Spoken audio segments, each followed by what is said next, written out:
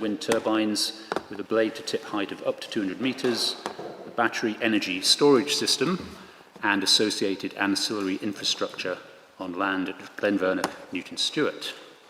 Today, and quite probably, I suspect, tomorrow morning, we'll be doing the first session of the inquiry, which is a hearing session to consider landscape and visual effects. This evening, starting at 5:30, will be a community hearing session where local people can tell me their thoughts on the proposal. Tomorrow afternoon, we may be going on site to view the application site from individual properties, and I'll talk about that in a moment. Thursday morning, we'll have a hearing session on policy, and there'll be a session to discuss conditions on Thursday afternoon. I allowed time in the agenda for further accompanied site inspections on Friday. I suspect strongly that we won't need that. Before I start the meeting proper, I need to run through the usual housekeeping arrangements. We're not expecting a fire drill, so if the alarm goes, you can either get out the way you came in, or there's a separate staircase through that door behind. If you've not discovered it yet, to connect to the Wi-Fi, you select the citizen network. There's no password, but you do need to tick a box on the sign-up screen. Can everyone make sure their devices are switched to silent, please? Now, we're recording and live streaming the meeting to our YouTube channel. We try to avoid filming people in the audience, but we can't guarantee that that won't happen. So if anyone's unhappy with appearing on YouTube, then I suggest you leave now and perhaps follow it from home. Today's session will run till about 4 o'clock to give time for a break before the community session. That's kind of why I suspect we'll overrun in tomorrow morning, but we'll see. We'll break for lunch at about 1, and we'll have comfort break before then. If anyone needs a break at any time, just let me know. The applicants provided 2 laptops, which are on that windowsill over there, so members of the public, if you want to follow along with the various documents that we're referring to, then by all means use one of those two laptops. For those of us who will be speaking, a quick note on the microphones. You press the button to speak, and again to turn the microphone off, and the light comes on when it's live. We do need to use the microphones because that's the only way that the recording and the live stream will pick up the conversation, even if we don't really need it within this room. And also it directs the camera, so when your mic's live, the camera will point to you. You don't need to get very close, as I usually get told off for doing. You can keep well back. If you do need to move the microphone for any reason, please use the base and not the stalk, because it breaks them. Finally, it's rather hot and humid, or perhaps it's just me, but I failed to get the windows to open, so if anyone needs to take the jacket off, feel free to do so. So, we all know who everyone is. I'll run around the table asking those who will be appearing for the parties to introduce themselves, starting, please, with who's appearing for the applicant. And good morning. So my name is David Hardy, and I'm a partner at CMS. We are planning lawyers. Sir, I'm Andrew Cook at Pegasus Group. I'm an executive director with the business, and you have my hearing statement on landscape and visual matters. Thank you. Good morning. Michael Briggs from Energy Contour with the planning team. Good morning, George Aldroyd from Energy Contour with the planning team. I'm Eliza Tyrrell from Energy Contour planning team. And I'm Evikish Chandra from CMS and the planning team. And for the council, please. Good morning, sir. If I could introduce the team for the council. My name's Laura Whitelaw. I'm the Principal Solicitor of Commercial Planning and Property.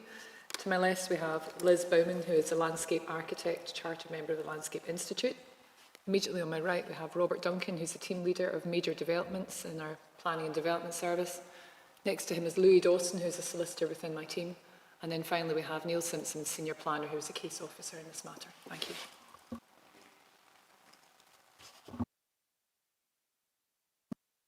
I'll go through third parties, as I'll call you, from my left to right, if that's okay. Hi, I'm Charles Toyne. Sorry. I'm a local resident. I've lived here 5 years. I've been coming here for 30. I'm an accountant, and I've been a finance director and a company secretary, so I'm familiar with the process and everything. Thank you. Richard Cass, I'm part of the Hands Off Our Hills representation here. I've had a house in Glenvernoch for 30 years, and I've had something like a 50-year career as a landscape consultant.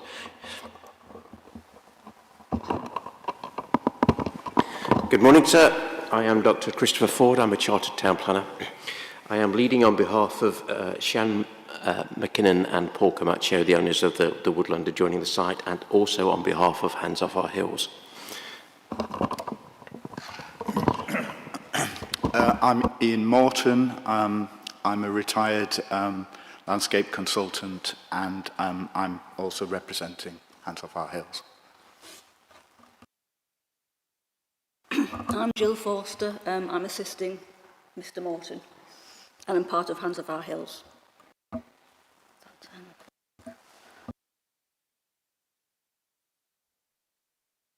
Excellent. So I wanted to do a quick word on accompanied site inspections. I have spent 3 days inspecting the site generally, and I think I've visited all of the residential visual amenity properties except one, but only from publicly accessible land. I haven't been in anyone's house or anyone's garden. I think I said at the pre-examination meeting I'd be happy to do that if anyone wanted me to visit, and I think Mr. McCulloch and Ms. Miles from Brigton said, yes, please, although I don't think we've sorted out a precise time.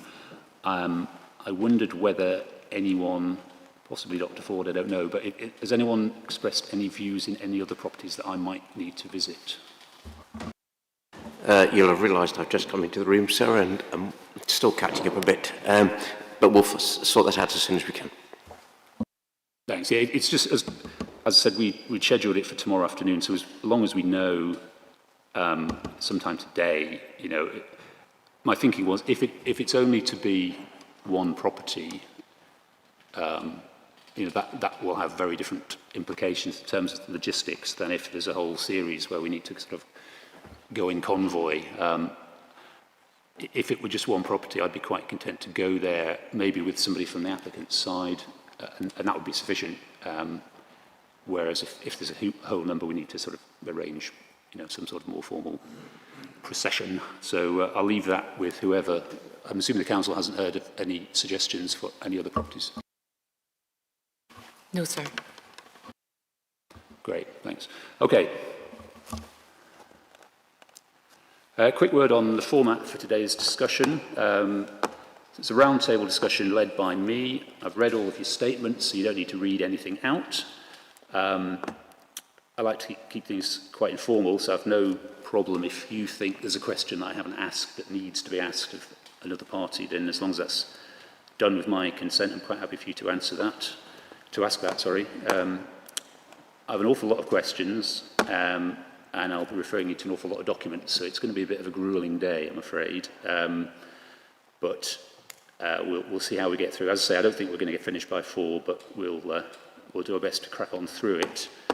I've reached no conclusions on the proposal, but I may phrase questions to you in such a way that you might assume that I'm against you. That's certainly not the case. I find that addressing a question from the point of view of a challenge to something that one of the parties has said is actually probably the quickest way to get to the bottom of how strongly you feel about your position and how reasonable that position is. So don't think I'm against you just because I'm criticising a conclusion that you've raised or something like that. I'm just trying to get to the bottom of it so I can advise ministers as best I can.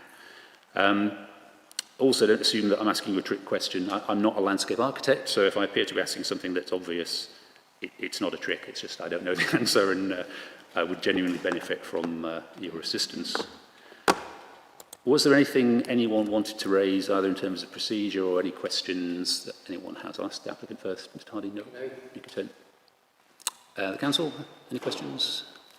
Thank you, sir. It was just to highlight that while Ms Bowman is going to be our main witness in this matter, there are a couple of points at discussion points 2, 12, 13 and 14 that it would be Mr Duncan. Yeah, that's absolutely fine. I perhaps should have said I'm content for anyone in any of the teams who, to chip in whenever you feel that would be helpful. As long as you're all speaking to the written documents, which I'm sure you would be, that the sort of prior disclosure applies. Anyone from the third parties, I'm calling you, anyone, any questions, any concerns? Good. Okay, so first item on the agenda, a quick question on methodology, or maybe a couple of questions. So item 1, where the parties agree that the LVIA, Landscape and Visual Impact Assessment methodology, used by the applicant, and I'm excluding here discussion of nighttime effects and residential amenity because we'll deal with that later, was it compliant with the guidance on Landscape and Visual Impact Assessment 3rd edition? Was it appropriately scoped and carried out? So it's really just to get to the bottom of whether everyone's content or not with the applicant's approach. Mr. Toyne, I know you raised, I think, 3 criticisms of the applicant's approach. 2 concerned matters that were scoped out of the assessment, which were effects on landscape character type 180 and on Newton Stewart. And the 3rd one was the failure, as you saw it, to have proper regard to the landscape sensitivity study. Obviously, they're important points, and we will be discussing them. There are agenda points later on, but just as a general point of principle, do you accept that a decision on whether to scope something in or out of an assessment is a matter of professional judgment? I'd agree it's a matter of professional judgment. Thank you. And that the applicant's decision to scope out Newton Stewart and LCT 180 was informed by the zone of theoretical visibility. You accept that? I accept that they used it, yes. But that they used artificial distances and things that presumably suited, but that's for you to decide, yeah. And with regard to the sensitivity study, I think you'll accept that that was actually published after the environmental impact assessment report. I would, but it's actually extremely similar to the one that was in the capacity study that was actually current at the time, but there was also a version of the sensitivity study that was draft at the time. Then they're all very, very similar. I didn't know which one to quote. You end up quoting everything, but they're all very similar with the same kind of points that I would make about Glenvernoch Hill and things. Everything's very similar to me, the bits that are important to me. Do you accept Mr. Cook has dealt with the sensitivity study subsequently in his evidence? He has dealt with that? He has gone through it, but I wouldn't agree with how he reads it. I wouldn't agree that it's wrong. I would say that the sensitivity study, obviously it's only for the actual landscape types themselves and not the specific site, but it does emphasise the Glenvernoch Fell as being particularly sensitive to large-scale wind turbines, and that's not been dealt with at all in the applicant's submissions. So I'd say he hasn't dealt with it now. Okay. Mr. Cook, did you want to come back on any of that? Particularly on the point that you could, or I think it wasn't you who did the environmental impact assessment report, your colleagues could have referred to the draft, as it was at that time, sensitivity study, or its predecessor, but you didn't. What do you say to that? We were certainly cognizant of it and have taken it into account. Not every document is necessarily referenced in the work that's undertaken, but certainly we were cognizant of it. Okay. And with regard to, sorry, I'll leave it there. That's fine. Okay. We'll come back to talk about what the sensitivity study says in some detail, so we'll get a chance to talk about the extent to which you satisfy his expectations or not. David, could you turn the microphones up a little bit, or the volume? It might just be me. My hearing's not the best, but is it a bit quiet? At the back, is it audible? Or not great? Not great. Yeah. Excellent. Okay, Ms. Bowman, I think I'm right in saying that your advice to the Council in 2025 was that the LVIA meets industry standards. Is that right? Yes, that's right. And just for the record, does anyone dispute that conclusion, Ms. Bowman? Yes, I think there are a number of major deficiencies in the LVIA in its methodology. I think in terms of scope, we've already touched on LCT 80. Also in terms of scope, there are a number of core footpaths that weren't assessed. The one up to the Merrick, some around Glentrool itself, which have intermittent views of the development. One of the issues that was raised by consultants was an assessment of a viewpoint from Cairnsmore Fleet. Cairnsmore Fleet is a very popular sort of attraction in the area. It's highly sensitive, many designations, and it has panoramic views towards the site, as shown by the applicant's ZTV. So there should have been a viewpoint from there. It's at the same distance, effectively, as the Merrick is. And so, you know, in terms of distance, the Merrick was assessed, Cairnsmore should have been assessed.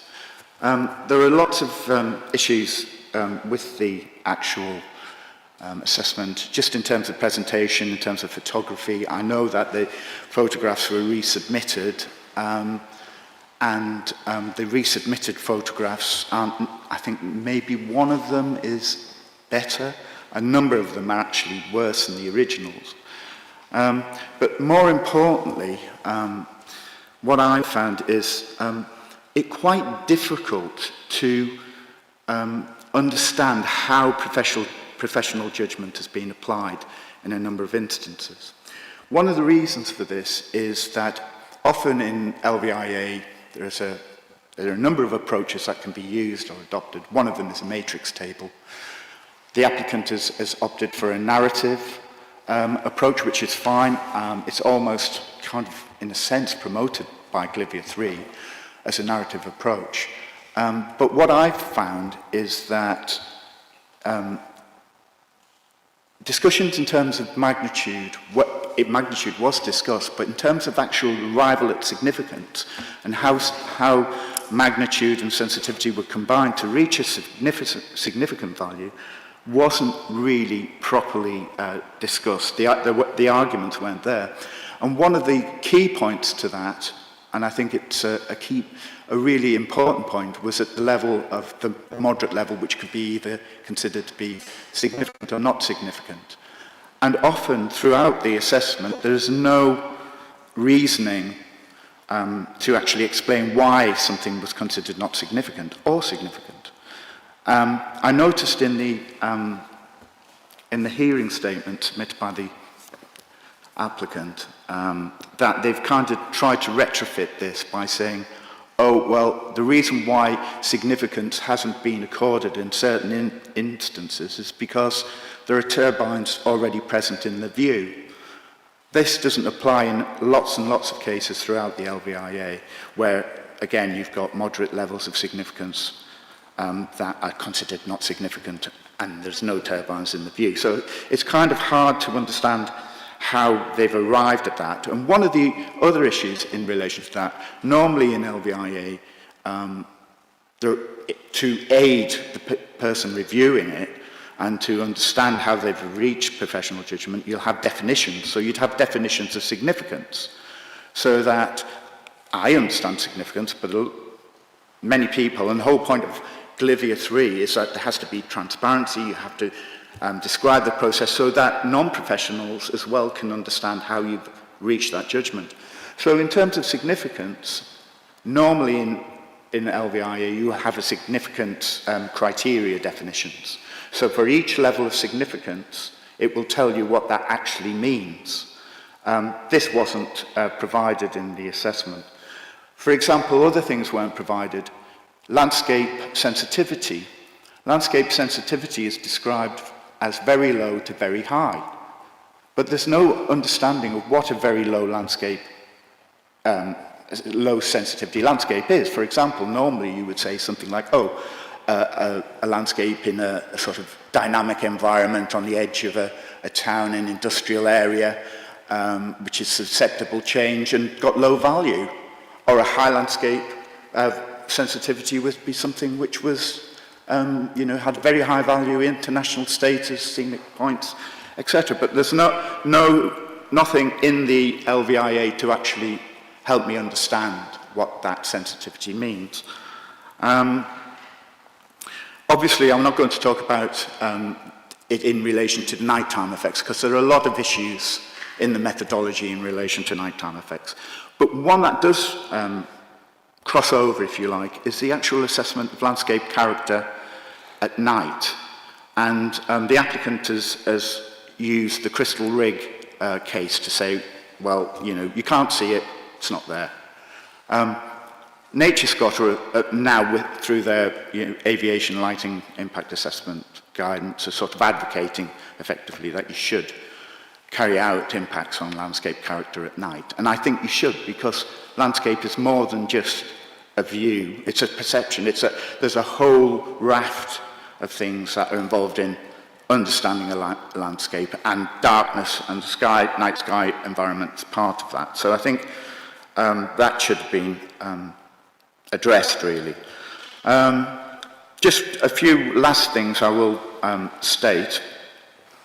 Personally, in my opinion, magnitude has been underestimated in quite a few instances, and particularly at nighttime views, which we'll get onto later.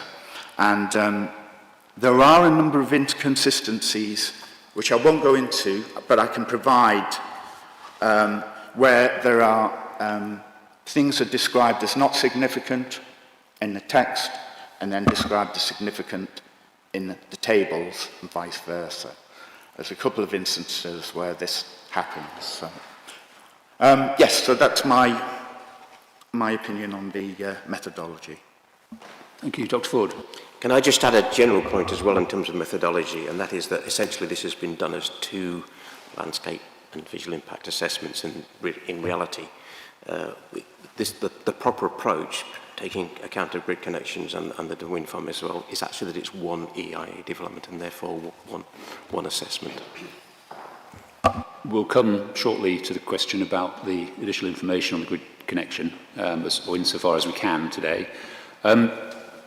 Mr. Morton, it sounded to me that some of those criticisms are simply differences of professional approach. You would have done it differently, or in your experience, things should have been scoped in like Kensmore Fleet but weren't.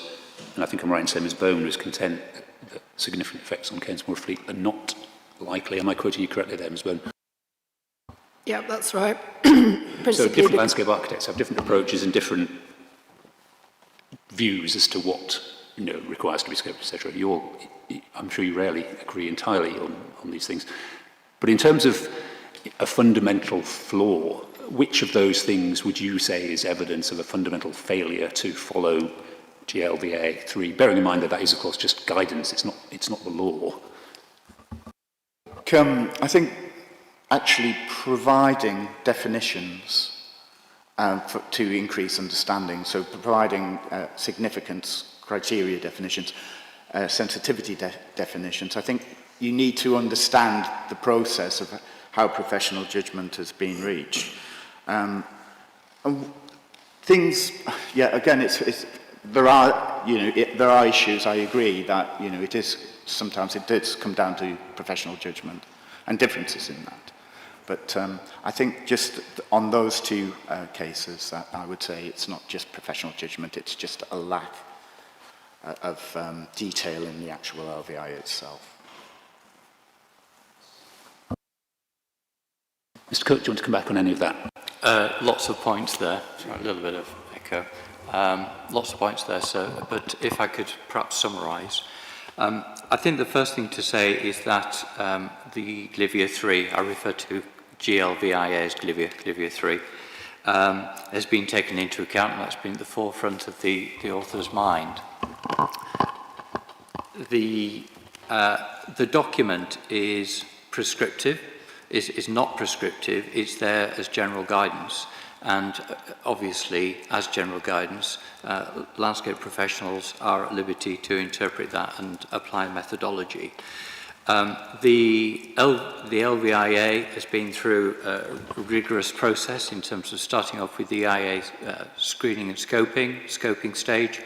The scoping stage was thoroughly utilised to scope in and scope out what was considered appropriate.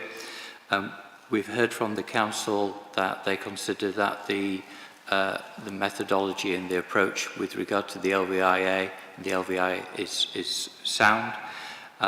Where the differences lie, particularly between the Council, ourselves and third parties, is matters of professional judgment. And Glivia 3 makes it very clear at the outset of the document that professional judgment will inevitably vary between one professional and another. The other points that the gentleman has raised are points that he's entitled to raise, but I consider that the documentation that has been submitted is appropriate. I think it's proportional, and the documentation in terms of how it's been presented is, to coin a phrase, is fit for purpose, is appropriate for the task in hand.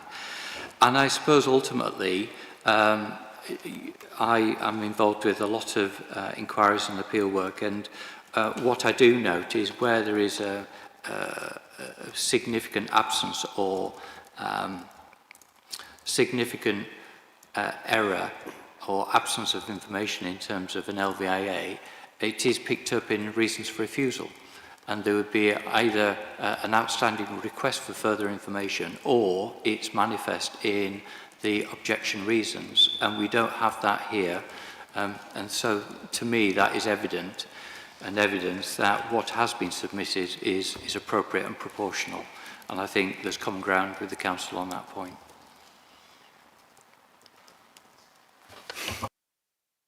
Thank you. I'm the worst offender at not turning my microphone off.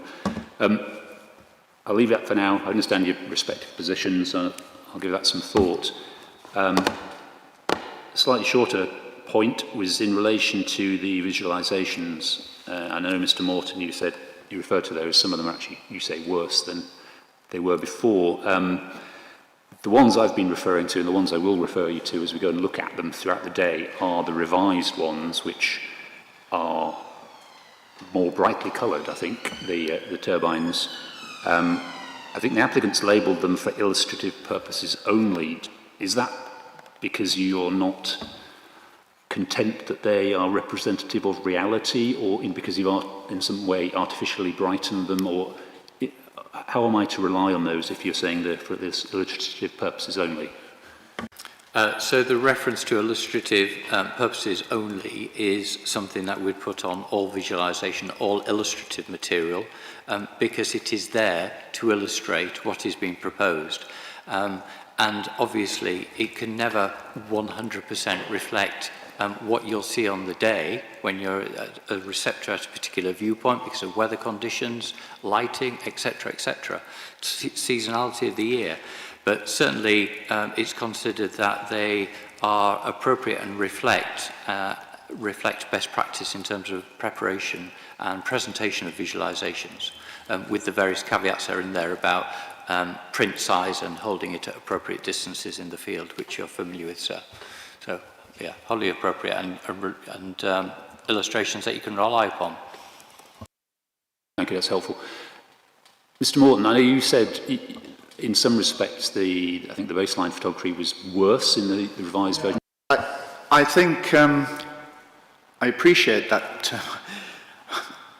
I downloaded and I've only looked at them on the computer, so there may be an issue with that. But certainly Viewpoint 20, when I downloaded that, it was that was actually pixelated in the download, and it was less clear. Just in terms of the photography, whether it's been done to an industry standard, I would take issue with some of the photography. And one of the issues that I would state is that in a number of instances, foreground elements have really obstructed views towards turbines. Now, I appreciate that it's sometimes difficult to actually get a sort of a representative view, and sometimes it's kind of difficult. But normally, when you're taking photographs, you try as much as you possibly can to make sure there are no obstructions in the foreground part of the view. And I just feel that whether it's just by choice of viewpoint location, and by that I mean just like micrositing effectively, just moving slightly away from it or taking a slightly different angle. I would actually say that, for example, a good example of this would be in the residential visual amenity photography, and it would be Low Cardigan, I think it is. And if you look at that photograph, you'll see that the foreground is obscured by, I think it's Harris-type fencing and posts. There's one post, particularly in the view, that completely obscures the turbine in the distance. And I think also there's... So I don't want to interrupt you. I don't want to stray into the RVAA just yet, because we will come back to that. Sorry. And I've got some questions. Yes, please. I've made that point, so.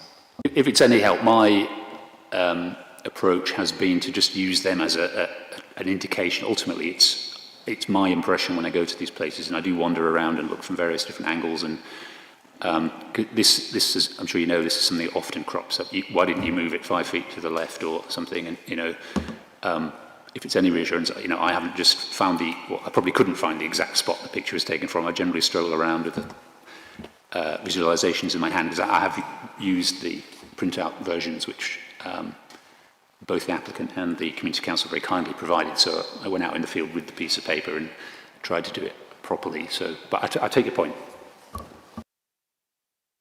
Want to come back on any of that, Mr. Cook? Nothing really to add beyond the point I just made in response to the last question, sir, and response. But the reference to one of the residential properties in the RAS, and the residential visual amenity assessment, there is one viewpoint, and you'll probably be aware of the one, where because of the nature of the fencing and the timber post, there is a timber post which clearly is in line with one of the turbines, and you can see that, and we can pick that up later, sir. But what I was aware of when I spoke to the author is that the microsighting of the tripod is wherever you position the tripod, mindful of that fencing line, there are posts there, and so inevitably it was going to land in the view at some point, because it's got to be a particular eye level, obviously. So, as you say, the way to address that is be mindful of the Y line which shows the turbine, as you can see what elements of the turbine are hidden. So it's relatively straightforward for the observer to appreciate what you would see if, for example, you, in your mind's eye, didn't have that post there. But that's the only element that crossed my mind when I was reviewing the visualizations. Thank you. Thank you. I had a quick question on a point raised in the written submission of Object Now. Their view was that there was inadequate attention paid to what they were calling points of transition. For example, when you emerge from the forest onto the open moorland, my note says a kind of shock effect. I don't think that's the word that they use, but it's that kind of surprise effect as you emerge out from one enclosed landscape into another. They were critical that inadequate attention had been paid to that. What do you have to say to that, Mr. Cook? In a few locations we can come onto viewpoints in due course, and that point will be picked up, and that was taken into account, and we were cognizant of that. But it also needs to be balanced with producing a photograph that is representative of a particular location, whether it's a route, whether it's a highway, a footpath, but it's about getting a representative view as well. So it's a balance. Comes down to judgment again. But what I would say is that the council were obviously in receipt of the suite of photographs and photomontages. There was dialogue, further photographs were requested through the determination period, and they were provided. So as far as I'm aware, where we got to a complete set of the 20 viewpoints, the council were content and in agreement with the suite of photographs being fair and representative and proportional. I assume, Ms. Bowman, you'd agree, you'd accept that, you were content with that? My view was that I'd use them as a guide to aid my personal view of my experience in the landscape. yeah, ultimately it's professional judgment when you're out in the field to determine what you think would be the effect, assisted as far as you can be by the material that's presented. Yeah.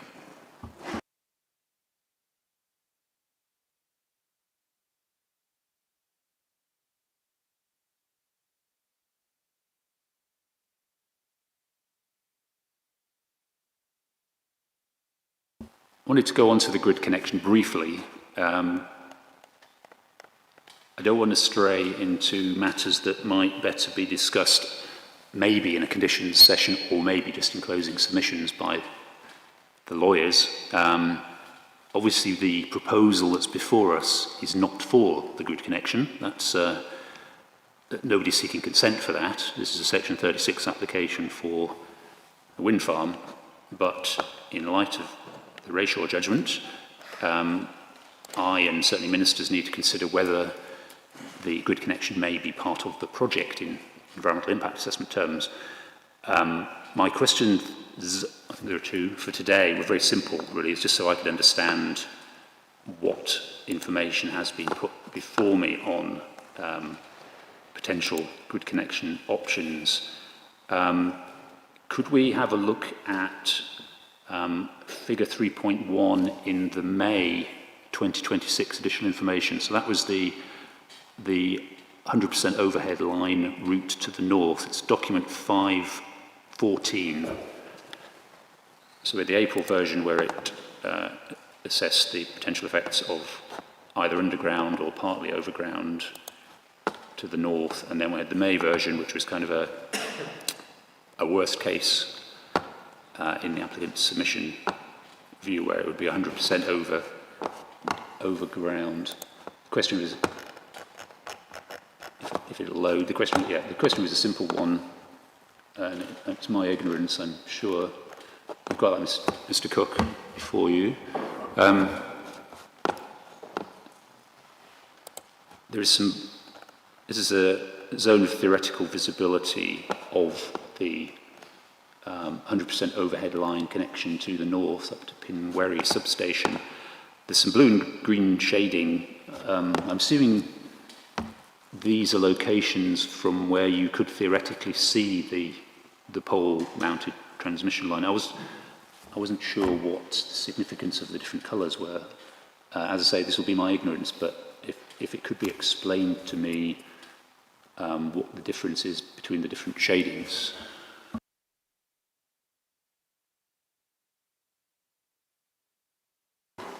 So what you have on there is the key on the right-hand side, which refers to the bare earth zones of visual visibility, taking into account the proposal being at 15 metres, and then for the overhead line poles, you've got the dark blue, which is the visibility of the overhead line, and the buffer is also taken into account as well. So the difference is taken into account the buffer zone as well, which is the 500 metres either side.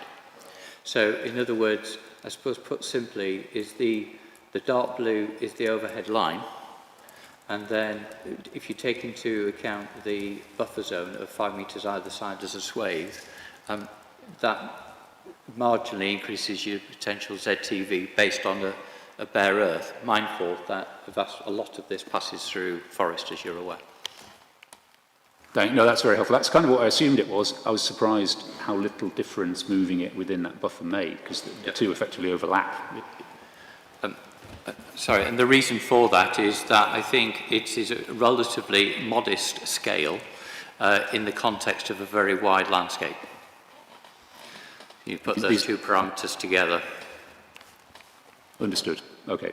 Another quick question, final question on that was, Object Now again, arguing that having such a narrow, what they define as a narrow study area, makes it impossible to predict wider effects from the overhead line option.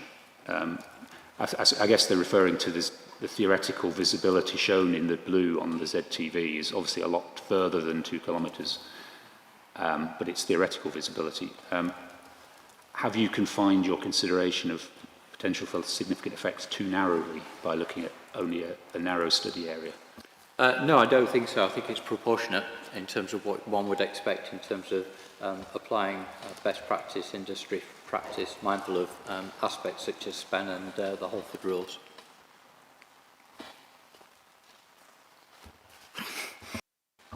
Did anyone else want to say anything about the additional information? I'm looking at Dr. Ford, but you may not have anything. I wonder why that is, sir. We're obviously, as we move forward with the whole consequences of racial, there's obviously quite a lot of kind of legal debate, I think I'll describe it as, about whether we need to take account fully of worst environmental effects.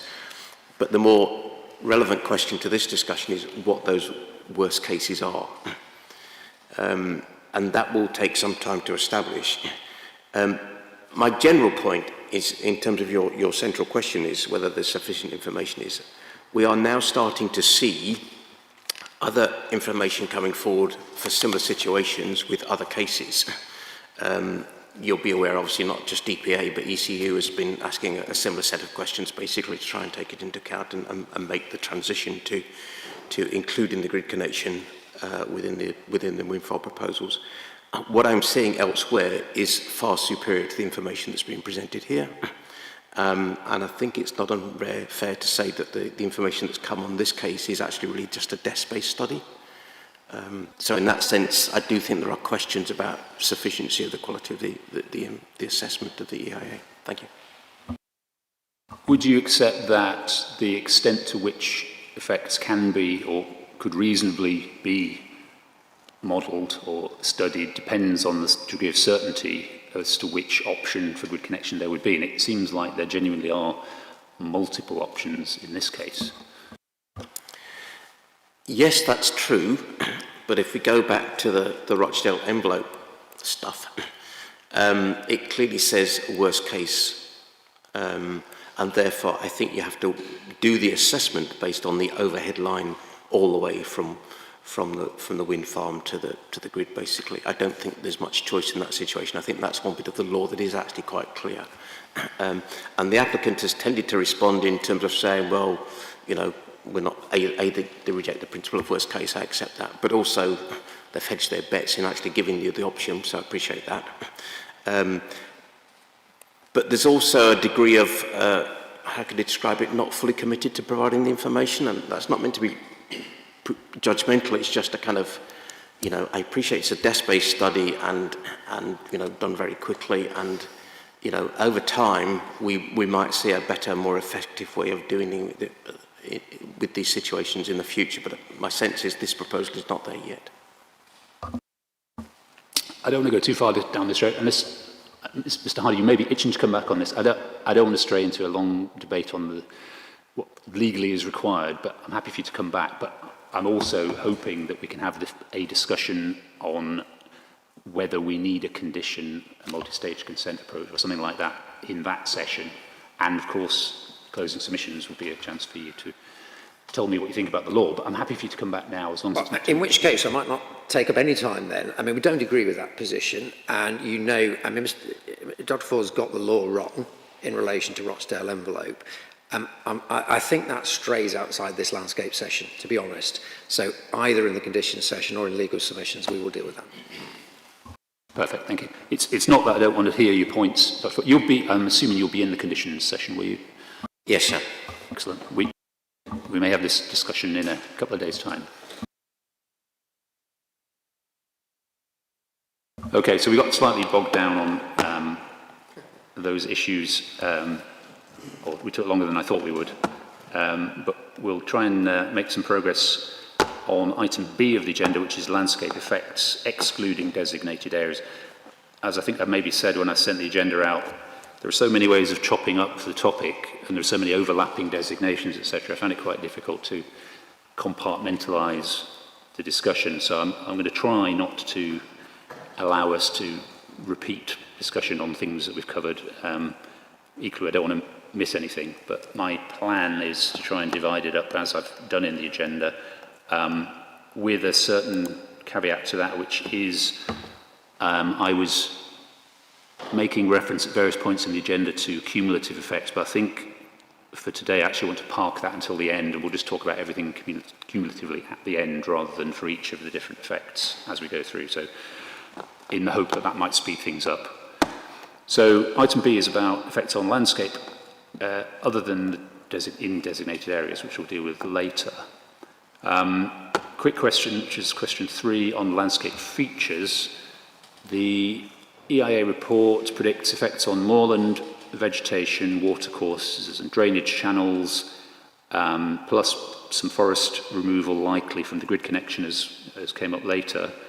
The assessment is moderate, minor, not significant effects on features.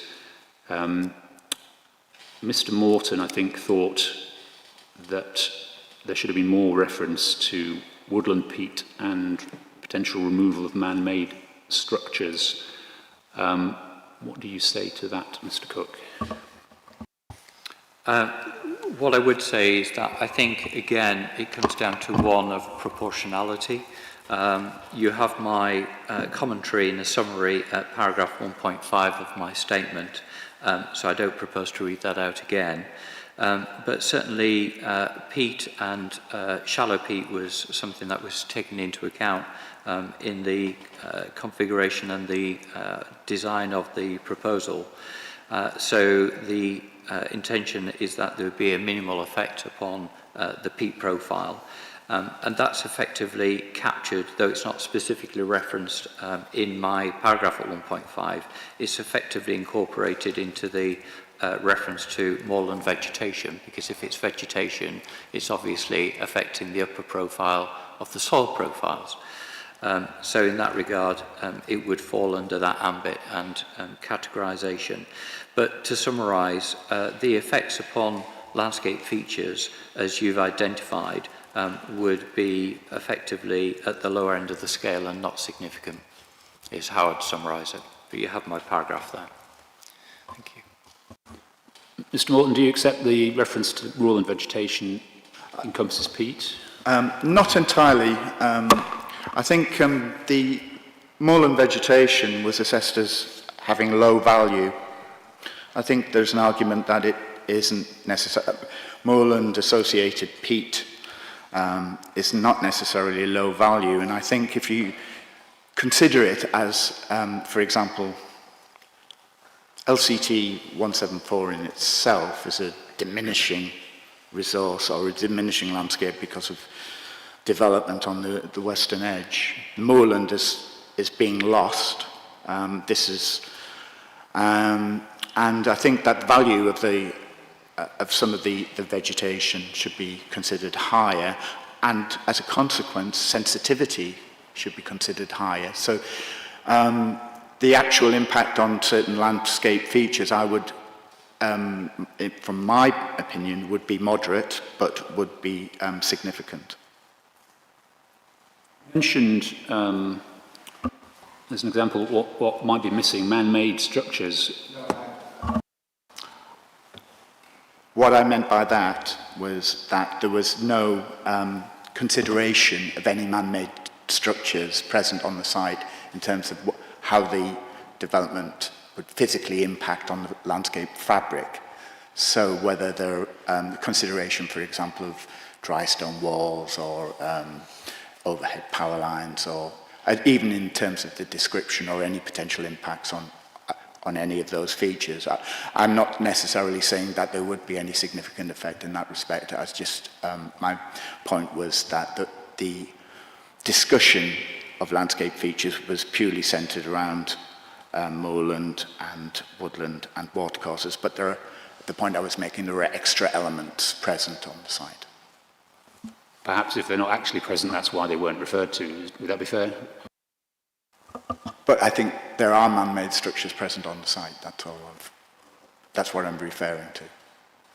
So through you, could I ask the question what those are specifically, rather than a generic term? I think, are there, I'm not sure whether there is some dry stone walling present on the site. Minimal amount, de minimis, and that's the reason why, as you've referred to, there isn't any detailed analysis of effect upon man-made features because they are de minimis in scale. An example of this would be you've got an existing access point off the 714, and it is that location where the construction access would come in. So it's utilising an existing construction access. Clearly that configuration of the existing hard standing would change in terms of its configuration to be upgraded, but it's a new access arrangement on an existing access point. So there's layers and layers of information you can add, like rings on an onion, but in overall terms, the EIA is seeking to home in on where there are potentially potential significant issues. So again, I think it's proportionate in terms of the information that's been submitted there. Just coming back to the point about the gentleman referenced the fact that he ascribed a high value to peat. And the point I would make, sir, is that peat has been very much in the minds of the applicant and the appellant to design the scheme, and you're inevitably in any location going to have deep peat horizons and shallow peat horizons, and the scheme has been designed around locating the configuration of the turbines in the low peat horizons, and on any scale you would ascribe a high value to deep peat and a lower value, that's not to say it doesn't have some value, but a lower value to very much shallow peat. So there's a spectrum there, sir. Okay, I want to move on to the actual individual landscape character types. We'll need to refer to Chapter 6 of the EIA report, which is document 114, Council's Wind Energy Landscape Sensitivity Study, which is document 6.5, Ms Bowman's Landscape Advice Report to the Council, which was 13.3, the ZTV to 20 kilometres with LCTs, which is document 1.101. So I'm giving you a very long list of documents. You may not need to have them all to hand at the same time, but I'll carry on. S&H's description of LCT 174, which is the one we're dealing with first, which is document 7.21. And finally, the objection from Mountaineering Scotland of December 24, which is document 12.17. Apologies for that long list. You'll have plenty of time to open them and close them and at your leisure when we need them, but that's what I'm probably going to refer to. So LCT 174, Plateau Moorland with Forest, otherwise known as Assessment Unit 17 in the sensitivity study. Obviously that's the host landscape where most of the site is situated. The EIA report predicts significant effects out to about 6 kilometres, major within 4 kilometres. As I think we've heard, the Council's sensitivity study finds high sensitivity to very large turbines, particularly so on the eastern edge due to proximity to the Galloway Hills RSA. Also highlights sensitivity of more complex landform in places, including small but pronounced hills and loch basins. We know sensitivity studies are not necessarily the answers to whether consent for an individual scheme should be given, but are a tool to help guide development to less sensitive locations. A question for Mr. Cook to start with. At this point, the application sites point within the LCT 174. Would you accept or would you describe it as upland fringe?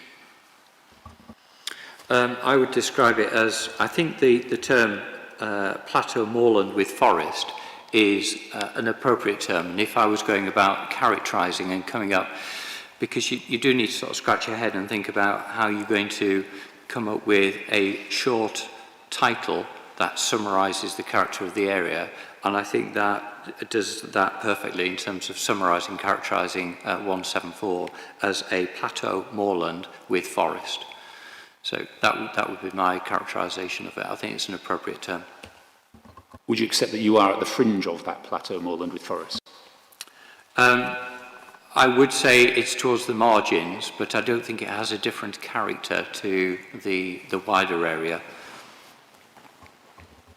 Would you accept it's adjacent to, or certainly closer to, settled and smaller scale valleys and lowlands than the wind farms that are situated further west within perhaps you'd sort the core of the plateau moorland with forest? Would you accept that?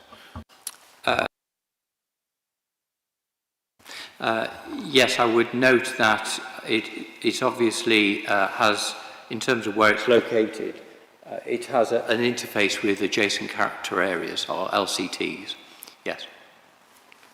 And that Nature Scott's Siting Designing Landscapes, Wind Farms in the Landscape, advises that large turbines should preferably be set back from more sensitive upland fringe areas. That's what it says, isn't it? I think this, I am aware of that, and I think that this is appropriately set back for reasons I'll come on to later in terms of effects upon LCT and visual characterisation. Anything on the upland fringe question or the situation of the site at the eastern side of LCT 174? I'll ask the Council first. The sensitivity study is very clear about the fact that the eastern end of this landscape character type has high sensitivity, and the site matches the description of that area, and therefore I think that the sensitivity of this part of the landscape character type is particularly high. Any of you third person, Mr. Morton? I agree with the Council's assessment that this is a more sensitive part of LCT 174, which is obviously it's stated in the Council sensitivity study, and in actual fact Glenvernoch itself is mentioned as an area where it's unsuitable for wind turbines. So that's an interesting in itself. The other thing I would say in relation to this, it is a transitional area, transitional between the narrow valley landscapes and the upland plateau. Both Nature Scott and Dumfries and Galloway have basically, their advice is to put turbines away from transport corridors, scenic routes, narrow enclosed environments, places where the turbines will not impinge particularly on skylines. So that's one of the reasons why we have the Wigtownshire Plateau to the west, where the turbines to date are mostly concentrated. Obviously in this instance we're moving the developed landscape, turbine wind farm landscape further into a sensitive area to the east. Thank you. Thank you. Question? Sorry, Mr. Sorry, may I just come back on a couple of those points, if I may? First of all, the first thing I would note is that in terms of the characterisation of the documentation on landscape character type 174, is that it's dealing with a particular an area of land that in the analysis that's been undertaken has established that this is a parcel of land that has this commonality of characteristics. So whilst there may be some reference to large wind turbines being a key defining characteristic, and it does reference to the west, nonetheless that is in the context of the totality of the homogeneous landscape character type 174 in terms of the totality of the area. And the other thing I would note is that there's been no, I'm not aware of any documentation where there is any sort of formal further subdivision of that LCT 174. And when you look at the Council's sensitivity study, most recent sensitivity study, and it identifies all the LCTs across the district, whilst it ranks high sensitivity for turbines of this scale across the vast majority of the area. Again, it doesn't seek to make any differentiation at the LCT level with regard to 174.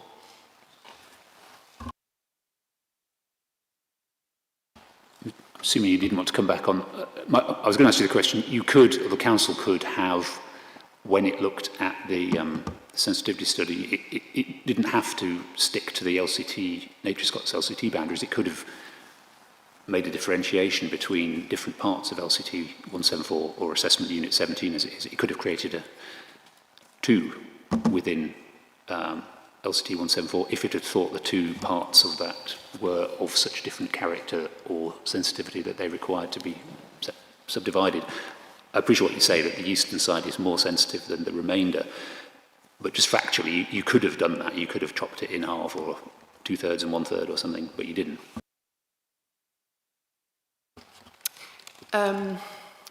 It's stated it's a guide, and that every development should be assessed on its own merits, etc.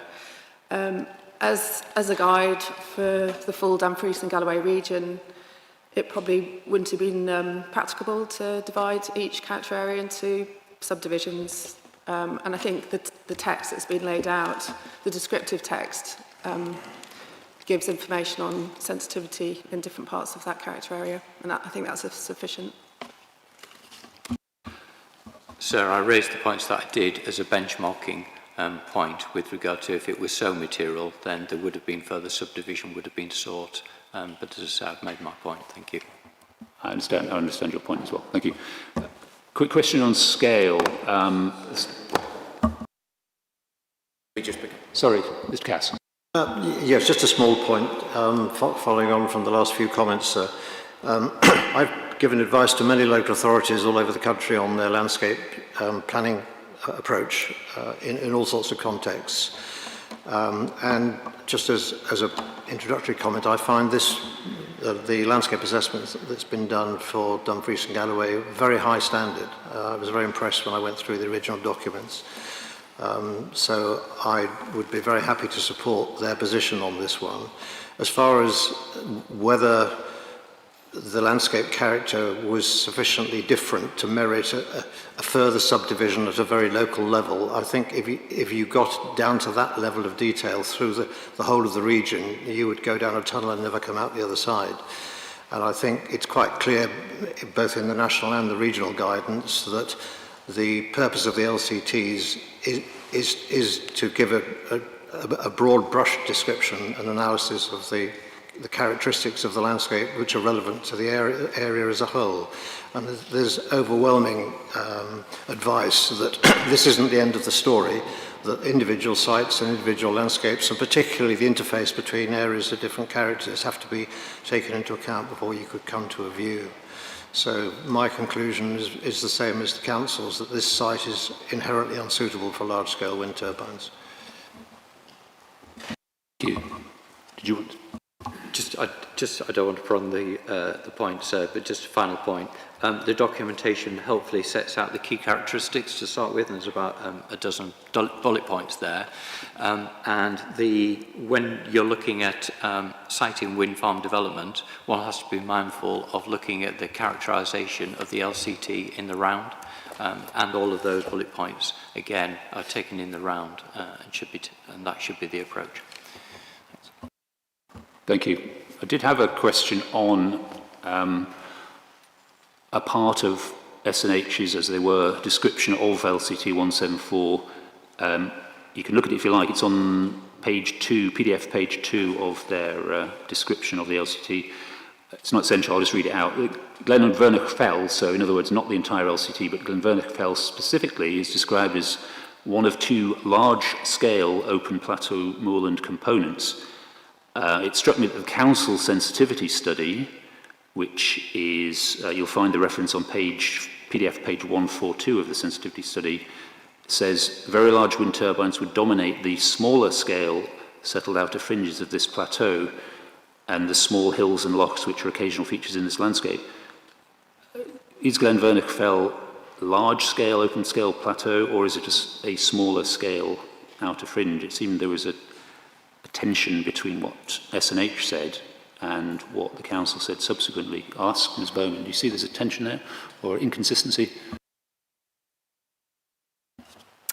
I'd personally take there are two issues. There's the scale of the landform of the hills, which are relatively small scale. It's going to come to vertical scale, if you like, and I'm not sure what... I was interpreting S&H's description of large-scale open plateau moorland maybe as kind of horizontal, but I've got a question about the vertical scale of the landscape. But whatever they mean, they're saying it's a large-scale plateau, Glenvernoch Fell. The council's saying it's not, it's a smaller scale. What do you say? Well, I think that the term large scale could also refer to the fact that it's an open moorland with no features in this case.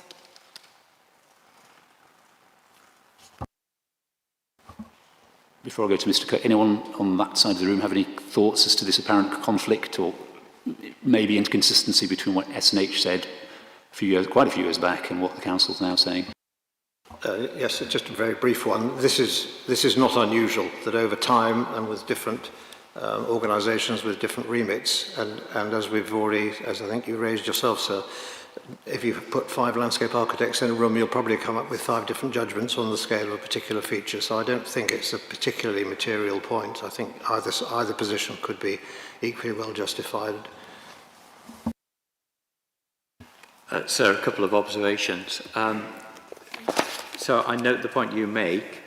What I would say is I think it's noted as a feature, but it's in the context of the moorland plateau at scale. And again, just a benchmark litmus test is that I think if it were so notable, then I would have expected it to have found its way forward into the key characteristics. And those key characteristics are ultimately collectively defining the character for the plateau moorland with forest, and it doesn't find its way into that list. So I would say it's recognised a feature, but it is a small feature at that scale, LCT scale. And the other point is, and you'll appreciate this from your site visit and looking at the area in the round, is that it doesn't particularly read as a significant feature when you look at the viewpoints, particularly the elevated viewpoints where you're looking down on the plateau, would be my response to that.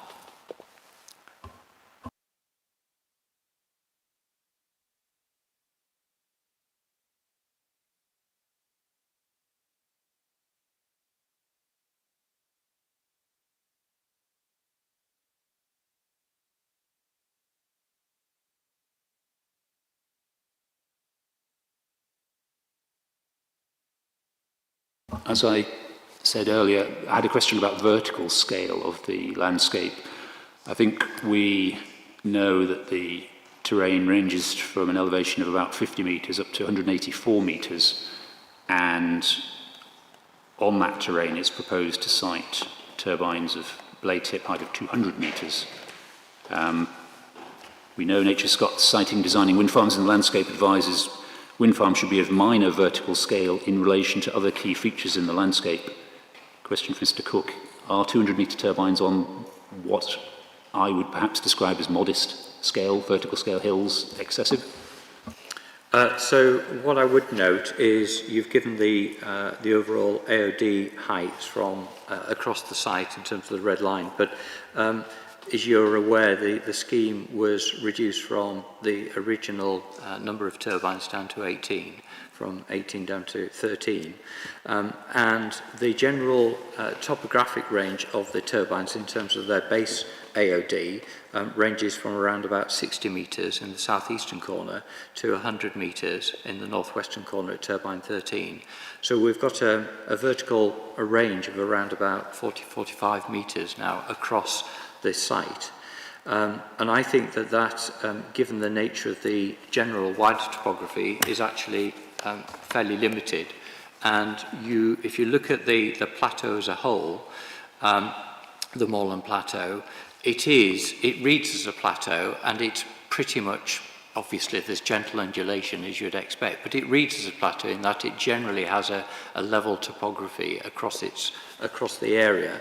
And in that respect, that is something that you do take into account when you're looking at siting wind farms in terms of suitability. You're looking at scale, you're looking at difference in levels, you're looking at the topographic profile. So I think that there is good topographic continuity here across the site. And whilst there is some variation, I think the variation is quite minimal for the scale of the turbines proposed. Clearly, 200 metre tip turbines on that area, when you're looking at the difference of, say, 40-45 metres, maybe appear appreciable. But I think it's not the absolute height and the difference in height that you need to look at with regards to the site itself. It's how it reads as a whole in the wider landscape, and that comes to the LCT and its general plateau nature, and therefore is, I think, highly suitable. And that's probably reflected in the fact that we've got a significant number of wind farm development across this plateau. Thank you. Thank you. That's helpful. Mr. Cass. You're going to have two professionals disagreeing here. So the description of the plateau as generally relatively level and consistent across the width, particularly between the area where there are a lot of wind turbines and Glenvernoch, is entirely wrong. You'll have seen yourself, sir, that if you've travelled in any way through that area, although they're relatively subtle compared to the main Galloway Hill range, there are marked topographic variations across it. You've got lochs in some hollows, and the description of it as a relatively flat plateau, I think, is entirely misleading. And you'll see that for yourself, so from your own visits, I'm sure. In relation to the appropriateness of the scale, the turbine tip elevations, as I put in my statement, broadly speaking, are around about 300 metres above ordnance datum. But we come on to visual aspects later on, but clearly most of the positions where they're viewed will be lower than those, so they will be extremely prominent within the landscape character and have a very, very considerable impact on it. So I don't agree that the turbines could be regarded in any way as appropriate in scale to the existing landscape character of the site.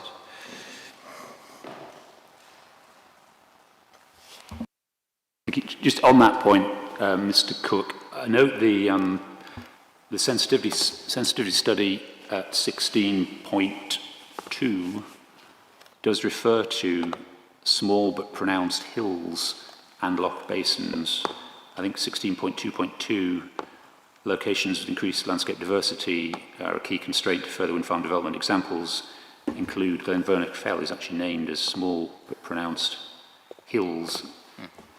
I take your point about it being effectively a plateau which doesn't show much variation, but there are, would you accept, or according to the sensitivity study anyway, there are examples within Glenvernoch Fell where there are some bumps, and they are of modest scale in comparison with the size of the machines you want to put there. Yes, I mean, as I said before, this is characterised as a plateau. It's not myself that's documented this as a plateau, as a moorland plateau, but it reads, when you're looking at the landscape scale and the LCT, it reads as a plateau. But as I did say, there's gentle undulation. There is undulation across it.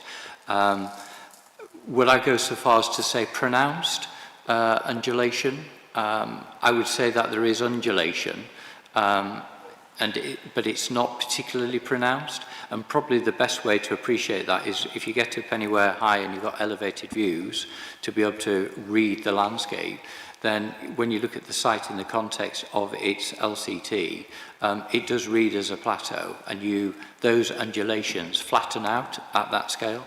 So there's clearly some undulation on the site. It's not pan flat. You would expect gentle undulation. It's been a glaciated landscape. And that is also true of the wider area of the plateau where there is much more pronounced undulation. And actually, when you look at the LCT in terms of its overall scale, appreciating the forest plantations have a tendency to flatten the landscape, if you get my drift, get my meaning. But where you do get visibility of the topography, there is clearly undulation across the plateau, and I would say that there was probably more marked undulation across the plateau than there is on the site. In other words, on a relativity scale, the site is relatively flatter than other parts of the wider part of the LCT. Less relief, less variation. Do you accept that, Mr. Morton?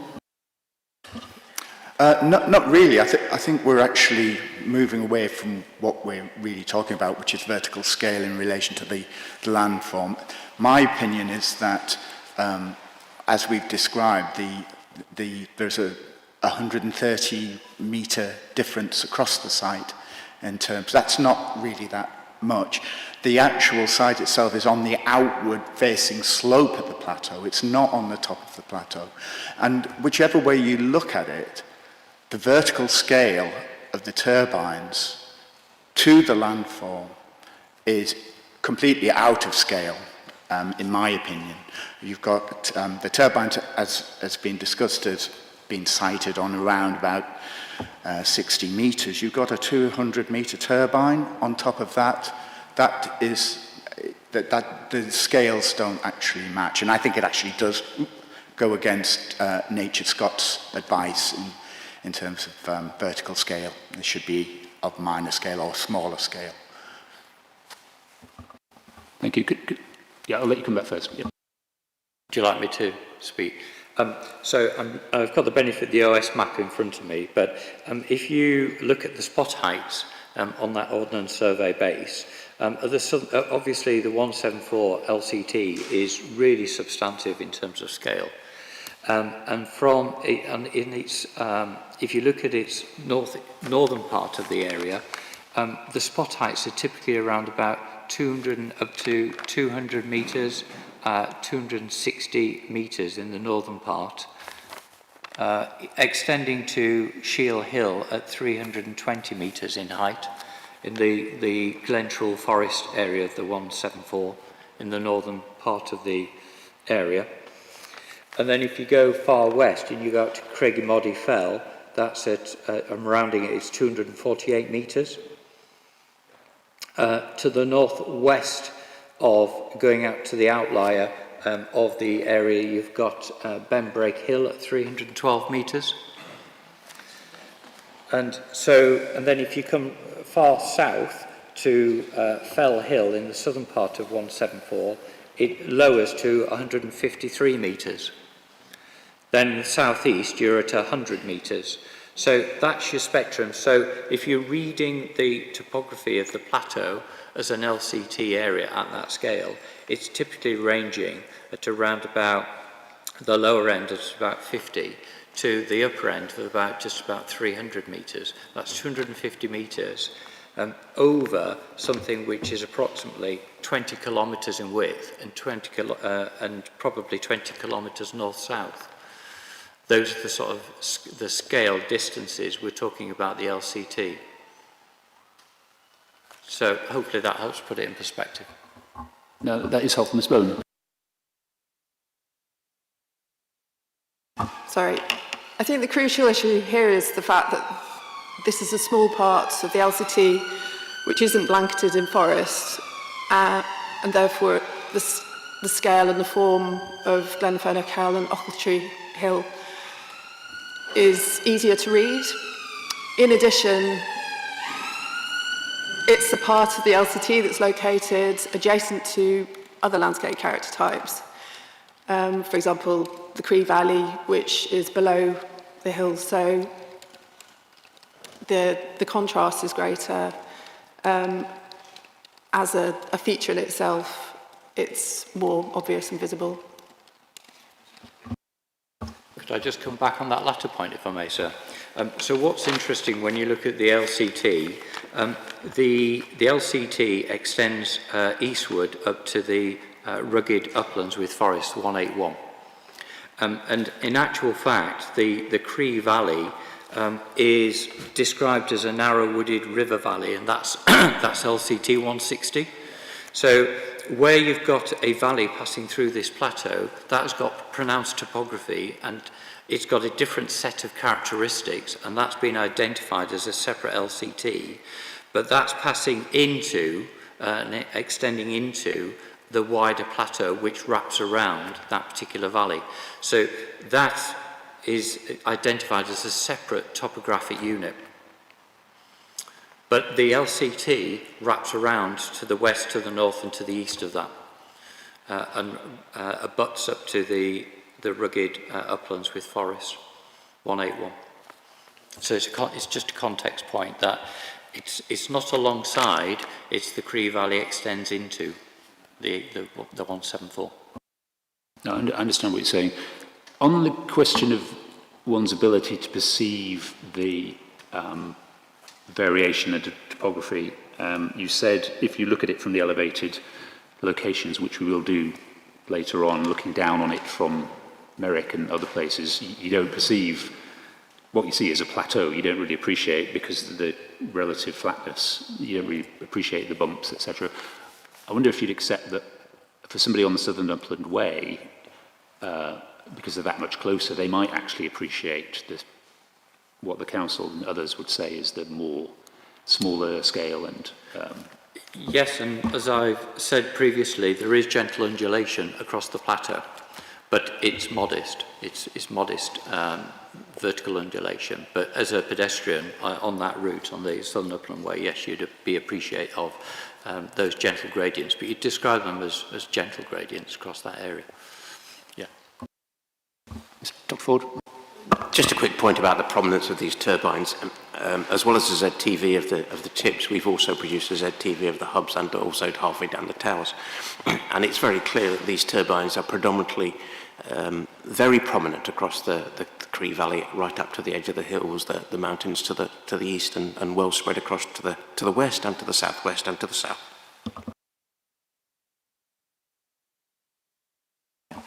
Hi.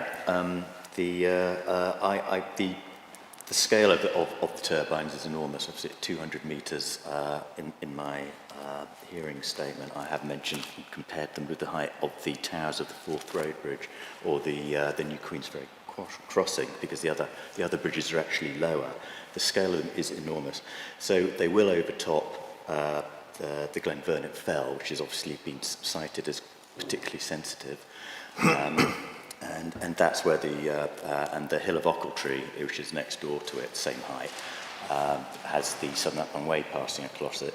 I do think that it will dominate the whole area. It will certainly dominate the site, and it will dominate the next LCT, the Narrowed Wooded Valley, the Cree Valley.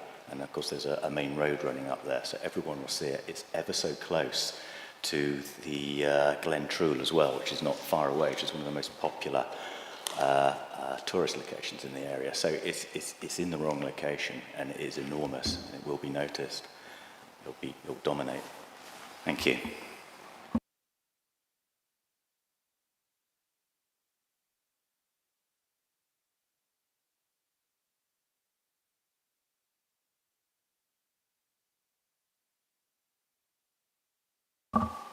Quick question on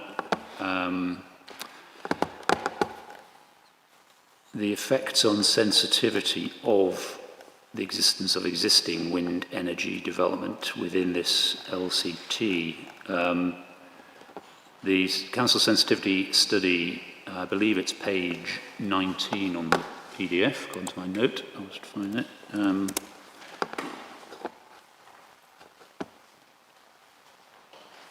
Yeah, so there's a table on page 19, and the top box, the second bullet point down,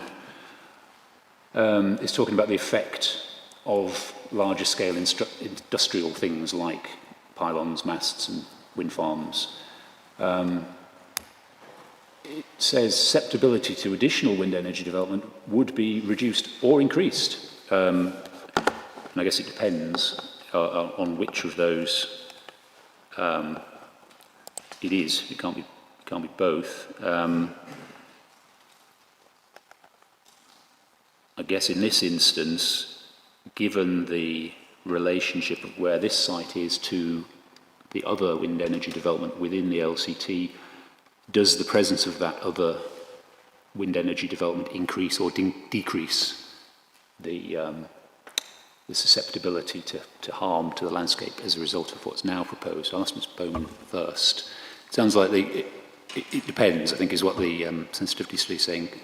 What do you say is the effect in this case? I'd say in this case, because there are a large number of other wind farms which are very clearly clustered very closely together, this wind farm introduces a pronounced new pattern to the wind farm pattern. The other wind farms to the west of the LCT have reduced the sensitivity of the nearby landscape to new wind farm development, whereas this is 8 kilometres to the east and therefore has a higher sensitivity, particularly for reasons stated earlier, due to the proximity of sensitive receptors.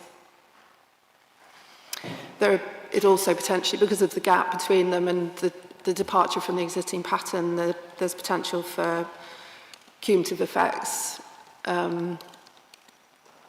for receptors located between the two groups. There's more potential for issues of surroundment, for example. Yes, Mr. Cass. Yes, in trying to help you interpret or give opinions on what the interpretation should be, a couple of points. The first thing to say, I think, is that if you look at the zone of visual influence from this site, large parts of it cover areas to the south and southeast, which are low-lying land, with no views or visibility to any wind farms of any kind at all. And even other areas which might have views of the wind farms, they're at a very considerable range from the south and the southeast particularly.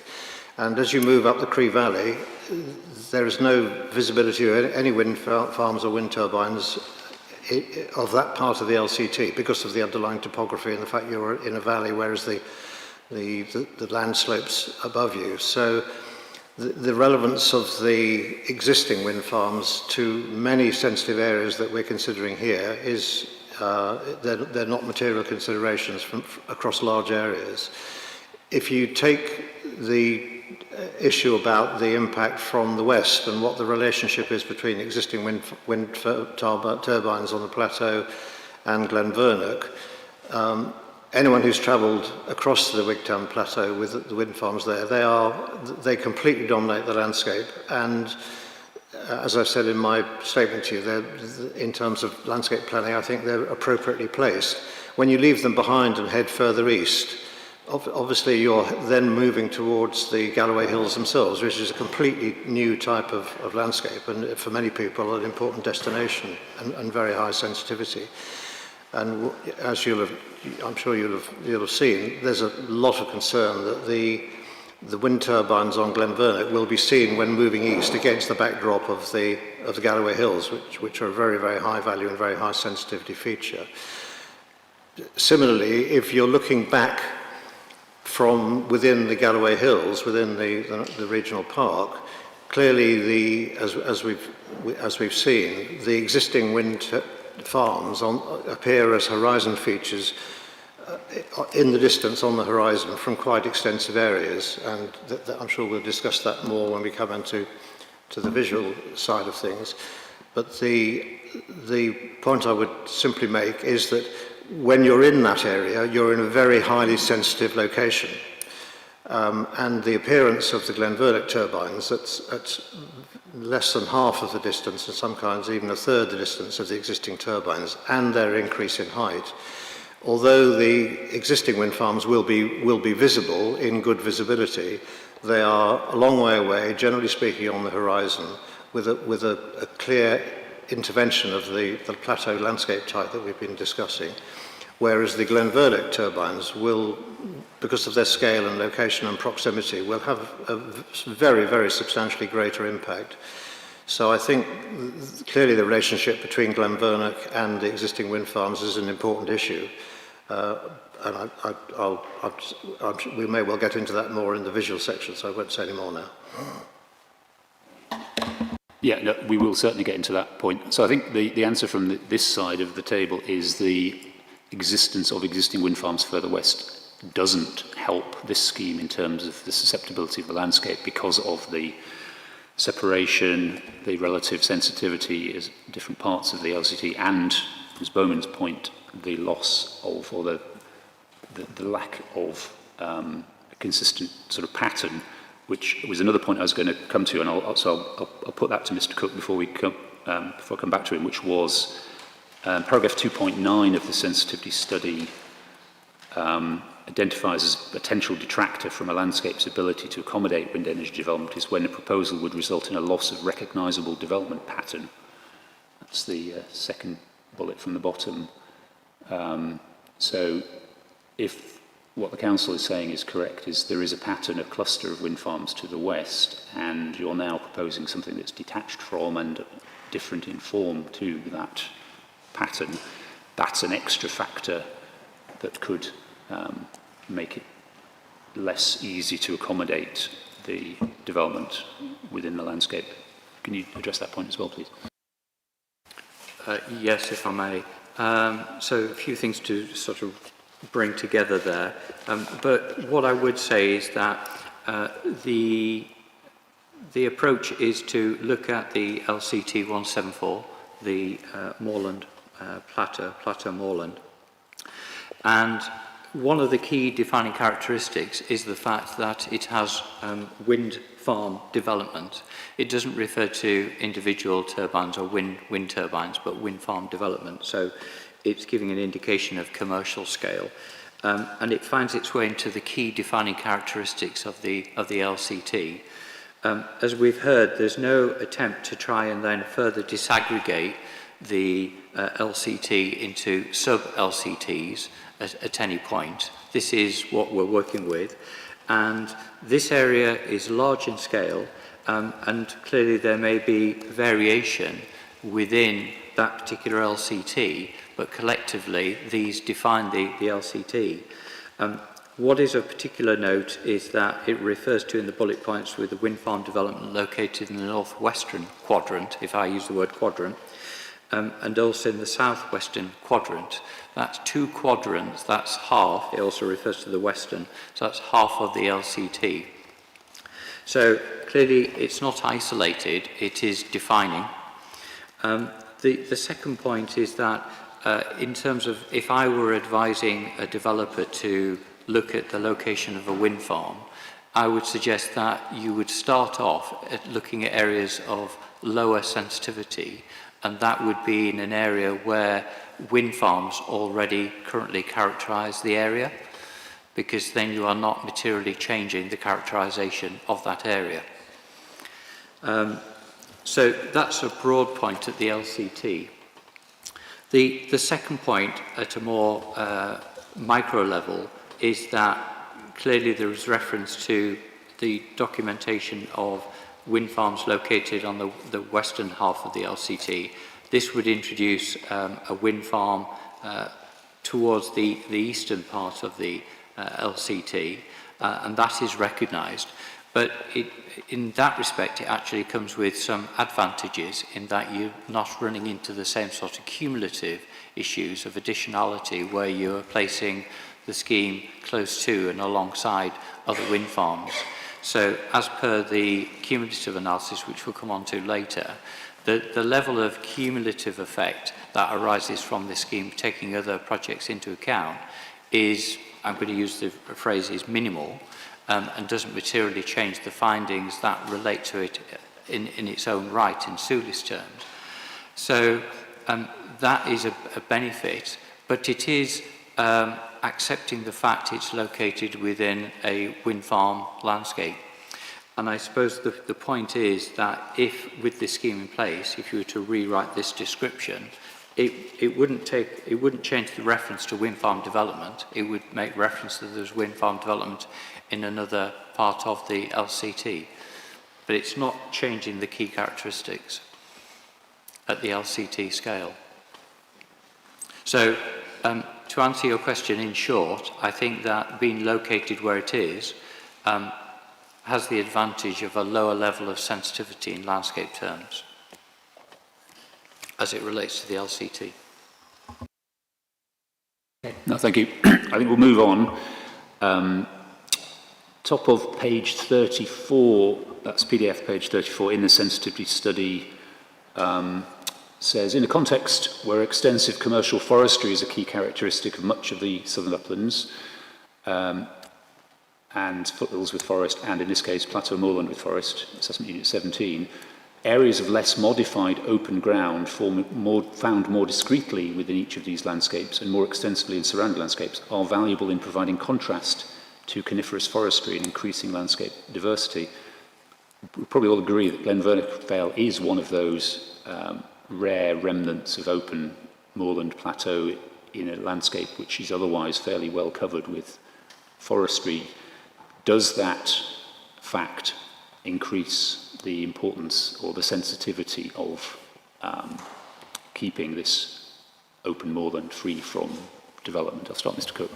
I think it's a factor that's been taken into account in that what the proposal would do is retain the legibility of the open moorland in that it would remain unforested. So its characteristics, its key defining characteristics, and the word I like to use is legibility. The legibility of that open moorland without forest would remain with the proposal in place. And of course, what we shouldn't forget is obviously the project is time limited to 35 years, so again it would be removed. And again, there would be the continuity of the open moorland. And I mentioned that in the context, we can obviously have the debate about a 35-year period, but the reason why I mention that, I differentiate it, say, from commercial forestry, because where you introduce commercial forestry, it's probably a not dissimilar time horizon. You may be looking at somewhere between 40 to 50 years for what I'd refer to as a timber crop. It's planted or it's sown, then the trees are harvested, effectively felled. But the issue with commercial forestry is that once you've done that and you've effectively clear felled and you've got the stumps, that area then is effectively defined by the forestry and it's replanted as further commercial forestry over the felled forest area. So it effectively is forest in perpetuity, and so there's a clear distinction between what we're characterising in this area in terms of commercial forestry and this scheme that would be introduced but ultimately would be removed. But throughout the operational phase, the legibility of the open moorland would remain. Stan, Ms. Bowman. I disagree with the point you make about the retention of the openness of moorland. Essentially, because of the vertical character of the turbines, seen as a collective whole, I think they'd reduce the sense of openness in the moorland. They'd also, because of their dominance, distract from and dominate the subtle characteristics of moorland, which include texture change, tonal changes, small streams, etc. Thank you. Mr. Cook, did you want to? Just an observation, it comes back to a characterisation point. I've explained that the LCT 174 is about 20 kilometres north-south and east-west, large area, large scale. But to the western area, you've got forested area, but you've also got open moorland, which is White Hill, and that is characterised by the Kilgalleoch wind farm. And then you've got the plateau area below that, where you've got the Loddon Moss and also a peak of that area is extended to around about 220 metres. And obviously you've got the Craigmoddy fell there at 250 metres, 248 metres.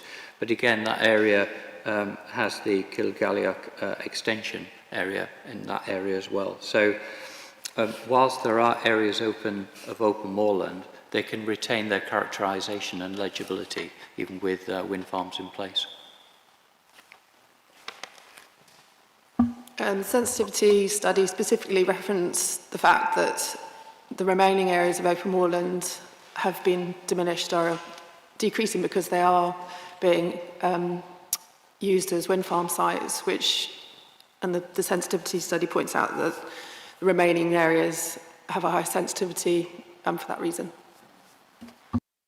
Yeah, I appreciate you're not going to agree on that point, but it's all very helpful. Ms. Whitelaw? Thank you, sir. It was just on the point made about once commercial forestry is there, then that dominates the landscape. Whereas it's appreciated that in the present condition that's being proposed, it would be a 35-year permission that would be granted. The Council is very aware that wind farms frequently, through a Section 42 application, seek to extend the lifetime. So I don't think it's quite correct just to say that after the 35 years, this wind farm would be getting removed. I take your point, I understand. Should we take a short 5-minute break? That was all I had. Well, actually, I'll check that nobody has anything else on LCT 174 before we move on. Nope, good. We'll 5-minute break and then we'll go on to 160, which is the Valley.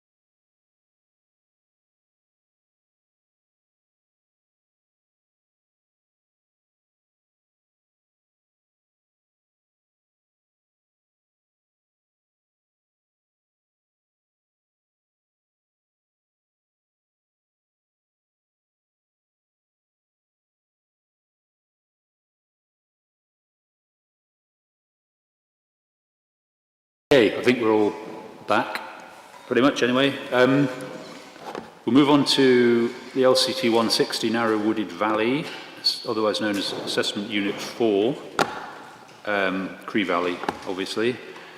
Only the site entrance and a short section of the access track would actually be within this unit, so we're mainly looking at indirect effects from the turbines, which we've just talked about, or in the adjacent LCT.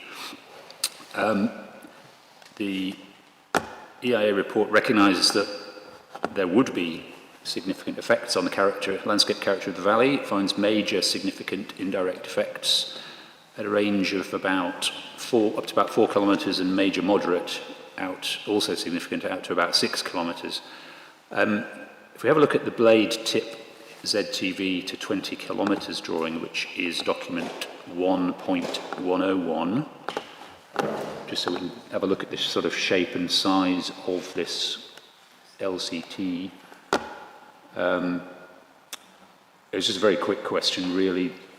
It looks from the ZTV that theoretically you could see the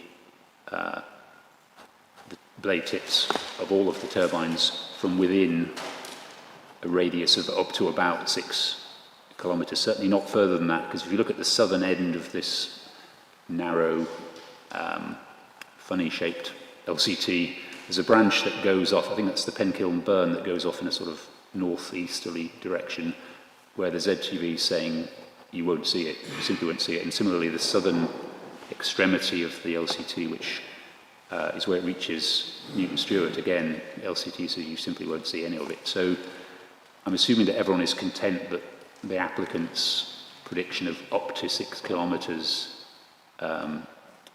significant effect is reasonable. Nobody's suggesting the radius is any bigger than that within this LCT. Yep, nobody's saying that. We're content that that's a fairly reasonable assessment of the radius of the significant effect. Good.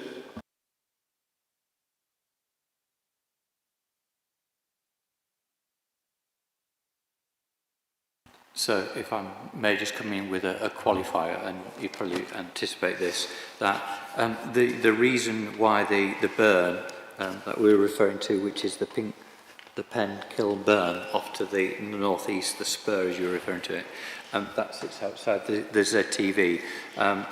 The primary reason for that is because it is topography that is screening that. In contrast to let's call the main valley, if you like, of the 160, which comes into the plateau moorland.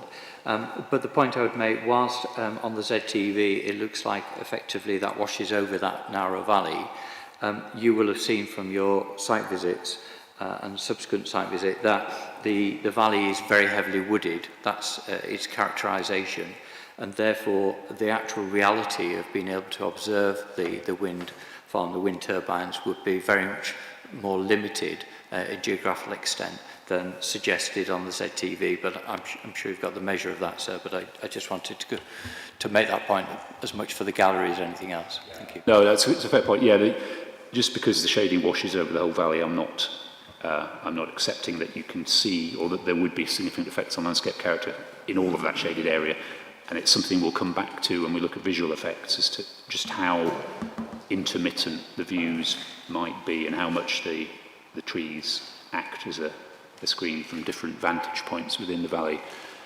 I'm not saying effects on LCT 160 are not important, but that was actually the only question I had. So does anyone else want to raise anything just on landscape at the moment on LCT 160? Mr. Cass.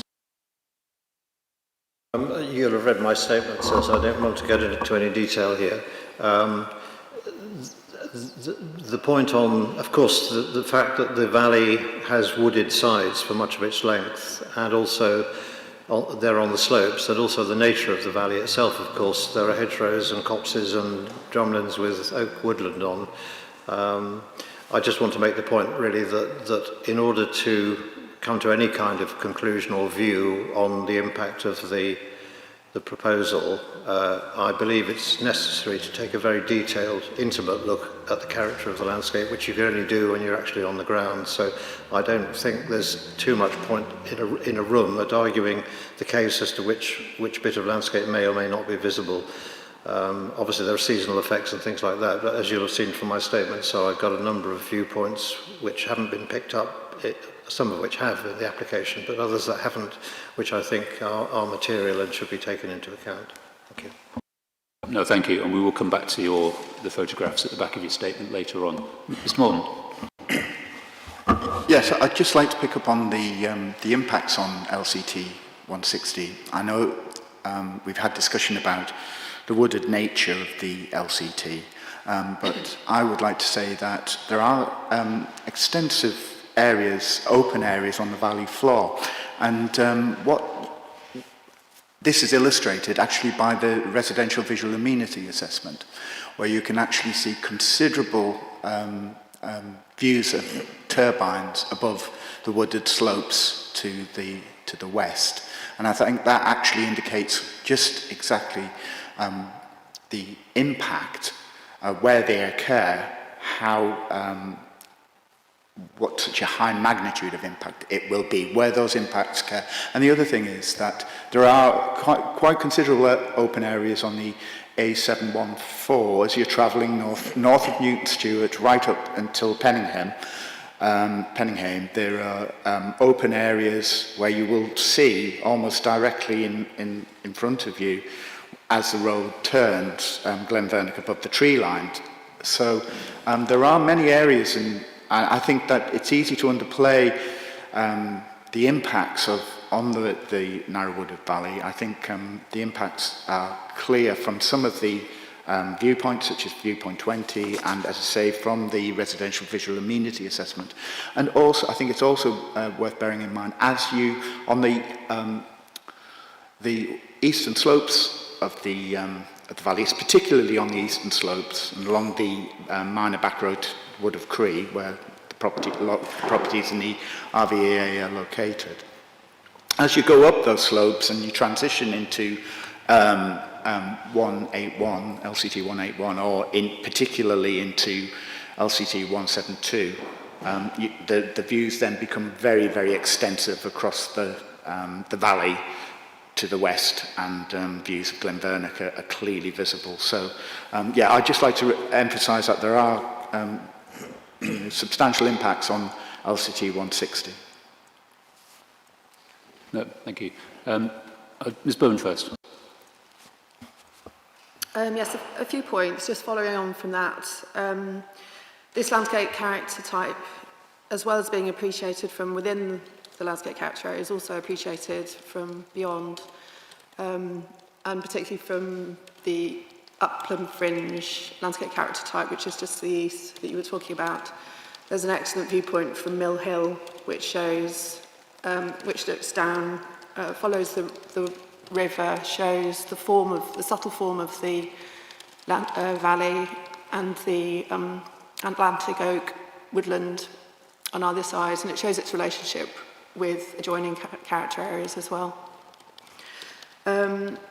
Secondly, just looking to the key characteristics that Nature Scott has set out in the citation for it. There's the last key characteristic, intimate, unspoilt landscape, focusing on river views with some adjacent policy landscape. I think the wind turbines will be so dominant on this landscape due to their size and their position on an elevated landscape very, very close to them, that the focus on the river will change. And I also think that potentially, should the wind farm be built, that this landscape character citation would also have an additional key characteristic, which would be views to wind farm dominating the landscape. So thank you. A couple of observations. So sticking with the key characteristics that we were just referring to in terms of Nature Scott, what is apparent from my perspective is that this is a narrow valley and it's got a strong sense of enclosure, and it refers to that in the first bullet point there, enclosing pasture of floors. The second point is that the LCT is very much dominated in terms of its character by woodland, and that's referenced. Then we look for any references to views, and it's referencing views with regard to the river views. So the views are along and are channeled along this enclosed valley, and it doesn't refer to views looking eastwards or westward, looking into adjacent landscape character types, but it's insular and inward looking. As I mentioned before, the great majority of the area would be screened by the tree cover. However, there are open areas, and some of those have been referenced. But where the wind farm would be observed, the turbines would be observed and appreciated as being located, I'm going to use the phrase, over there, in another landscape type. In other words, they wouldn't be associated with the valley, they would be seen over the horizon and associated with the wider moorland plateau, but not associated with the character of the valley itself.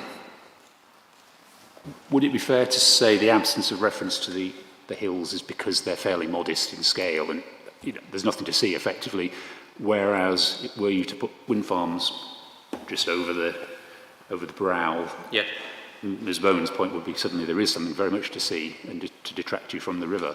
Yes, you would be able to see those, but then there's many, there are locations where you're in that valley and you can see obviously the fells, the Galloway Fells to the east, but again they're not referenced because in general terms there's a strong sense of enclosure, so it's a very much inward looking landscape character type because of its typology, topography. But as I say, you can see the hills, you would be able to appreciate the turbines, but they would be appreciated and their legibility would be associated with a different topographical unit. On that point, Ms. Bowman, do you accept that, ignoring visual effects for now, which we'll come to, but just in terms of the landscape, the sense of the character of the valley, what do you make of that argument that, yes, you'll see them, but you'll read them as that's over there, that's out of the valley, it's somewhere else, they're maybe not great, but I've still got the character of the valley itself. Do you accept that point?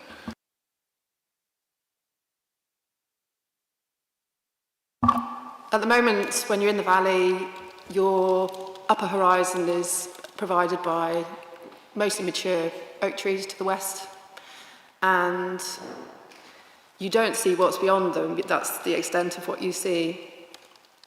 Once the turbines, should the turbines be built, they would basically extend effectively those trees and they'd become another feature above those trees.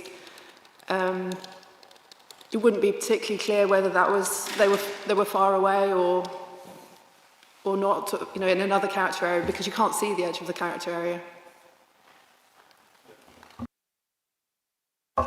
The points that I was making, that reference was made to the oak trees, you can't see the other character areas. It has that strong sense of enclosure.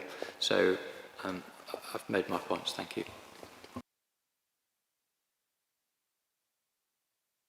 I think this point can't be left unchallenged. Anyone who has spent any time along the Crieff Valley will know what a sensitive and high quality landscape it is. And the fact that there are plenty of trees there to suggest that in some way reduces the impact of the turbines, I think is a complete fallacy in reality. The turbines themselves are 10 times higher than the trees along that strip, along the main road, for example. So when you look up the river or across the river valley, the trees will be completely dominated by the turbines, and the fact that you can't actually see where they are in placing them in the landscape because you can't see the surface of the ground will make them even more dominating impact, because you don't have any kind of sense of depth. That you will simply see these massive industrial structures in a presently really beautiful enclosed tranquil landscape. And the other point I would make is that inherent in the valley landscape, in its very shape and its function, is movement through it. So anyone going to the valley will, by definition, be moving from one part of it to the other, along, generally speaking, along the course of the river. And if anyone taking that journey, of course there will be quite significant areas where the trees will screen any views, sometimes in both directions, sometimes just in one direction. But that in itself gives the landscape a real intimacy and a quality of kind of timeless enclosure. And the shock effect of introducing the turbines into that landscape, I think, will be very, very substantial indeed. And again, I just repeat the point that this issue is far best dealt with on the site rather than debating it in a closed room.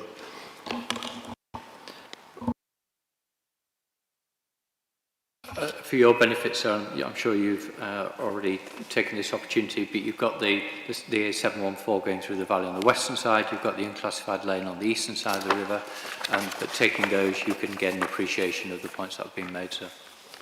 Yeah, I've driven and cycled both, and probably will do again. So yeah, I appreciate very much the point. You need to be there to appreciate things. That was all I had on 160, unless anyone else? Nope, okay. LCT 181, Rugged Uplands with Forest, Assessment Unit 25, or part of it's the Merrick and Grentrool areas of Assessment Unit 25. My question was on the forestry. There's obviously a lot of forestry in this LCT. The sensitivity statement acknowledges the extensive screening provided by Sitka spruce plantations, but it says plantations are being restructured to increase broadleaves and open space. That's all it says. I don't know what time scale there is for that, or how much that, if at all, could affect the extent of tree cover in this LCT, and therefore what effect it might have on its potential to have its landscape character significantly affected. I suspect the answer might be we just don't know, but I'll ask the council first. There's reference made to at least an aspiration, or maybe it's happening already, for the Forestry and Land Scotland to be restructuring the planting, etc., and maybe this is going to open up views potentially. Do you know anything about that? I don't know specifically about it. I know that it's general policy in areas of forestry to increase biodiversity and general quality of forest by introducing native broadleaves. Unless Mr. Cass might know something. I'll ask Mr. Cass first. I could help there, sir. I think I've had close dialogue with the Forestry Commission for something like 30 years on their both short and long-term management policies, including replanting and felling. In essence, all of this part of the forest park was planted after 1947, apart from one or two very small historic plantations, when the Forestry Commission acquired the land from the Earl of Galloway's estate. A lot of that planting over the last 10 years or so has come to maturity, and there's been a very, very widespread programme of felling right across the forest park, including LCT 181. In terms of the relevance to this project, a couple of points I would make. First one is, it's widely recognised, I think, that the oak woodlands in this area are amongst the most important in the UK because of their age, their ecological value, the climatic conditions that they've enjoyed, and the wildlife that they support. And that's clearly recognised in the large number of triple SIs that go right up the Cree Valley and into and up to the end of Glentrool. So it's always been recognised, and the Forestry Commission in their work have clearly recognised that, as well as the commercial softwood forestry, which was the original intention when they bought the land, there is a very extensive network of native oak woodland of the greatest importance.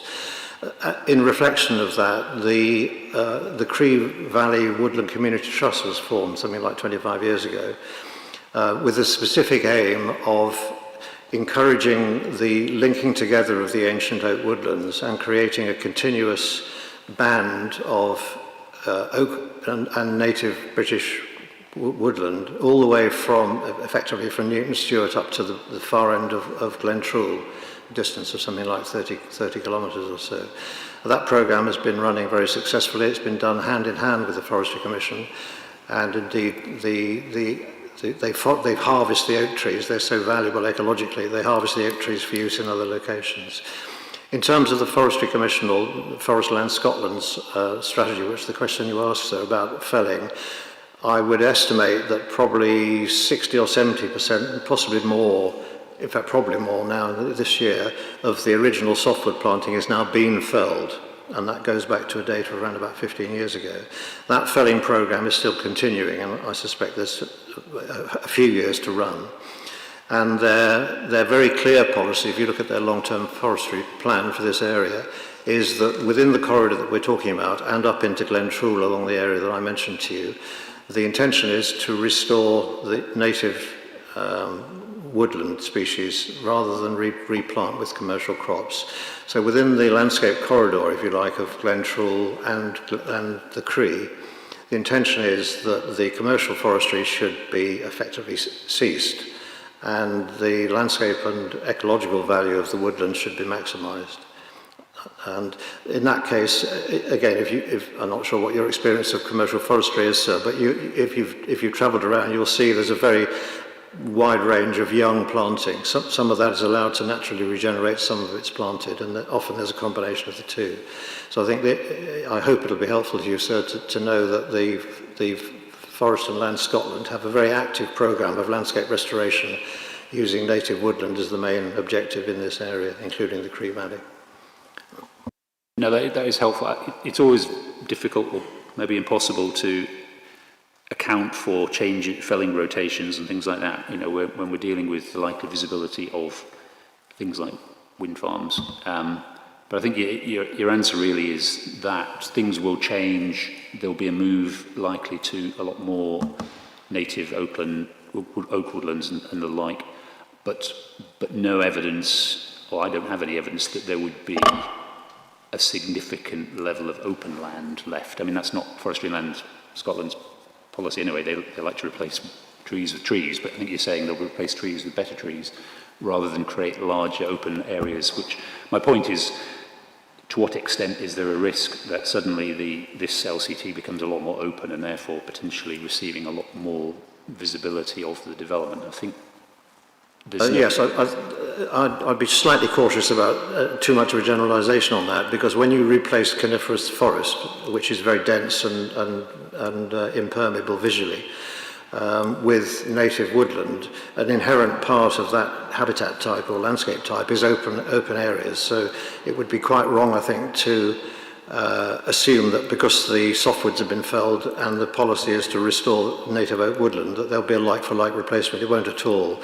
And you can already see, and I hope on the site visits that we do, you'll be able to see, even if in a given stretch of a valley or landscape, there may be substantial concealment, even from quite young planting. Some of the replacement planting is now getting up to the height where it is breaking the eye line, so you don't get the open views that you have done for the last 10 or 15 years.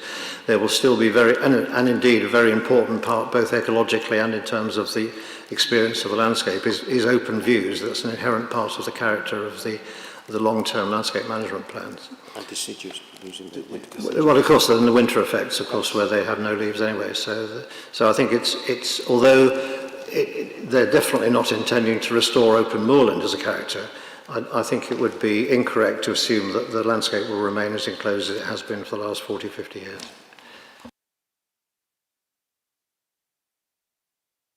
Sorry, I was just going to state the point that Rich has just made. Basically, it's deciduous planting, so there are going to be seasonal effects. It's going to be more open, certainly, than coniferous planting would be in the winter. So I think that's quite an important factor. Mr. Cook, can you say anything about Forest and Land Scotland's future plans and what effect that has on my assessment of the proposal? Just taking, yes I will, just taking a step back, if you look at the area 181 as it stands at the moment, as you're aware, the vast majority of that area is forested. with commercial forestation with very little open land. So we have a scenario where in terms of the LCT there's no physical features, it's indirect effects, it's visual, and the point I would maintain, given its forested nature at the moment, the visibility of the proposal would be extremely limited from most locations, excepting there would be some views from a few locations such as Gallic Hill, which is documented. But in terms of the forestry strategy, my understanding is that there is a transition from commercial conifer plantations to deciduous, to a mix of deciduous and coniferous and deciduous. And reference to the, if I can refer to the visual permeability or visibility through the woodland, probably the best example, there's some, as you pass through the Cree Valley, you would inevitably have noticed some very attractive oak woodlands along that valley, and that gives you the sense of what an oak woodland would look like, and it's, for want of a better phrase, density in terms of how one would be able to appreciate the scheme. So if you had a scenario where 181 were tomorrow replaced with coniferous with deciduous woodland, I don't think that would have a material bearing upon the analysis, because it is in itself still a woodland habitat with very limited intervisibility or visibility. I know you're going to disagree on that, but did you want to say something quickly, Mr. Tront? Thank you.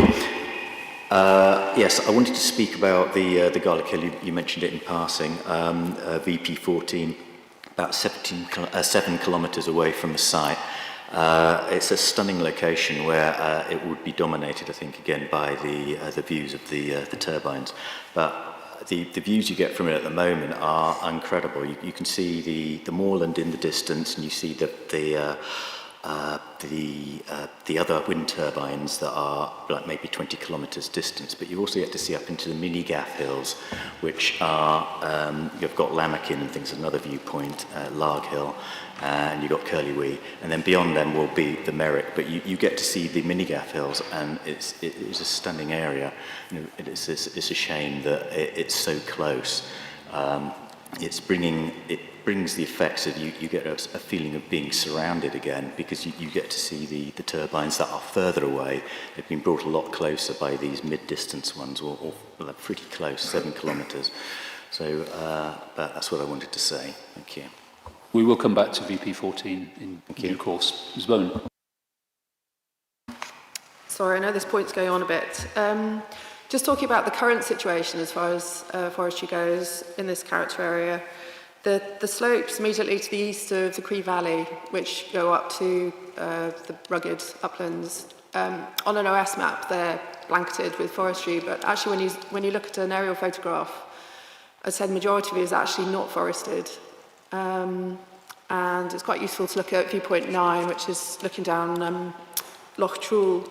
You can see the slopes on the left-hand side of Loch Trool are actually quite open, but if you look on the OS map, they're shown as largely forested. I think we both have the OS app on our phones. So we're not looking at our phones, we are actually looking at the map on the phone. Right, bear with me, I'll just find... So I think the slopes to the east of the Cree Valley are the closest to the wind farm, and particularly useful to look at because obviously they'll be the most influenced by the wind farm. Yeah, ultimately I have been and probably will need again to do a good tour around this part of the world to see how much that is shown as forest on the OS base map is still forest, but with the caveat that it doesn't seem, well, it never can be certain what exactly the replanting is going to do in terms of visibility. It's, you know, we can't see into the future.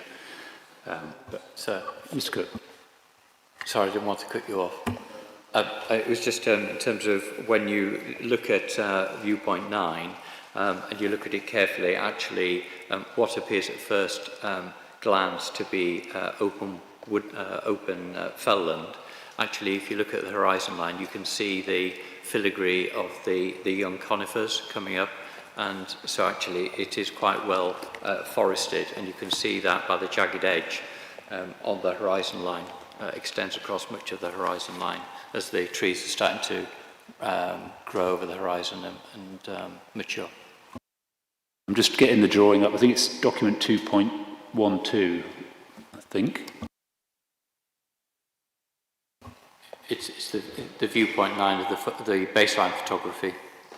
It's not. I've just opened the location of the viewpoint. That wasn't very helpful. Bear with me.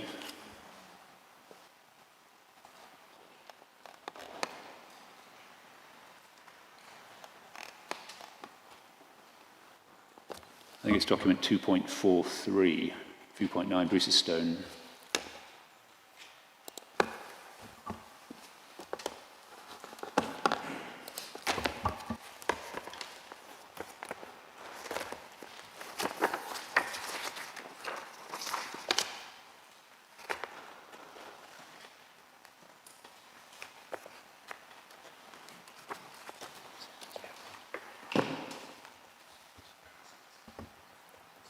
It's a very big file. All right.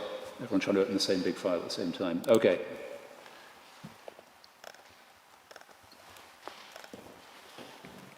See the left-hand side, the southern side of the valley. You can see the extent of the forest against the profile of the horizon. If you look carefully, the forestry that's on the horizon is actually beyond the ridgeline, essentially, and the area to the left. I mean, there are new trees coming, you can see that, but it's a lighter composition, and it's just an example to show that an area that's shown on the OS map as fully forested is not necessarily fully forested. There are trees, I'll come back to you in a second, Mr. Cass. Mr. Cook, there are trees, certainly young trees, that have self-seeded or whatever. It doesn't look like it's been replanted, formally in lines, but certainly something is coming back up in the areas that have been felled before. But it's not a blanket coverage. But Ms. Bowen's point was just, what is shown as dense plantation forestry on an OS map isn't necessarily still that. Something might have changed. You accept that point, I'm sure. Yes, I accept that. But the point is that if it's been woodland previously, it's a very high likelihood that it will continue to be woodland of a different form, but it would be woodland as a vegetation type. And I think you've heard that from third parties. Just to really help you, sir, in terms of firm information, that view 9 is actually across one of the most sensitive areas that I was talking about in terms of the Cree Valley Woodland Trust and the value of the oak woodland and the long-term policy to restore native woodland in place of softwood plantations. The taller trees that you see there, in dead line with the turbines themselves, they've been there for quite a considerable time. They're actually part of a private woodland area belonging to the lodge opposite, so they were planted earlier, and they're progressively coming down as storms take them. And then the ones on the skyline a bit to the left are just residual trees that have been left, partly as a policy to provide perches for raptors and things like that. The rest of the woodland is entirely self-regenerated, apart from possibly some limited planting of native deciduous. But by and large, the Forest and Land Scotland are letting that area revegetate, and then as part of the Cree Valley woodland strategy, the intention is to progressively remove coniferous planting, which quite a lot of the self-sown species, as you've observed there, sir, are larch and particularly larch and spruce species, because they were what was there before, and there's a seed residue in the environment. But there's the other point I would make is that it's absolutely the case that the area of woodland shown on the Ordnance Survey Plan bears no relationship to what is there now and what is there intended in the future.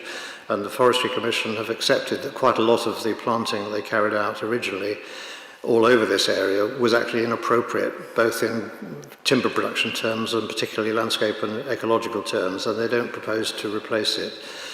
And indeed, they're doing some very interesting work on the way up to the Merrick to restore the montane habitats.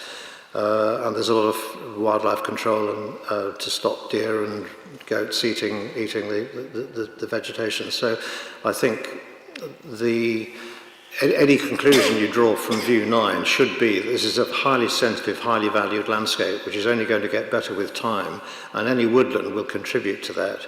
And it certainly won't provide the sort of dense screen that we were talking about. And in any event, this view is clearly from a promontory where it's already got mature oak woodland around it. Right to the left of this photograph is one of the finest bits of oak woodland around with a triple SI and everything else, and it's been there for probably 200 years. So there are extensive viewpoints within this landscape character type, which will be there long term. Thank you. Ms. Bowman. Sorry, brief point. My understanding of the gold standard of habitat creation in woodland is one of mosaics and with the inclusion of glades. So I imagine that the Forestry Commission is hoping to achieve that and not dense areas of oak woodland. But ultimately, we don't know. But I take all your points on board. I think it's been helpful. Thank you.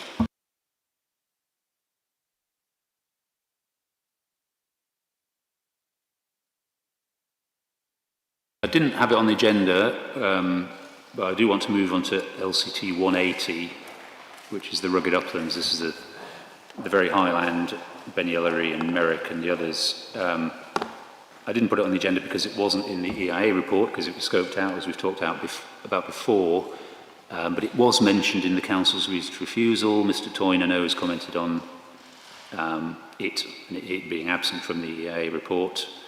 And I know Mr. Cook's obviously dealt with it in his statement, so it's worth talking about it, obviously.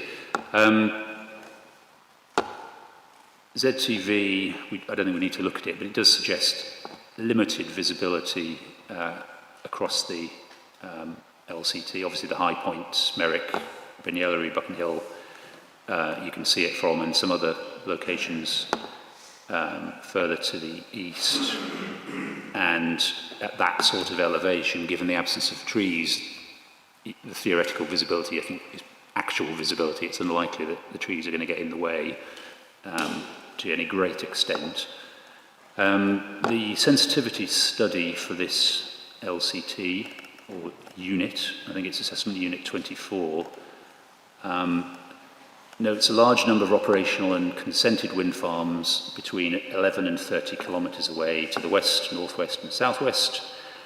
And it actually says specifically, or raises specific concern about the potential for any future wind farm development, especially if turbines over 150 metres lying closer to the Merrick, having a significant impact on the setting of the upland. So that's exactly what we're dealing with here. It's very large typology turbines being that much closer to this landscape than those that you can see, at least in clear weather conditions from this landscape.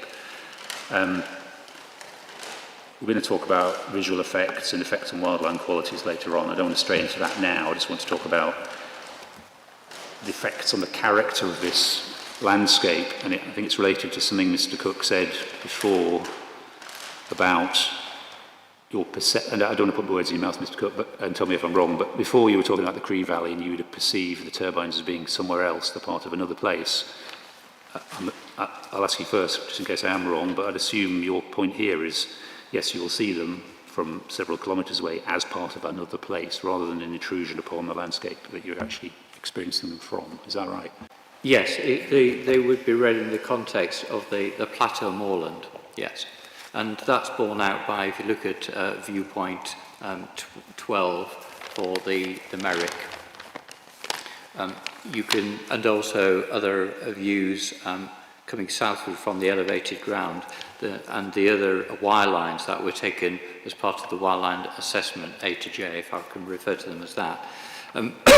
The overriding commonality between them all is that the proposal would read as being part of the plateau moorland and in the context of the other wind farm development in that landscape character type. Yes. Okay, so I don't want us to get distracted onto visual effects, because we can see the visualizations, we will see them from here, and that will have an effect or not on visual amenity and on wildland qualities. I don't want to talk about that just yet. Just in terms of the sense of the character of where you are, if you're in the uplands, I'll start this end of the table, do you accept Mr. Cook's point that yes, you'll see them, but clearly they are way over there, down below you, on a different landscape. The landscape you're in is not directly affected. No, absolutely not. I think they'll dominate the whole area. Garlick Hill's almost in the rugged upland. It's obviously got the forest bit, and it's all from the western edge, and that is one of the routes up via Larg Hill, via the LCT 160, and then you get on to places like Lammakin, Curlywee. From all from around there, you will see it, and they are actually quite close at that point. And I don't think you'll feel that you're divorced from them. You'll feel that they're coming towards you, that they're getting closer to you. And the fact that the human artifacts are approaching, they look like machines approaching you, because you can see a huge ring in the far distance, which obviously you accept because they don't dominate. But I think once you get them this close, you will feel much more dominated. I think you can see it from VP12, VP14, and that there's spaces in between, Larg Hills between VP14 and VP12, Lammakin. You will see it. So it would be a terrible shame if they were there, but that's my feeling. I understand your point, and you and I are not landscape architects, but it strikes me they may be arguably visual effects on your kind of, your sense of, what you can see, rather than on the inherent character of the landscape. And I'm trying to focus in on that. Mr. Morton, I know you are a landscape architect, so maybe you can help me on that. A lot of the things that are, and I know we're going to discuss this at a later date, which is the wildland area, but a lot of the qualities, for example, that are listed for the wildland area in the description, and in Nature's got description of the Merrick wildland area, and its perception, and perceptions of sanctuaries, perceptions of remoteness, which in a sense I think is what you're trying to get at, in a sense of how do we perceive the landscape rather than just a visual, all right, it's there in the view. But it does change perceptions, and it just change a sense of, as I say, a sense of remoteness. You've got man-made elements coming further into the foreground of the view. They're not recessive, they're not pushed back into virtually sort of with attenuation by atmospheric effects onto the sort of horizon as the Whig Township cluster does. It brings it forward, so it makes you feel more aware of man-made elements in the environment. Your perception changes. This is turning from a sort of remote wildland open area into one where man's influence is becoming steadily and progressively more apparent, and I think that's the kind of perceptions that it will change the perception of those of that character type through that.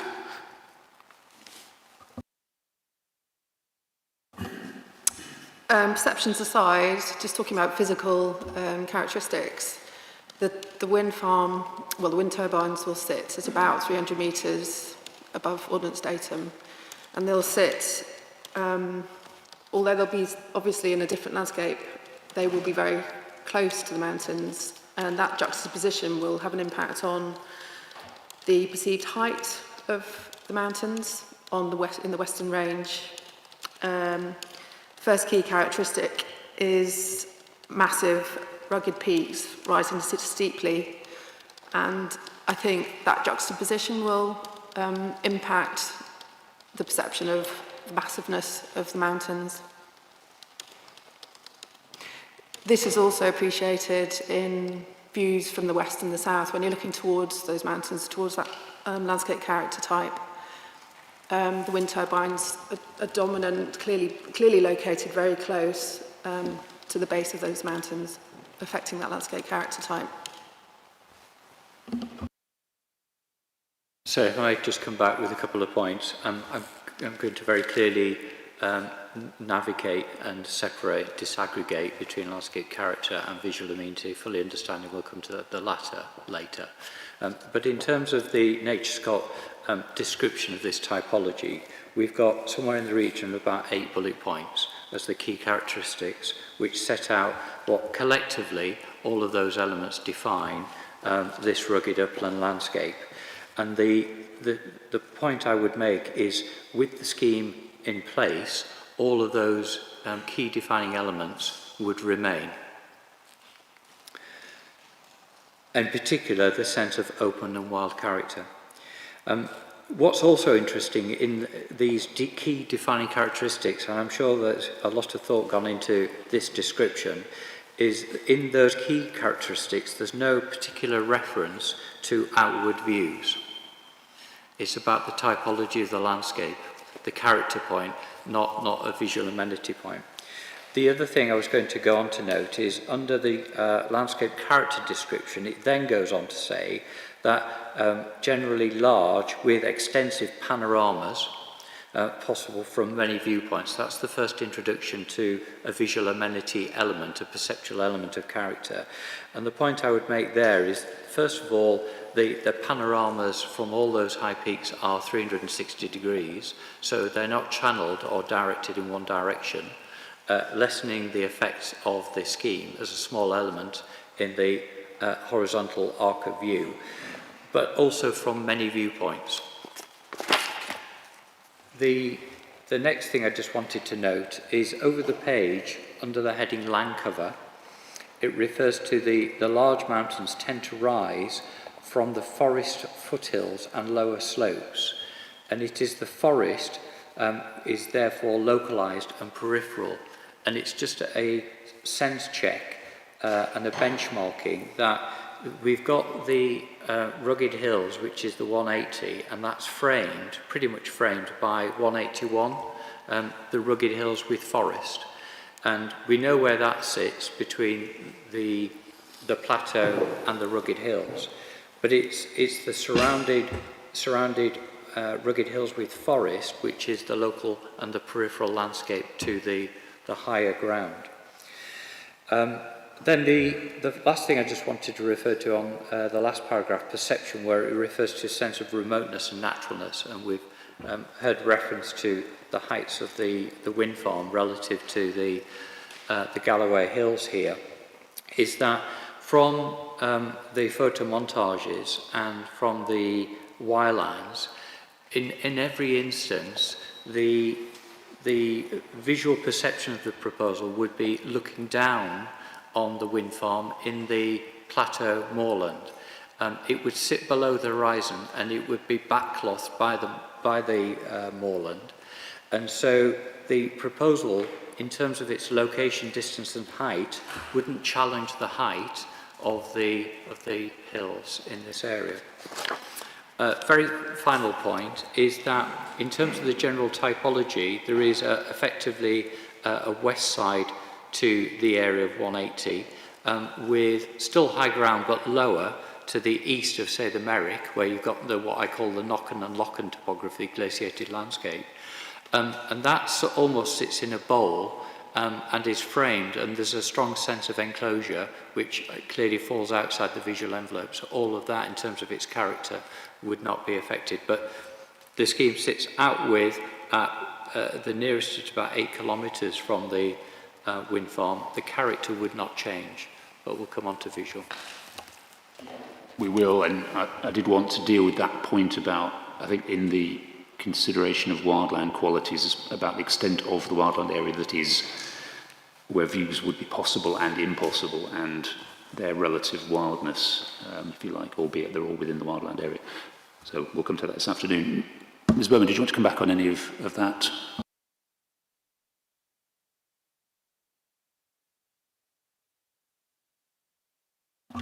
I noticed in the RSA citation, which includes this landscape character type, at paragraph 3, it talks about the relationship, the interesting juxtaposition of contrasting upland, valley, and coastal landscapes. The relationship between the hills and the adjacent lowlands gives rise to sweeping, dramatic views of the hills. And I think the scale of the turbines within those views would affect that juxtaposition and the understanding of the mountains.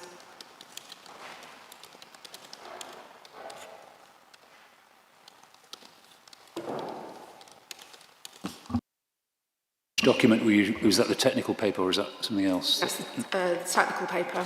Right. Have you got, you haven't got a document number for that, have you? No. Say again. Document number, do you know? Don't worry, I can find it. I will search for the word regional and I'll find it.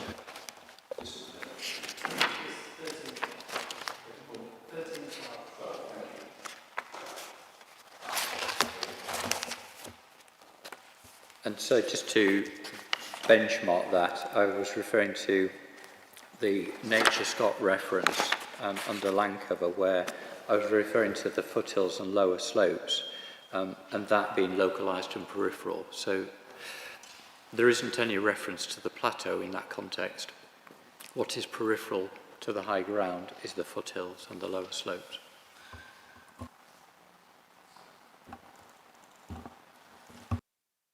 Sorry, I'm still on. It talks about the adjacent lowlands, generally, which, when you look at views across, you would, and say, for example, from the mountains, you look down at where the wind farm's sited, and you'd see that as part of the lowlands.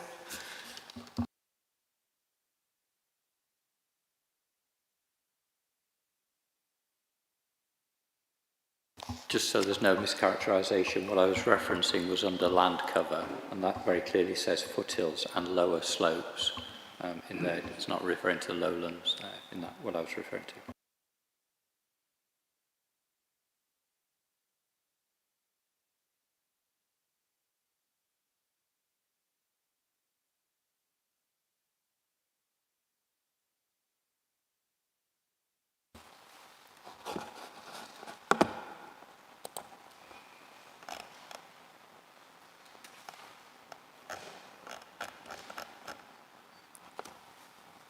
So the next, assuming nobody else has anything to say on the landscape effects on 180, I was going to move on to 172, excuse me, which is Upland Fringe, Assessment Unit 15 in the sensitivity study. This is down towards the archaeologically sensitive area that features in some of the visual discussion that we'll have later on. I had nothing specific to add or to ask about this LCT. EIA report predicts a major, moderate, significant effect just on the western edge of the LCT. I think there's topography screens the rest of it. So LCT 172, would anyone want to say anything specifically before we move on? No, I think all I would just say is that with regard to the reference in the Nature Scott citation, you've got the bullet points of key characteristics. I believe that they would remain and prevail with the scheme. It sits out with, basically.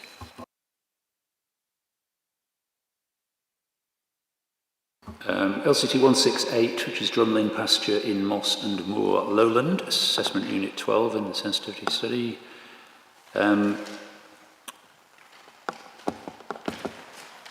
Somebody pointed out, I can't remember who it was, that the off-site abnormal works, it might be Mr. Toyne, I'm not sure, the works required to the road junction, I think, no, it wasn't you, somebody said it, unless I dreamt it, Mr. Morton and Ms. Bowen, thank you.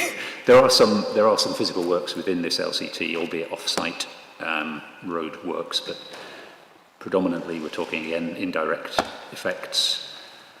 EIA report predicts major, moderate, significant effects, again out to about 6 kilometres.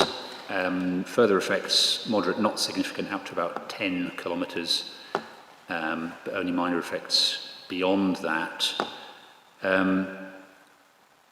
It's maybe worth looking at the ZTV briefly, if I can find the link.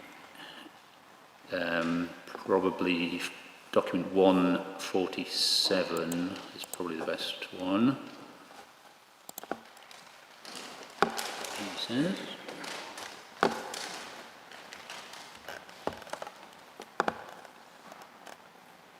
So we can see where 168 lies to the south. It kind of straddles the A75.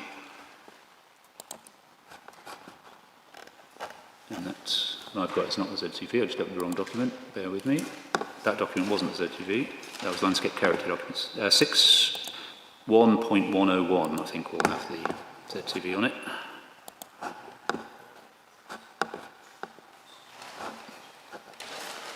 That's better. So theoretically, quite extensive visibility of the development from this LCT, and there is, I think there are 2 viewpoints from within it, viewpoint 6 and 20, we'll come to those in a minute, but sensitivity study highlights small scale of the landscape, drumlins and hills, strong sense of enclosure, varied degrees of intimacy.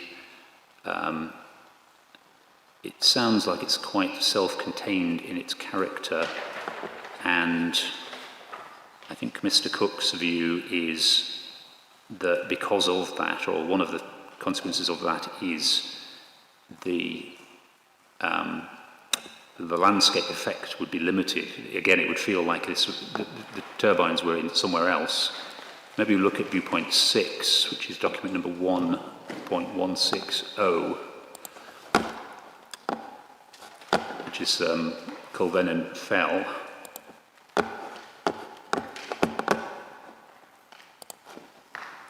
And so you've got a sort of bumpy glacial landscape, and if you scroll down to the photo montage with the turbines superimposed, they're kind of peeping up behind a ridge line in the middle distance. I think, again, Mr. Cook, correct me if I'm wrong, but I think your point is, again, that this is it's a small scale, quite distinctive landscape that you're very much within the heart of from this viewpoint. And yes, you can see the turbines, but they're way over there. They're clearly part of something else. They're not intruding into your more intimate landscape. Is that a fair summary? It is, sir, but just a couple of other observations, if I may. So with regard to the 168, again, my starting point would be, we know that the proposal is situated out with, so we're back to physical characteristics rather than the visualization point, visual amenity. And those key characteristics, as they define the area, would remain. That's the first thing. The second thing is that actually when you look at the description and also mapping, it is an area which is broadly orientated east-west, and it is on the southern part of is coming off the plateau area, but as a consequence of that, that's where you tend to find infrastructure in the broadest sense, and it's what I've described more of a settled landscape, punctuated with built infrastructure. So I'll just illustrate that if I may. So in the eastern part of the area, you've got Newton Stewart, the settlement, and then you've got a transport corridor with the A road coming westward, and that comes down into Glen Luce to the west, again within the same character area, and running close to and parallel with the road corridor is obviously the overhead transmission line network as well. So this is an area which is certainly what I wouldn't describe as remote, but is punctuated with built form and infrastructure, and therefore that also has a bearing upon the defining characteristics of this area. So those are the main observations. You've also got Kirkcowan in there as well, halfway between those two of the settlements that I mentioned. So it's of a different nature. It's what I describe as a settled landscape. And if you bring in the visual amenity point into that, the proposal would be seen in that context. I was going to refer to photo view 6, but I can come back to that if I may, if you prefer, when we deal with the viewpoints. I can't remember off the top of my head what I think your conclusions were, but correct me if I'm wrong, significant effects extending out into this but correct me if I'm wrong, into this LCT. Do you accept the point that this is already characterised by some fairly significant man-made influences like the A75, and that might have an effect on the effect on character from what's now proposed? Yes, I think that's true. Yeah, my assessment of significant effects were localised to quite a small area around Challoch, and also relating to the changes to the roads for the access. In terms of views of the turbine, or the effect of turbines on the character, I think you were in agreement with Mr. Cook. It's relatively localised, around 6 kilometres or so. Yes, I'd agree. Mr. Cass first. On that point, so I would I'd beg to differ slightly, and I don't want to stray into the visual side, which we'll look at later on, but anyone who knows this area knows that that drumlin pasture landscape is a really important, integral part of, and I'm very happy with the term, settled landscape. This area has been settled for thousands of years for reasons that I've explained in my statement, or touched on in my statement. And the relationship between the settled landscape and the upland landscape is a really intimate, and I would argue essential one. And it isn't just a question of what you can see, but it's the relationship between the setting of the lowland landscape against the backdrop of the hills, which is fundamental to understanding the character of this whole area. And that applies across whole areas of the character type 168, where you go south into the Maccas, as well as southeast and southwest, to completely take the point, of course, about the impact of the road, and locally the impact of pylons. It is clearly not a wild or remote or even tranquil landscape, but large areas away from those artifacts, they enjoy a very settled, quiet, undisturbed character, which is, as I say, very important both for the people that live there and for visitors. And the setting of that lowland landscape against the hills is an essential, integral part of its character.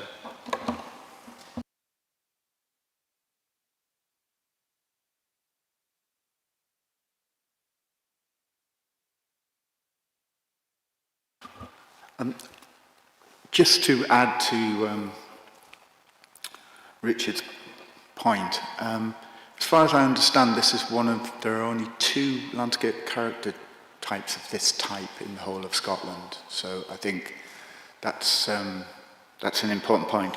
The other point I'd make, and again reiterating what Richard said, I think it's important, this landscape character type, for the setting of the Galloway Hills and views and an east-west axis.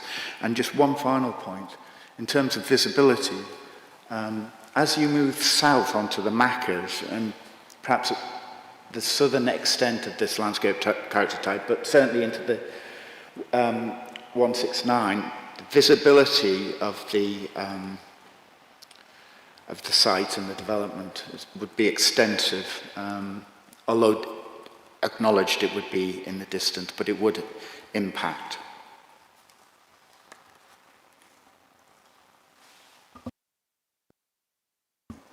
On the question of the importance of the backdrop of the uplands, that isn't mentioned at all in any of the key characteristics of this LCT, interestingly. And indeed, in the photographs they selected in Nature Scotland, you don't actually see the uplands, I don't think, in those photographs. Clearly, you can see the uplands because we see it in viewpoint 6, I think it is. And we'll come back to that in visual terms. But I'm just wondering, in terms of what Nature Scott thought was important to, or what were key characteristics of this LCT. There's no mention of the uplands. I don't know if anyone has a comment on that, Mr. Cass. Clearly there's a judgment call to be made there, a professional judgment call, and if your main interest is, if you like, looking at the surface of the ground on which you're considering and trying to define boundaries between one landscape character type and another, then I can see that they may not regard the hills as particularly relevant to describing their character, but I think in terms of experience of the landscape, as well as history and economy and climate, there's obviously a very intimate relationship between the two. So, Mayor, sorry, shall I go next? Just coming back on that, so I was going to make the point that in this Nature Scott characterisation of the character for 168, there isn't any reference to views outward into other areas, and there's no reference to this forming a setting to the Galloway Hills. And that is in the context of that perception is addressed in the character assessment. So it's not just about the physical bolts, nuts and bolts of the defining elements that collectively form the character. We've got the last heading, which is perception. And so if this area was notable for it forming a setting and having a backdrop of the Galloway Hills, this would be referenced here, but there isn't any such reference under perception there. That's where it would be. So perception has been picked up as one of the characterisation elements, but it's absent. Good, thank you. So that was 168. I'll zip through the remaining landscape character types before lunch, because I didn't actually have, although I listed them in the agenda, having looked at them more closely, I think I'm clear on them, but I will allow anyone the chance to say something if they wish. So I think the next one was LCT 78, Plateau Moorland Ayrshire. Quite a bit of forestry coverage in this LCT. I think this was the only LCT that the EIA report didn't assess as high sensitivity. The northern potential overhead line route would go up through this LCT. I had nothing particular to ask about this. Did anyone want to mention anything? Oh. So all I would note is it very much reads as a continuation of Plateau Moorland 174. It's just that it's going into another administrative area, but its typology, it's more of the same, extending northward. So it just adds to this perception of scale point. So you could almost read 78 with 174 because it's the same typology, and it is significant in size. 158 Coastal Flats. This is the Wigtown and Creole Fleet fringe part of this table landscape. About 8 kilometres to the southeast, going out to about 20 kilometres or more. It's where viewpoints 15 and 16 are situated. EIA predicting moderate, minor, not significant effects. Again, I had nothing specific to ask on coastal flats, unless anyone wants to say something. Nope. 167 Moss and Forest Lowland. This is the area around Mockram Lock, about 12 kilometres to the south, and going out beyond 20 kilometres again. EIA says minor, not significant effects. I had nothing to say on this, unless anyone else does. Nope. Okey-dokes, 179 Coastal Uplands, 13 kilometres southeast, going out to over 20 kilometres upland landscape. This is the Cairnsmore of Fleet point, and we will talk about visual effects from Cairnsmore of Fleet, but just in terms of the landscape, EIA report, minor, moderate, not significant effects. Again, I didn't have anything to ask about this. Nope. Okay, so that was all the LCTs, unless there are others that anyone wants to bring up. Nope, good. So point 5, we've been dealing with this point throughout. It was really just, this is the ability of the receiving landscape to accommodate 200 metre turbines. It was just really, in case there was anything else to say on that point. I think I've heard quite a bit on that, all the various characteristics of the landscape that make it easier or harder to accommodate machines of this size. But is there anything, just before we move on, I had a couple of extra questions on landscape effects. Anything you want to say that hasn't been said already about the ability to accommodate 200 metre turbines? I'll start. Mr. Cass. As you'll have seen from my statement, so I take a narrative approach to understanding the landscape and its sensitivity to this, which doesn't naturally lend itself to mosaic approach in the way that we go through individual LCTs. So this is probably an appropriate point for me just to give a very brief overview of my approach on that. The point I made in my statement, which I think is very relevant to this, this process, is that from the time that you approach Dumfries, way to the east, something like 5 or 6 miles east of Dumfries, you drop down into the Nid Valley, and you have a panoramic view from the Lake District Mountains through the Irish Sea to the Isle of Man, right across to the beginnings of the hills, both in the southwest and the northwest. You're clearly travelling through a developed landscape. You're on a trunk road, and the point I want to make, though, is that the overall character of the region that you're going through is one of a natural, unspoilt landscape. Clearly, there are artefacts and settlements within it, but most of those settlements are actually quite historic in any event. And as you travel west to Newton Stewart, which is something like 3/4 of an hour's drive, and then turn right up towards the application site, until you get actually to Glentrool, you don't see a wind turbine anywhere in that experience. Some I can't remember the figure, 1,500 square kilometres or something, a very, very large area of experiencing the Galloway landscape without any impact of turbines whatsoever. And the significance of that, in my view, is that this proposal will change that absolutely radically. The experience of arriving along those coastal flats, you'll glimpse the wind turbines on the skyline. They'll be small and distant, but nonetheless they'll be there. And from then on in, as you approach and go up the Cree Valley through some of the areas that we've discussed in more detail, the effect of the 200-metre high wind turbines will be very great indeed. It will completely change the experience that you have of that regional landscape. And bearing in mind that for a lot of people that live there, and certainly for almost everybody that's visiting, their main purpose of making that journey and experiencing the landscape is to enjoy the Galloway Forest Park and its associated landscapes.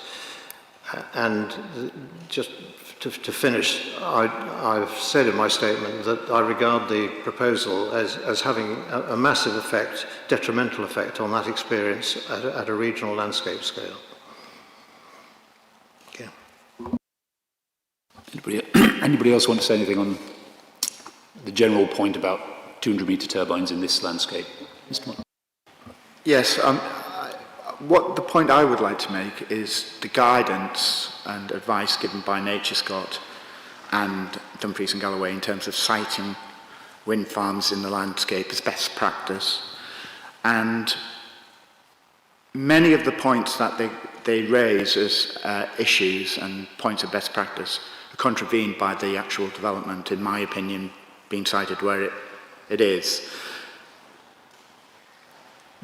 There are a number of points. I'll list a few of them. First of all, there's proximity to residential properties or areas of settlement, as they talk about. Position on an outward-facing slope of a plateau, which is specifically mentioned in Dumfries and Galloway guidance, should be avoided.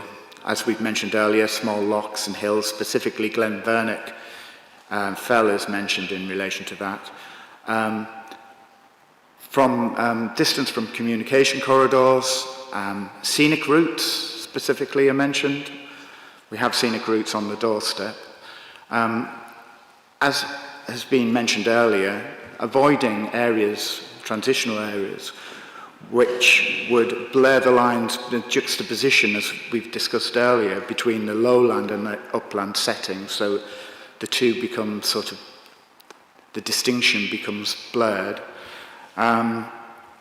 So many of the points that are raised, and I put more of this in my statement, I actually don't really sort of align with the advice and the guidance stated by NatureScot and Dumfries and Galloway. Ms. Bowen, did you want to say anything on the general point about 200-metre turbine suitability, or you've content? Only just to reiterate what I said in my hearing statement, which you have. Mr. Cook, did you want to come back on any of that? Yes, if I may, sir. So I'm referring to the Dumfries and Galloway Council's own document, Appendix C, which is the sensitivity study, February 25. And in that document, well, it's after page 28, hard copy, but it's got two diagrams. Figure 9 is the one I was going to look at. There's figure 9 and figure 10, but it's figure 9. It's the larger typology turbines.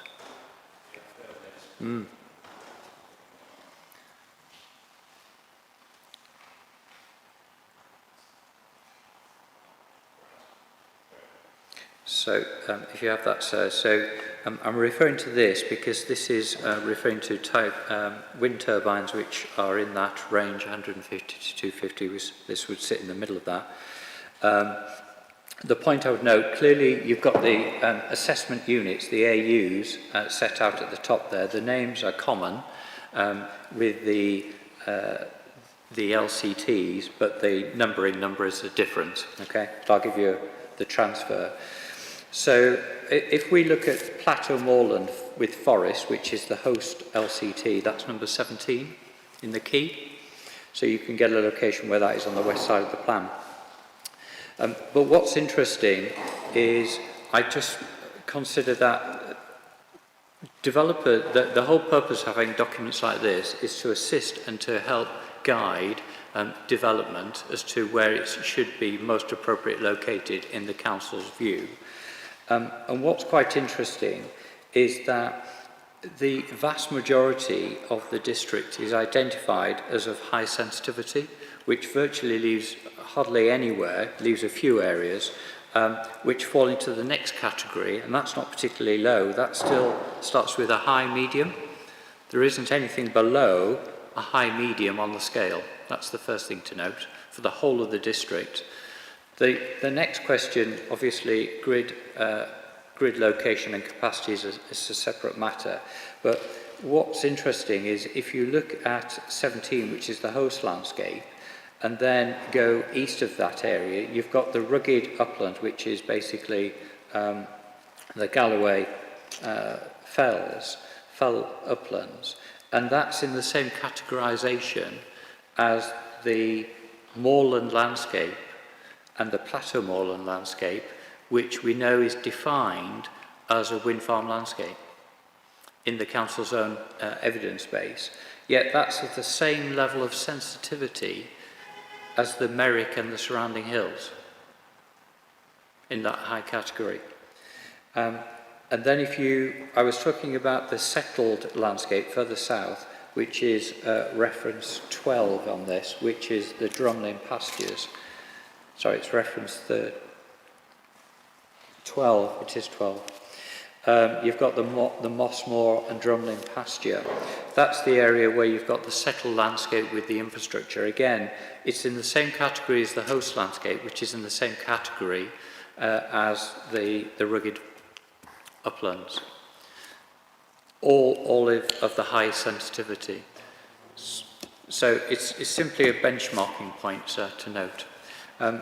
But if this is to give you some guidance, it's fairly limited. And then back to the host landscape, which is your plateau moorland. This is one of the largest LCTs in the district. And what's also of particular note is that the typology doesn't change at the administrative border as you go into Ayrshire. It continues into LCT 78. So when you take those two areas, it's a vast area of the same typology, which is accommodating wind farm development. And all of that effectively large-scale, broad, low-lying, very simple topographic landscape on a relative scale, I accept that, is, in my view, an appropriate location to consider a wind farm of this size and typology.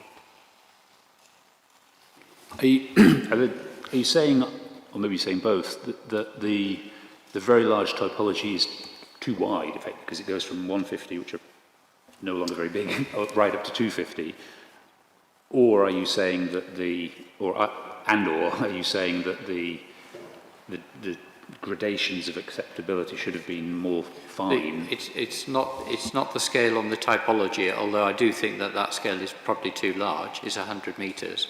But it's more the point that there's a dumbing down, if you like, and a flattening of the sensitivity, because from my perspective, I would put the rugged uplands of the American Co into the highest sensitivity, and I couldn't possibly bracket it in the same category as looking at the settled lowlands. So there should have been far more categories of ranking of suitable with or sensitivity. So that's the context in which you've got a starting position, if you like, for developers. But also, that's how the council are approaching their analysis with regard to suitable locations for large-scale commercial wind farms, because there is an anticipation that turbines may extend up to 250 metres to tip height. So there's an acknowledgement that there's economics at play here in the marketplace in terms of the turbine technology, is technology and production that is driving that scale. So there's a recognition of scale, but I don't believe there's a recognition of it being effectively, appropriately considered against the baseline position of landscape character types. But my final point is you've got, it's always good practice to think about looking at a suitable host landscape, which is large and of a simple, large scale and of a simple typology. And the host landscape 174 is that, even if you don't take into account the similar typology on the other side of the border with Ayrshire. Those are my points, sir. Thank you. Did the council want to come back in defence? Yes. If I could, sir, just really 3 points in relation to that. The session at the moment, I'm conscious, isn't to discuss policy documents, and that will come later in the week, so then might be the most appropriate time to discuss this in further detail. But notwithstanding that, there were 2 other points I wanted to make. That document was supplementary guidance to the Council's present Local Development Plan LDP2. It was adopted with the blessing of the Scottish Government back in March of last year, March of 2025, just at the tail end of when it was possible to get new supplementary guidance adopted. So clearly the Scottish Government were satisfied that that complied with the requirements of NPF4 as the relevant policy document at that point in time, and this is obviously a much more recent expression of policy when you compare it. Now again, we'll discuss this later in the week, but I think that gives it a status and a weight which is quite considerable. The third point I would make would just be, it's just in terms of why it was produced. The previous study effectively didn't anticipate the increased scale of turbines, and a large part of the reason for getting this document in place was simply to kind of provide policy that could be used in relation to the kind of cases we were facing. So it was in reaction to the trend that we were seeing in applications as much as anything else. Ms. Bowman. I'd say that large turbines, I think it's accepted that large turbines inevitably always cause significant effects. And the question is usually about whether they're localised or further reaching. And I think the red colour relates to the fact that they relate to large turbines.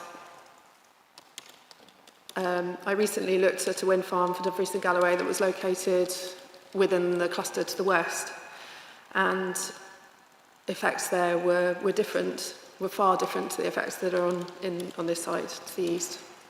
Both are located within an area that's categorised as red, high sensitivity. But the individual assessment was what was important. Being red isn't a blanket no or a presumption against. It's just well, it is what it is. You're still going to use your professional judgment to assess it case by case, is what you're saying. Yeah. Did you want to come back briefly? I've got a couple more questions I want to ask before lunch, but I don't want to constrain you if you need to come back. No, I think I've made my point, sir. I think you've got this. I understand your position and the council's position. I don't want to rush things, but I did want to ask, there were points 6 and 7, I think, to finish off on landscape. Whether landscape effects would be localised, I don't want to preempt the policy discussion on Thursday, where we'll be trying to interpret the word localised. I just wanted to get agreement, or my understanding of where the parties are in terms of the geography, the extent of landscape effects, to see what you think are the, or what you think is the radius of a significant landscape effect. And I think the applicant says significant effects out to about 6 kilometres, and I think Ms Bowman, I think you agree with that's about right. Yeah, that ballpark anyway. Whereas I think Mr Morton, you were concerned, in fact, landscape character effects could be significant further than that. Yes, I think that there is argument to be had that the effects actually extend, significant effects, extend beyond, certainly beyond 6 kilometres. In their cumulative assessment, they've already agreed that cumulative effects would extend beyond 9 kilometres in all directions. So in their viewpoints, they've got significant effects on landscape character at least 9 kilometres. The Merrick, I would argue, which is at 14 kilometres, I would argue that the effects are significant on the Merrick, and that magnitude has been underestimated in this instance. And as such, the moderate, and even if you take out discussion of magnitude out of the equation, the moderate effect that they've identified, that the applicants identified, should be considered significant in this instance because of high sensitivity, very high sensitivity. And I would use one of the issues that perhaps we'll come on to later in terms of discussions of magnitude and sensitivity at various viewpoints. I would like to draw sort of attention to their criteria definitions, which we'll do at a later date. And certainly there is argument to be had that the Merrick is a very high rather than a high sensitivity landscape. I think there's an argument to be had that, as I mentioned, the magnitude is slightly higher than has been assessed and the effects are moderate and significant. So to that extent, I feel that the effects would be significant up to about 15 kilometres. And I think also the wirelines that have been produced in relation to the wildland area assessment, also some of the wirelines at even more distant points, I personally would assess them as significant effects. So my position is significance up to approximately 15 kilometres. Sorry, I don't know if I misunderstood your question. I thought you were categorising localised effects as approximately 5 kilometres. Landscape effects, according to the applicant, about ballpark 6 kilometres, which I think you, in landscape terms, I think I had you agreeing to, but Mr Morton definitely not. Is that right? Yes, I'd agree that sort of geographical distance potentially are localised, although I think there are other factors at play. But I think that effects on landscape character extend beyond that. I agree with Mr Morton on that front. Okay, I may have got you wrong then. So are you saying significant effects out to beyond 6 kilometres on landscape character? Yes, because they go as far as the Merrick at 14 kilometres. So you're more akin to Mr Morton. I thought you were agreeing with the applicant, but you've put me right. Yeah. Do you want to come back, Mr Cook? Sir, if I may, please. So you've accurately characterised the appellant's view in that it is considered that the effects upon character, landscape character, would be significant out to about 6 kilometres and localised. Just a benchmarking point, so there's nothing really I can add more than that, but there's a benchmarking point to be had here in the Council's objection, and that's the paragraph B, which might be worth just noting, because paragraph B is referring to the character of the Cree Valley and the moor of Barclay, ASA. And the thing I would note is that the Cree Valley, and if we look at the moor that is also referenced, it's talking about effect on the character of those two areas. And the paragraph is caveated, bookended, in fact, by the reference to the fact that the wind farm would have local effects within the area with regard to these specific points. And then the end of that paragraph of B says these effects would be localised. So the Council's own analysis has identified what it considers is alleged harm to the landscape character of those two areas, and that's a benchmarking because the moor of Barclay lies within a 6 kilometre radius, as does the Cree Valley. So the moor is particularly helpful in terms of benchmarking in that respect, because it's identified those as being localised, which aligns with my analysis in terms of localised effects on character. Thank you.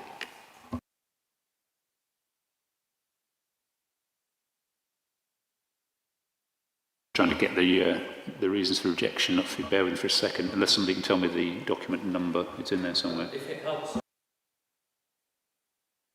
Thank you. I knew it had been reproduced somewhere. Bear with me.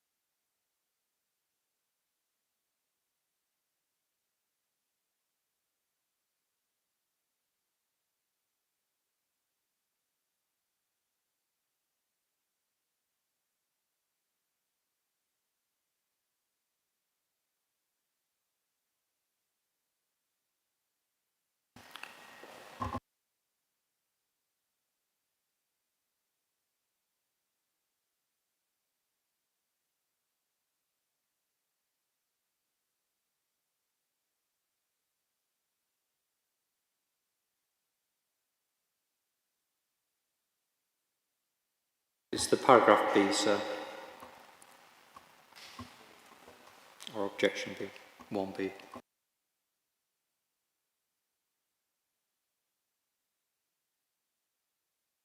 I guess it may be, it's probably quicker, I'll just ask Ms Bowman, it may be a question of how it's phrased, and I think this was the point you clarified earlier when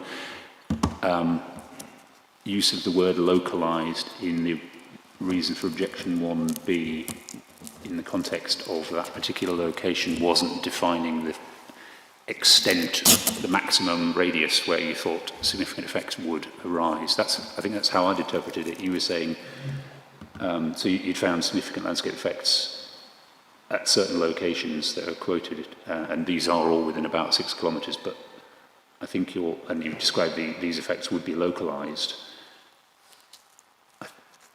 Is my understanding correct that the thing you're saying is localised are those effects, but that you're not saying that's the extent of the effects, and in fact there are landscape character effects that extend out beyond 6 kilometres, which whether that's localised or not is a matter for another day, but I think that's my understanding, if that makes any sense. Yeah, so point B talks about localised effects geographically that are closer to the site.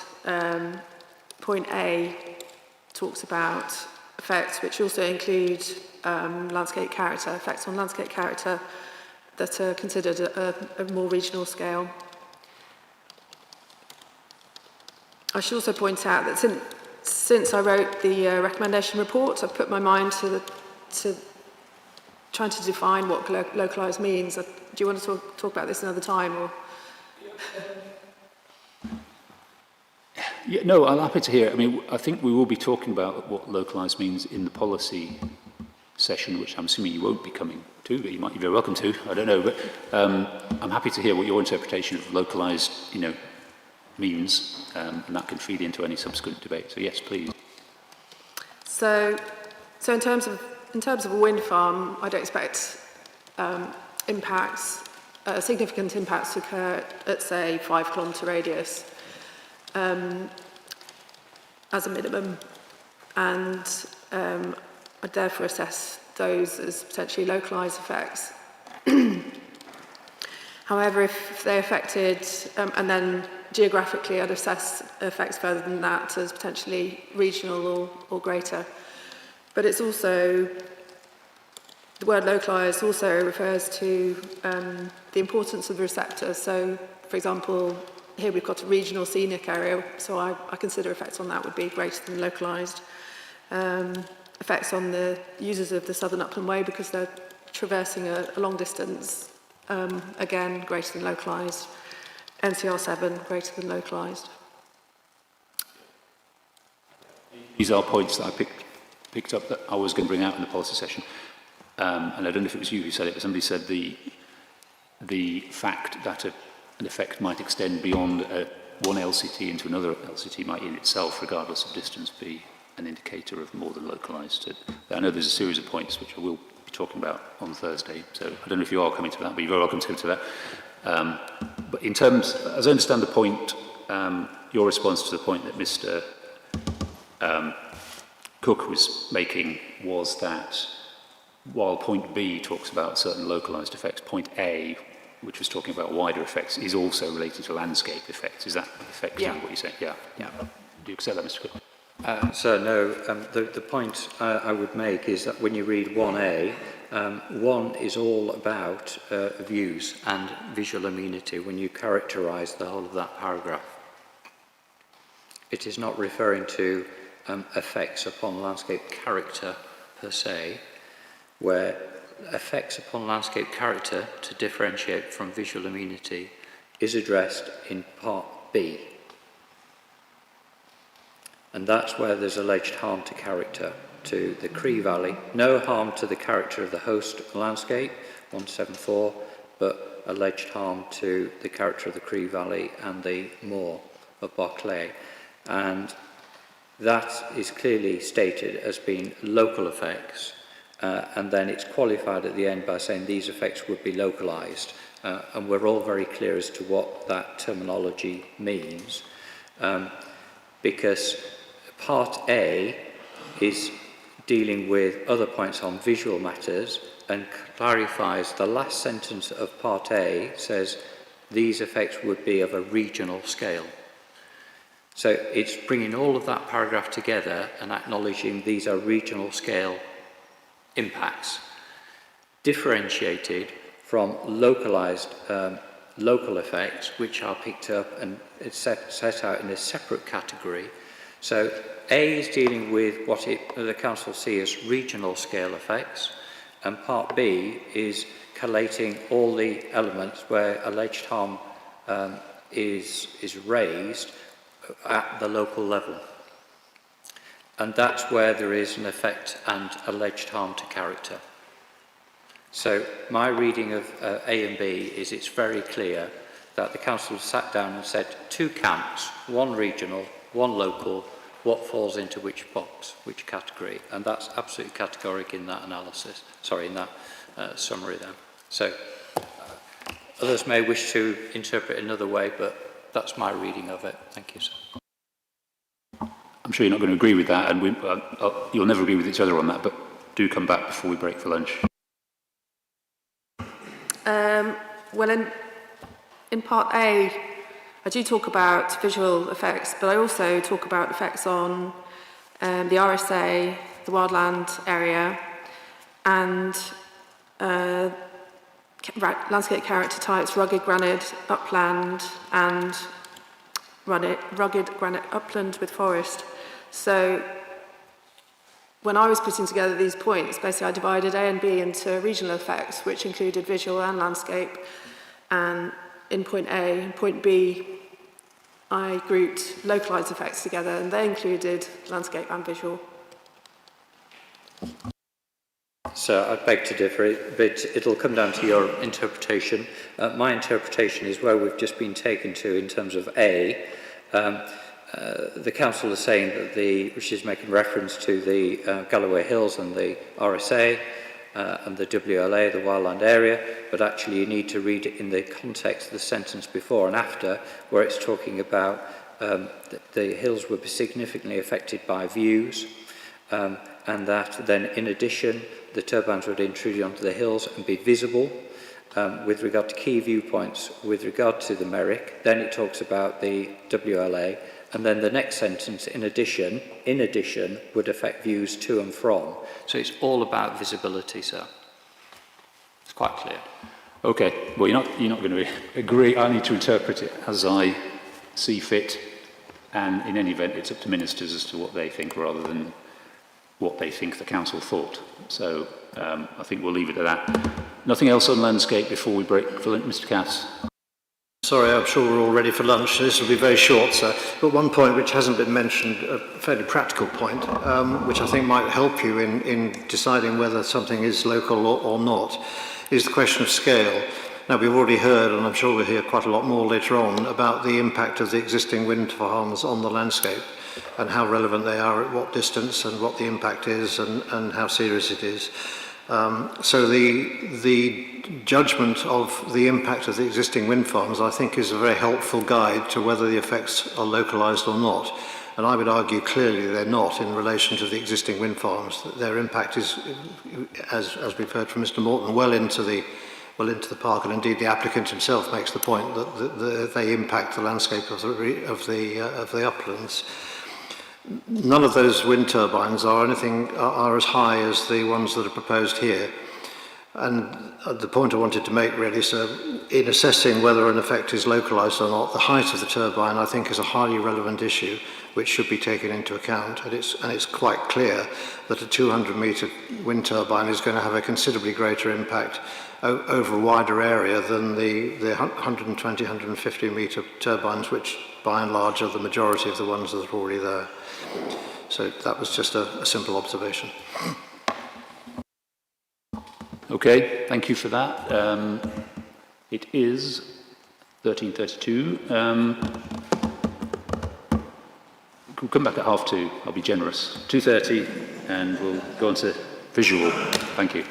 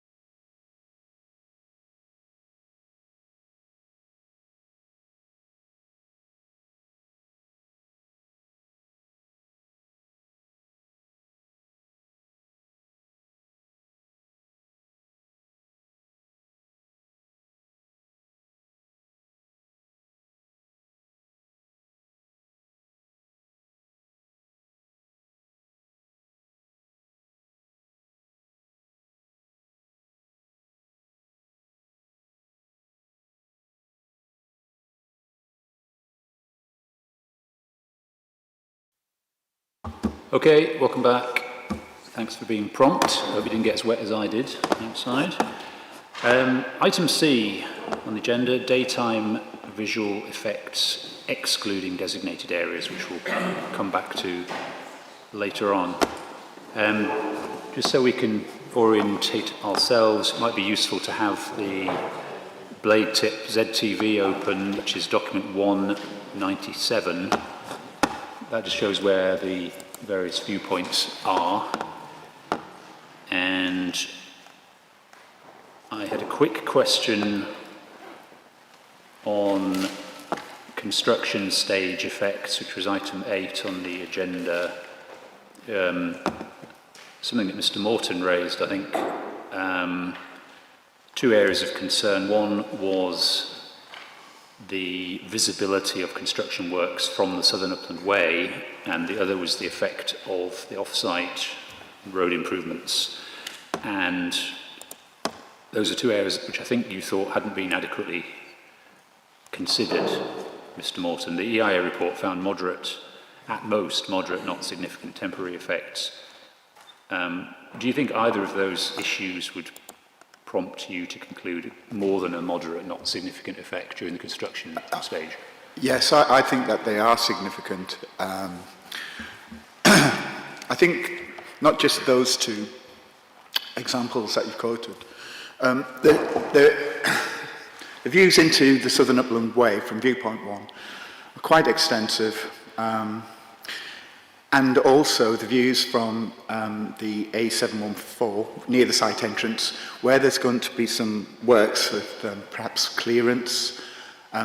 In any case, as you're travelling north in that direction, it does open up naturally at that point. So you will see views of construction of the compound and the site access. Also, I noticed that there's a borrow pit, a proposed borrow pit, that's quite close to the road at that point. One of the things that I would like to state, though, is generally construction effects have been somewhat downplayed in the LVIA. One of the reasons I say this is that a lot of the viewpoints are actually on elevated ground that have considerable views over the site and of the site floor, site interior. So in very sensitive locations, like, for example, the wirelands for the wildland area, and also the Merrick, but also places like Lamacan, Garlick Hill, you're looking from above, as has already been explained, and looking down onto the site. So you see quite an extensive area of the site that's going to be developed. So you will see all sorts of plants and cranes. I think also for me, the appearance of cranes, although obviously these effects are all temporary, but they will be prominent, and they'll be prominent throughout the places, throughout the Cree Valley itself, and as I say, particularly from the eastern slopes of the Cree Valley. So I think there is argument for that to be sort of impactful. So you have, obviously, there are direct construction effects on the landscape itself, which would be, I would consider significant. But I think that there is a case for the indirect effects also in places to be considered temporarily significant. Do you think, given that construction stage effects are inevitable for any type of wind farm development, even very modest turbines that we used to build, in terms of the actual weight that ministers would give to effects just in the construction period, it's going to be fairly limited in comparison with the effects that you'd be living with for 35 years. You accept that?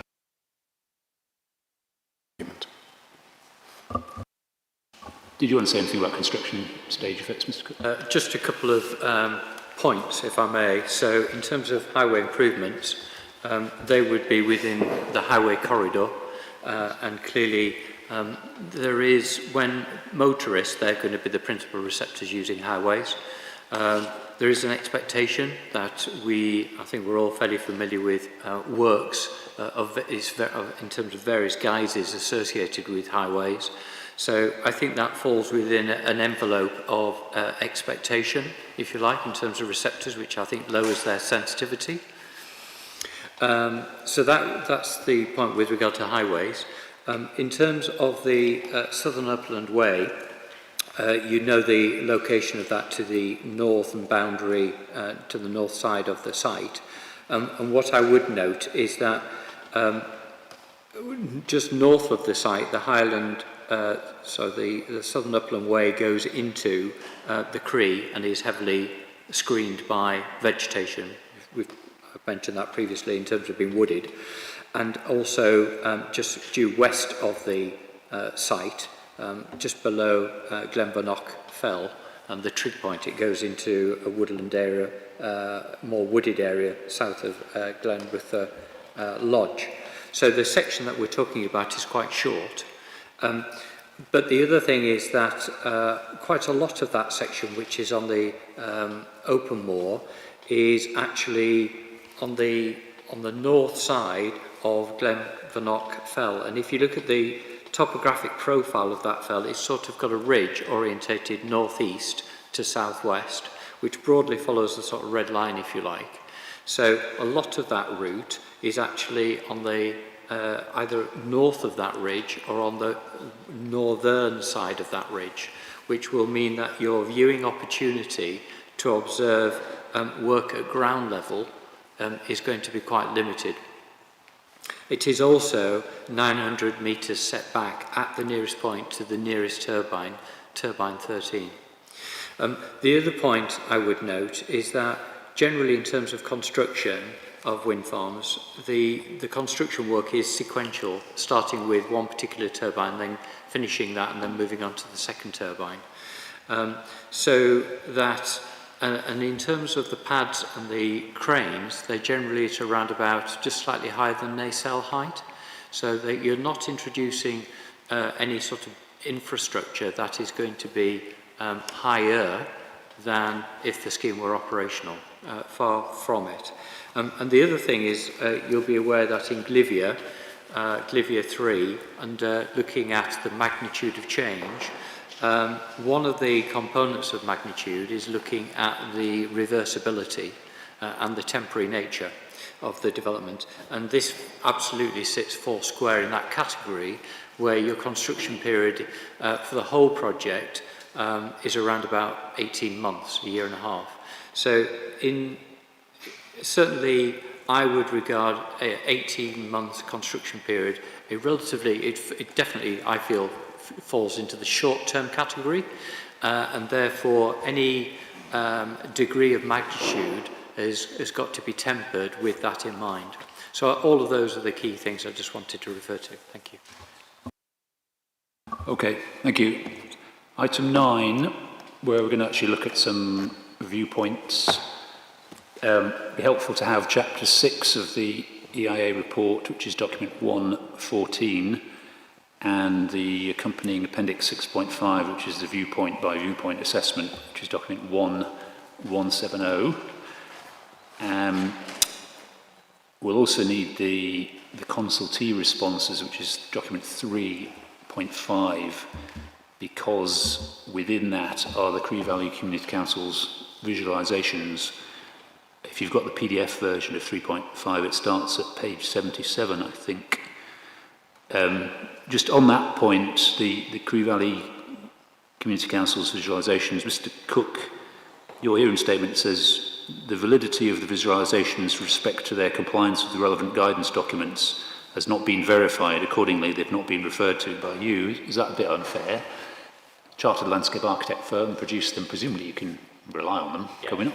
Yes. Thank you. I think that's rather disingenuous, perhaps. Thank you, it's very fair. Okay, so Cree Valley effects. First one, viewpoint 3, which is the junction of the minor road that heads east, and the A714, document number 237. If you've got my agenda, hopefully the link will work. You don't need to look it up separately. So this is I wanted to talk about this briefly, just from the point we were talking about earlier. Several of us were talking about the intermittent visibility of turbines from the 714 and the effect of tree screening in places. And obviously, as we said before, I need to get to a point where I can appreciate, how successfully they are hidden and then revealed, etc.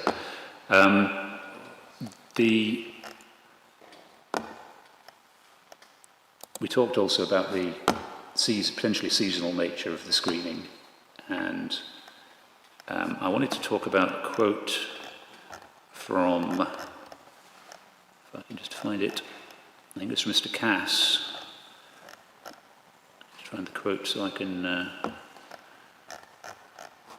not misquote him.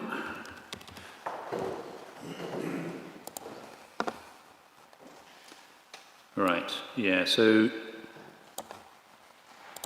I've just lost it again.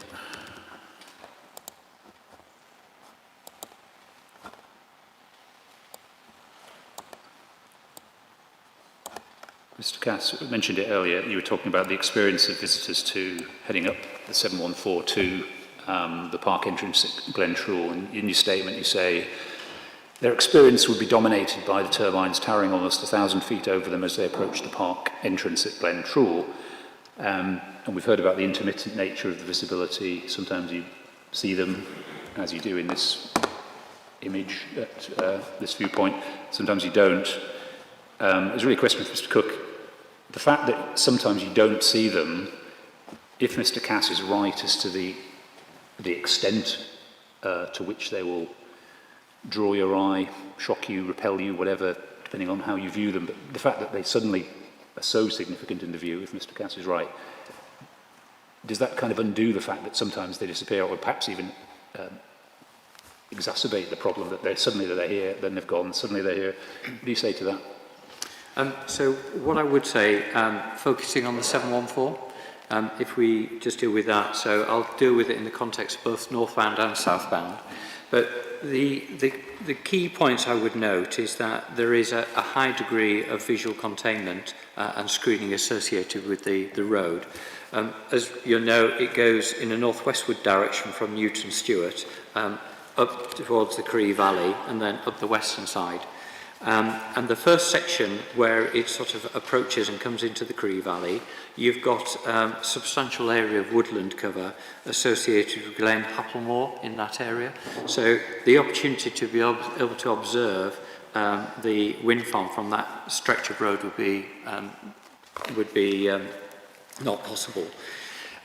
What is of particular note is that the section of road which is broadly alongside and opposite the site on its eastern boundary, you'll note this on site, is framed by a tree belt along its western side of the road, the west side of the road, except for a relatively short sections. So where you're at closest to the site and the turbines, you would actually have the benefit of what I describe as quite a wide tree belt.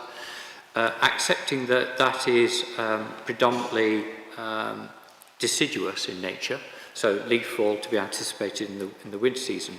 But the point is the branch structure and the layering effect of the tree cover will substantially filter views through as you're travelling along that road. The other thing to bear in mind is that your principal primary direction of sight is in the direction of travel. So you're looking down the road, and therefore what you're looking at in terms of the tree belt is tangential. So you're looking through a lot layering down the A-axis of the tree belt rather than looking directly through it, the B-axis. The other point to note that you mentioned about where there is an open view, those sections of open views are relatively short. And where an open view is revealed, first of all, the viewpoint is at some distance to the turbines. So we're talking about potentially several kilometres. So take, for example, the viewpoint 2 in the LVIA, for example, or the view at viewpoint B in the third parties' views. Looking due south, you would see the turbines revealed in the view, but at distance, in the middle distance, and you're also seeing the wind farm in the context of a wide open moor view. So it's not only just the view of the wind farm that opens up, you're seeing it in the context of the wide open moor as well, and at distance. So yes, it would come into view. I don't think you would get any sort of sense of shock or surprise, because most people passing through this area would have had various short, medium or long range views of wind farms in this locality anyway. So it's not like this is going to be the only wind farm in the locality. So there is an expectation that wind farms are in this area. So all those factors taken into account, I think, would have a bearing upon the receptor experience. I take your point. Going back to viewpoint 3 specifically, because that is one which is closer. We'll come on to viewpoints 2 and B later on, which are further north. But viewpoint 3, which is I think from what you're saying, this is probably the point at which the roadside tree cover that you say sort of accompanies you as you're heading north up the valley on the west side, that it ends, and then you have a field. And obviously this isn't the view you'd have if you were travelling north. This is a reverse view. Well, this is a view from the side road, actually, but it is, yes. It's similar to the view if you're heading south. You struggle to get this view if you're heading north unless you're looking over your shoulder. But this is a point, is it not, where if you're going to get shocked, this is the point where you would get a shock. If well, again, with this particular location, a significant proportion of the wind farm is actually screened from view in terms of the towers, so you've got that sense of lowering the perceived height of them. But also, in terms of the configuration of the road coming from the east, you're actually travelling along a short section of road across the Cree Valley, so it will come gradually into view. You're not just going to arrive at that junction and this view appear. So this view doesn't just appear, it is in a section which is on an open stretch of road on the 714. My point is you're either on the 714 travelling at speed, it's an arterial route, you've got views primarily in the north-south direction, so these are always going to be peripheral views, tangential views for motorists. This view is head-on from the minor lane, and that's slowly going to come into view as you come out of the east side of the Cree Valley. if you're coming from that minor road and coming from that direction, you may well have been in the Forest Park enjoying that, or Wood of Cree or whatever, or maybe staying in some holiday accommodation on that side. You're coming from an environment where there are no turbines, surrounded by trees, etc. You're coming out, as you say, you're heading straight at them. Suddenly at this point, I appreciate they'll appear gradually as you come out of the forest. It's still going to be a shock, is it not, that suddenly you've got these pretty large machines peeping over the horizon? Certainly the character is changing, and as I mentioned earlier, you would see them and associate them with over the brow of that low hill, so it's a different area that you're coming into. But yes, they're going to be clearly visible. But I think the point about surprise is that a lot of people are going to be familiar with the area, and if they're familiar with the area, they'll be familiar with the degree of commercial wind farms that are in the area. So I don't think it would be unreasonable to have an expectation to see wind farms as you come out of the rugged forest area and into the Cree Valley, and then out of the Cree Valley into the plateau area, as somebody travelling through the landscape. Okay. Before I go to Mr. Cass, because I'm sure he'll want to say something about that, I just checked I didn't have another point on that. The only other point I had was receptor sensitivity. It's a minor point, but you've assessed receptor sensitivity here as medium, which is kind of the expected for travellers on. I just wonder whether, given where these people are coming from, and given that they may well be of recreationally inclined, whether, and I think it was Mr. Morton who said it, whether sort of medium-high might have been a bit more accurate. It's, appreciate they're about to join a relatively big road, the 714, but they could well be have Yeah, come? yes, I mean, what I would say is it's associated with the 714, and that's a principal highway. It's a road that you travel at speed along. It's a busy road. Traffic does travel at speed along it. The primary purpose is getting from A to B. And in that regard, I think sensitivity at medium is an appropriate level of sensitivity. Mr. Cass. Thank you, sir. Just on that latter point, anybody who lives locally who uses this road regularly will not have seen a wind turbine from the road. They're simply not visible. So the experience of leaving Newton Stewart, heading north up the road, either to their house or into Glenvernoch village or whatever, it is an entirely unspoilt pastoral landscape of, as I've said in my statement, very considerable beauty and tranquility. I take the point that it's a relatively busy road, but a busy road in Galloway is a very different thing from a trunk road nearer to the main distribution networks of the country. So, of course, it's trafficked, but it's not as if there's a continuous run of traffic with noise and disturbance and danger and everything else. There are long periods of time when there is almost no traffic on it. And, of course, at night, there's very little traffic indeed along it. That's the first point. Clearly, the turbines will intrude into that character in a fundamental way. They will introduce very large-scale industrial features into something which, at the moment, is entirely unspoilt pastoral landscape. In terms of movement patterns and relative viewpoints and so on, my view on assessing the visual impact is it can be quite misleading and not particularly productive to try and narrow that down to individual viewpoints and then do a detailed analysis on what's particularly happening at that point. No one experiences the landscape standing still. They're moving through it all the time, and if it's part of their daily lives or it's part of their holiday, then the movement through the landscape will be an important part of their experience of their daily lives. And it's quite clear, and I'm sure the applicant accepts the fact that there are localised, quite extensive views of the wind farm from these local routes, both the main road, particularly if you're travelling south, and also the minor road on the other side of the Cree, the Southern Upland Way and the big country route, all have, if you haven't seen already, I'm sure you will see, so there are stretches of several hundred metres where you have open panoramic views towards where the wind turbines will be. So the idea that people, if you like, are acclimatised to the idea that this landscape has wind turbines in, I think is complete nonsense. There is just no justification for that view whatsoever. So to that extent, these will introduce very large alien features into a presently undisturbed landscape. Okay.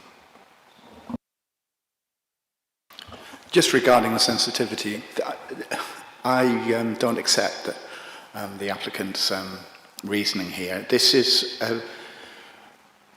yes, I'm not sure whether even you could say it's an absolutely busy route that people travel at high speed on always, but it certainly is a very heavily promoted tourist route. It is the access to Galloway Forest Park, the visitor centre. It's a route where people actually appreciate the landscape, and so you've got lots of tourists on this route. And as I say, it's promoted for its scenic qualities. So I think on that basis, that I think there is a good argument for a slightly higher sensitivity rating. I also take issue with the fact that basically the argument is that you can't really see it, the turbines from travelling north that much from the route. There really are open sections.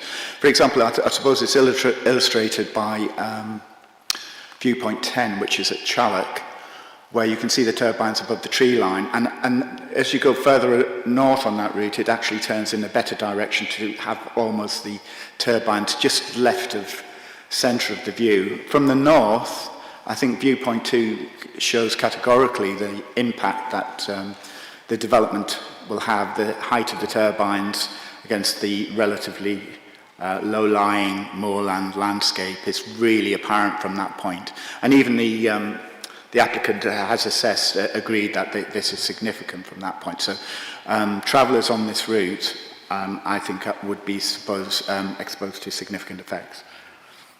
Can I just add 2 factual points as well, sir? We've already made the point about the A75 being clear away from Dumfries and up to this point. But actually, if you come down from the north, from Straighton, that fact is also true. There's no visibility of wind farms coming from the north.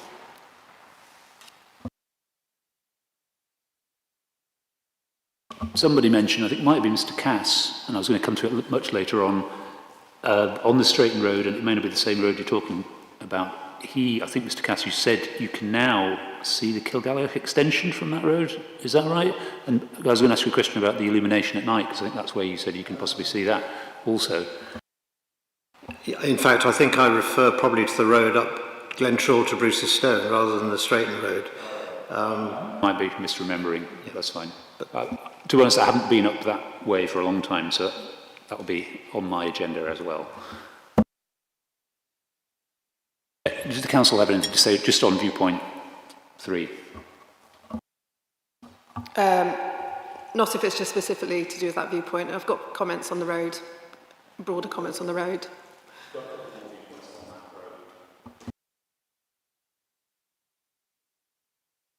So reference was made of viewpoint 10. Can I just come back on that, or do you want to pick that up later? We're going to come to it quite soon, so... Shall I wait? Yeah, we'll wait. Thanks. Right. The other point I was just going to make was reference was made to there are some open stretches, and the reference to give you a benchmark was reference to a couple of 100 metres.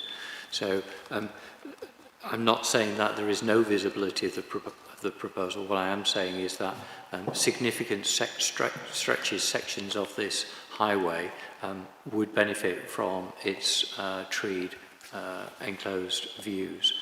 But there are some sections, but they're relatively modest short sections.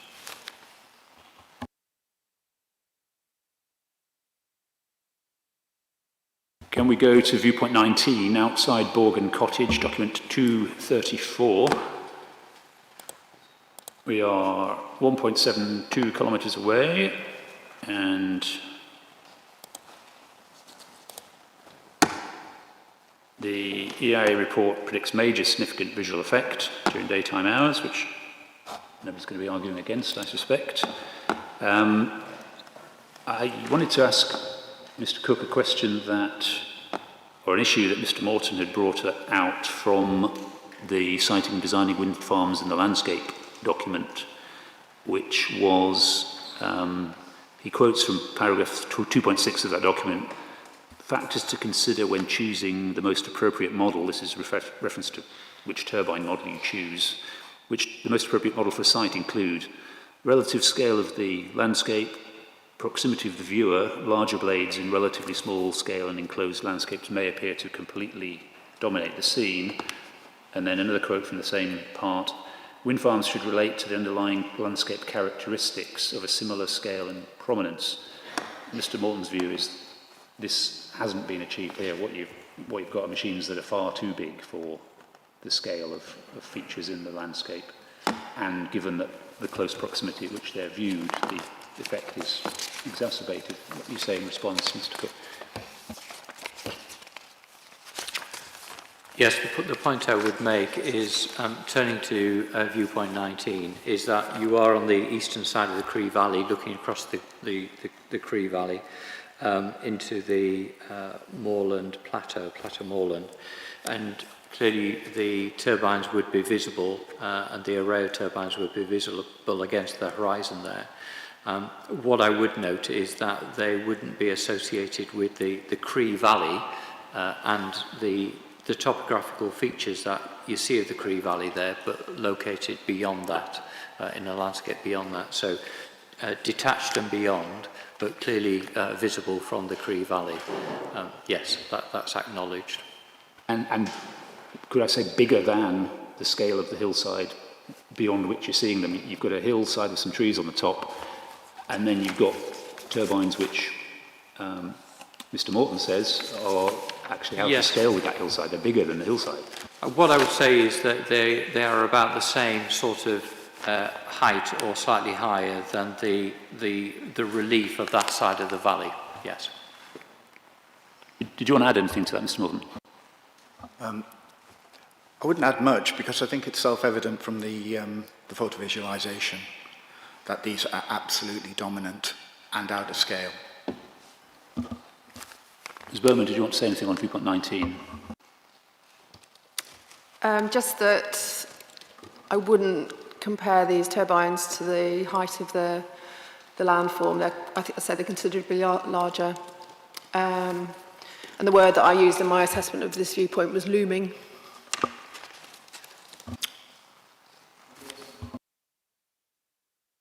I would say that I don't believe that these are, I don't think that's the appropriate terminology, because as these are seen as distant, they're located beyond this horizon, but clearly they are visible.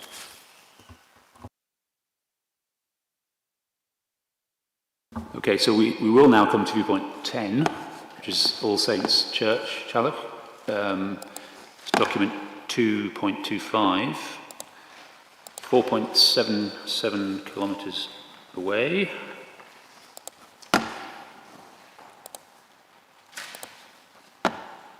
I know you want to say something about this, Mr. Cook, and it's been mentioned before as a point where there might be views. My only question here, before you do that, is this is a point where Mr. Morton, one of a couple of locations, I think, where Mr. Morton raised the issue of stacking or overlapping. This is one direction where he thinks that is an issue.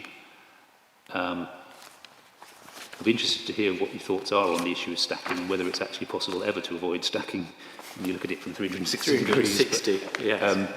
So we can deal with the stacking issue, but if you want to tell me what the other thing you wanted to tell me about as well, that would be right. useful. Okay, fine. So you've got the wire line to start with and the baseline.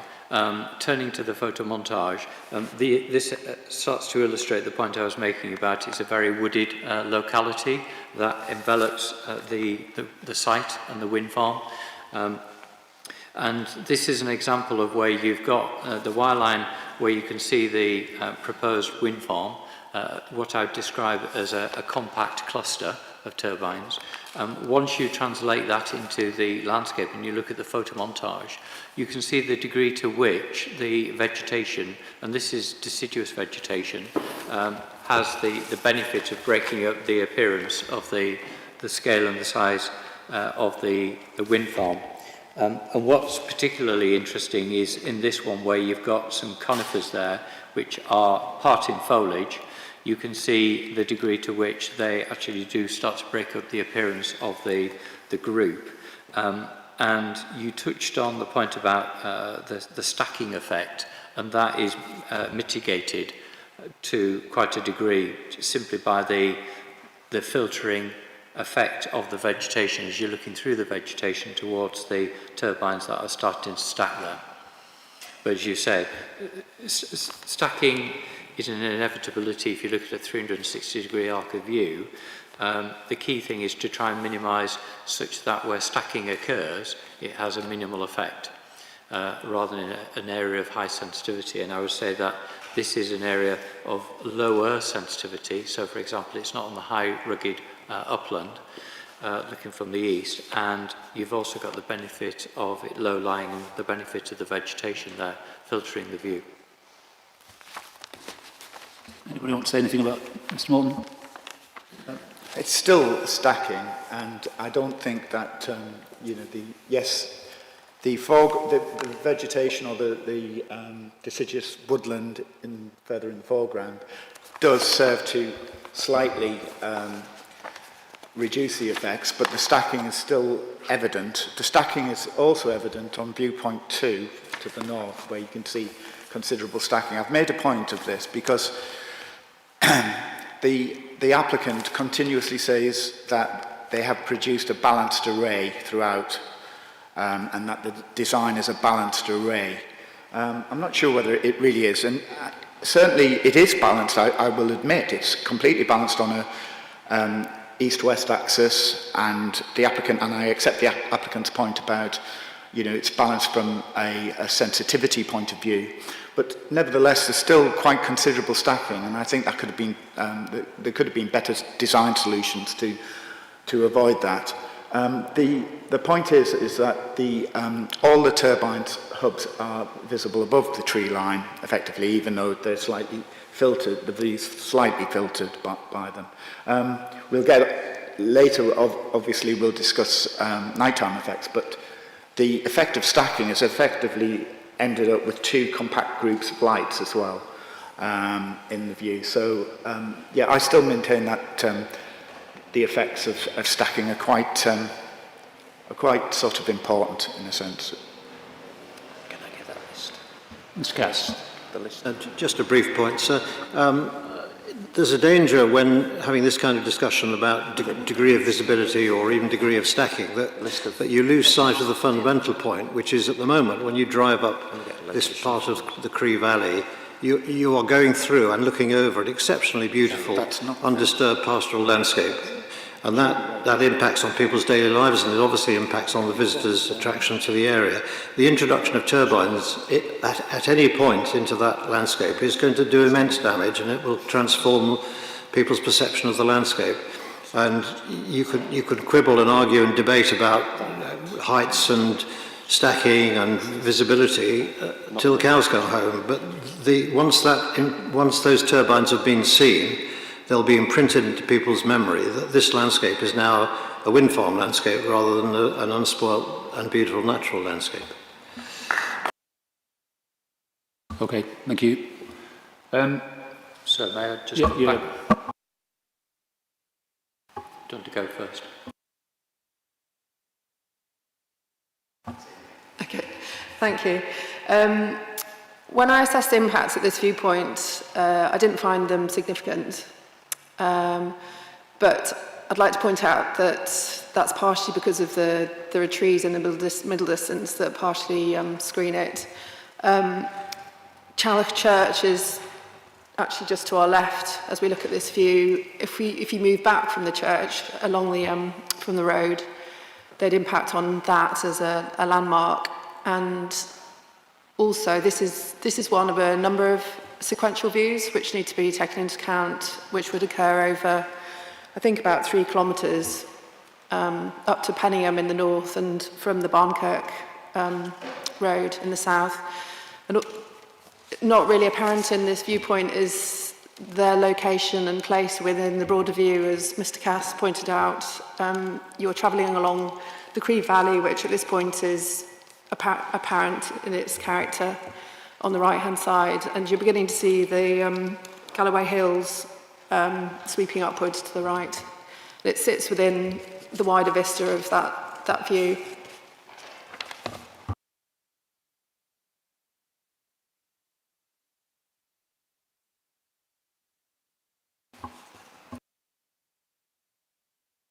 I guess if your attention was drawn to your right as you're heading north towards the hills, it would be away from this, which is off to the left of the road. Is that fair?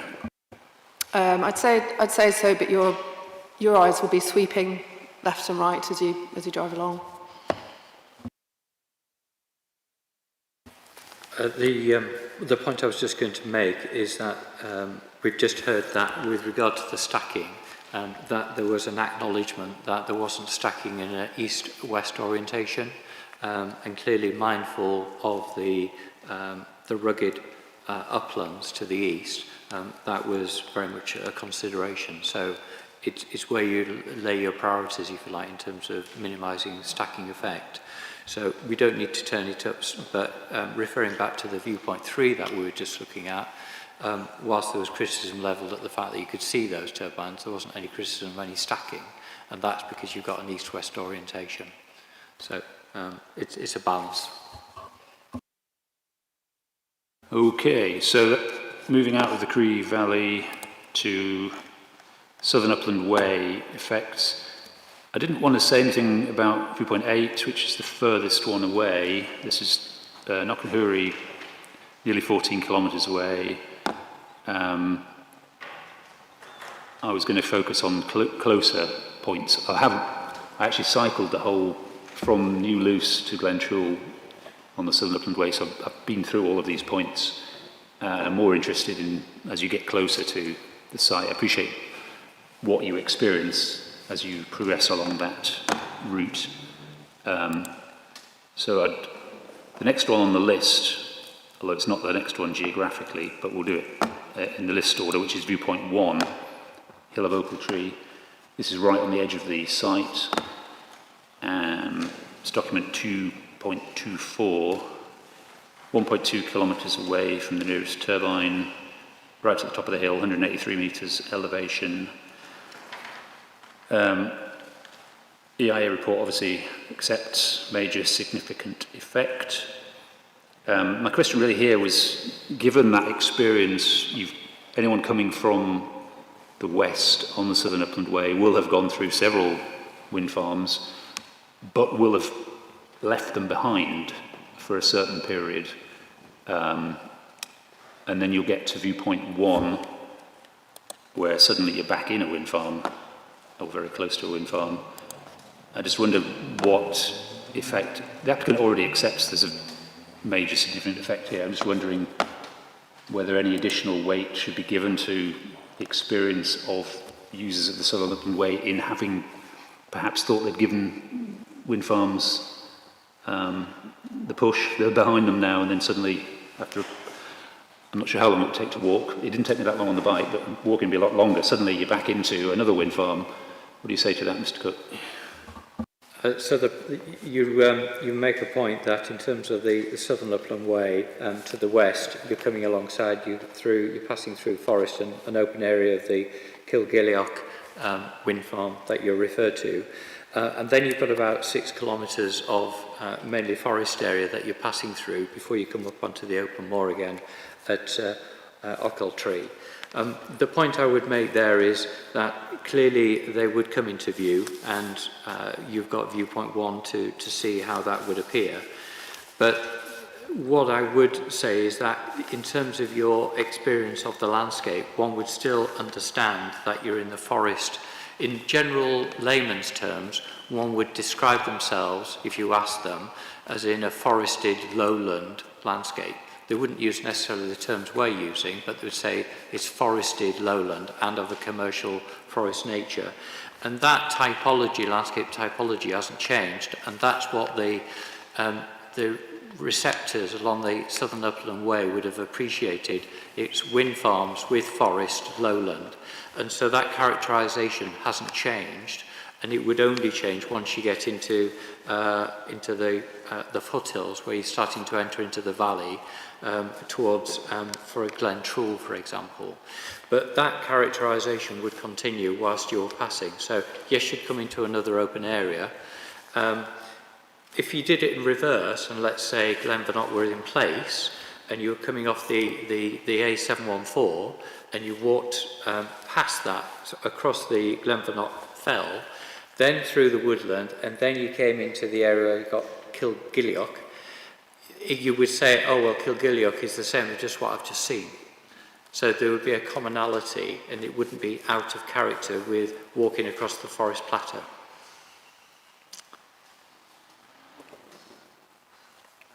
I think if I'm understanding you right, and the ZTV probably theoretically at least bears out, because obviously there's lots of trees, but as you're walking east across that moorland and forest plateau in locations where the trees aren't obstructing your view, you would have long-ranging views of wind farms, and you would see this wind farm coming from a long way away while you're still in the other wind farms. You'd get glimpse views, frame views. You'd get glimpse views, frame views, perhaps some filtered views if the trees are growing up and it's covering part of it. So you'd get, this is the sequential experience, isn't it? And that's why I'm saying that anybody using that Southern Upland Way going across the moorland, across the plateau, are going to characterise it as, how would they characterise it? They would say it's generally fairly flat, gentle gradients, nothing too difficult, plateau type, a lot of afforestation, And the other characterising element are wind farms, commercial wind farms, multiple. It's not like it's individual turbines or small clusters, it's commercial scale. And those would be the characteristics as you extend across that plateau along that route. And so I don't think the characterisation would change, but I fully accept, yes, you're going to introduce a view of turbines where they weren't visible before.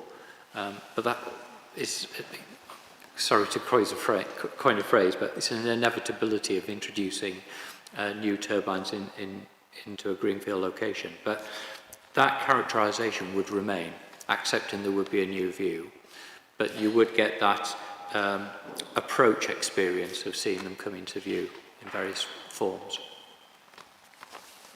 In terms of proximity to the Southern Way, you probably don't know this off the top of your head, but when I did that journey, there were points on the Southern Upland Way you do get pretty close to turbines. I don't know how, if it's in the same ballpark as point 1 is. So, Kilgelioch, as I understand it, where you're walking through the open stretch to around White Hill or to the north of Craigenmoddy Fell, they are very much closer.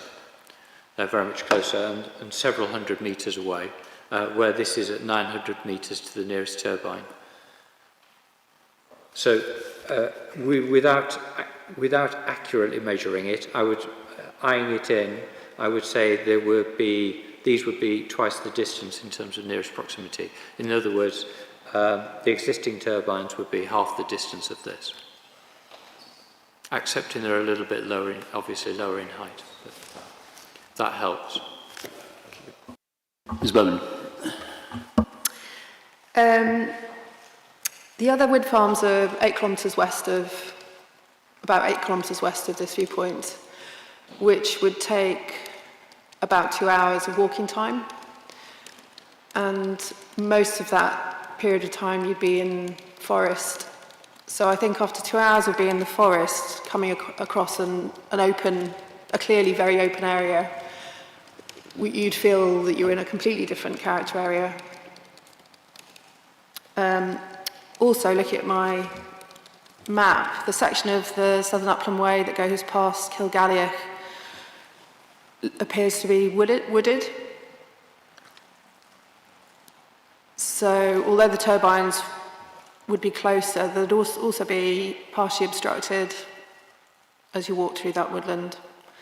So it'd be quite a different experience. You're likely to see turbines every so often, and you're not likely to get a full view of the wind farm at any point at Kilgalioch as you pass close to them. So if it helps, the footpath passes through the open, so this is north of Craigenmoddy Fell.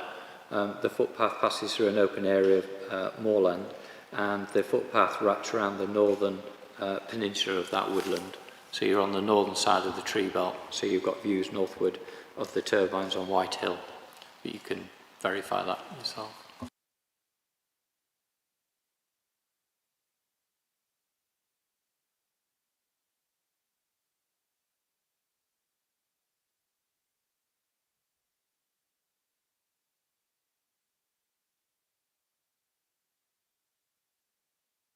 You should have the georeference on those in the metadata of the photographs. I tried to introduce them to myself to remind myself where I was, but that might be a more scientific way of pinpointing where I was at the time. Okay, Mr. Cass. Just a very brief point, sir. The Southern Upland Way, as it emerges from the forest, actually climbs up to the trig point. So you are at locally a very prominent summit. And summits, as we know, for walkers are pretty important places where they can take in the view and enjoy them, or otherwise, depending on the character. Clearly, the dominant item in the view from this summit will be the wind farm. And at the moment, you will get a real sense of approach and arrival to the forest park, because you're descending through open moorland, as we've heard, into literally across the boundary of the forest park and into the hills beyond. that setting of the hills against the foreground landscape is very important in appreciating how the landscape's perceived in this area. And I don't think there's any need to quibble about precisely what height or how many or whether they're stacked or not. Anyone with any experience of seeing wind farms in the landscape will see these turbines as totally dominant and totally transformational in terms of the existing landscape compared to what the landscape would be when the turbines are built. Thank you. Okay, can we move on to viewpoint 7, which is... No, Mr. Cook. So, could I just make a final quick point? Just in terms of the Glenvernoch fell, which is on the northern boundary of the site, if you look at the contours under any map, you will see that it's got a north-east-southwest orientation.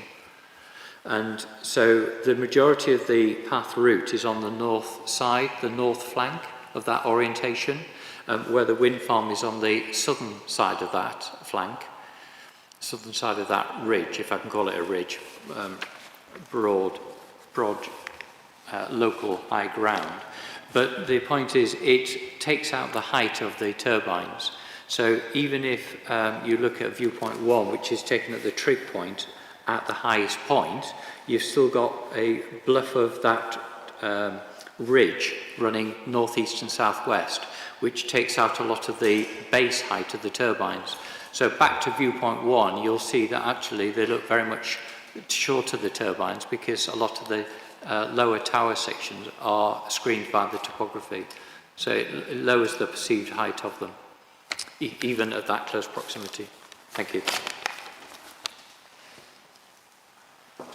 Okay, can we look at viewpoint 7, which is no, also on the Southern Upland Way. It's document 2.41. So, as I said, we're slightly out of order geographically, because this is back further southwest slightly.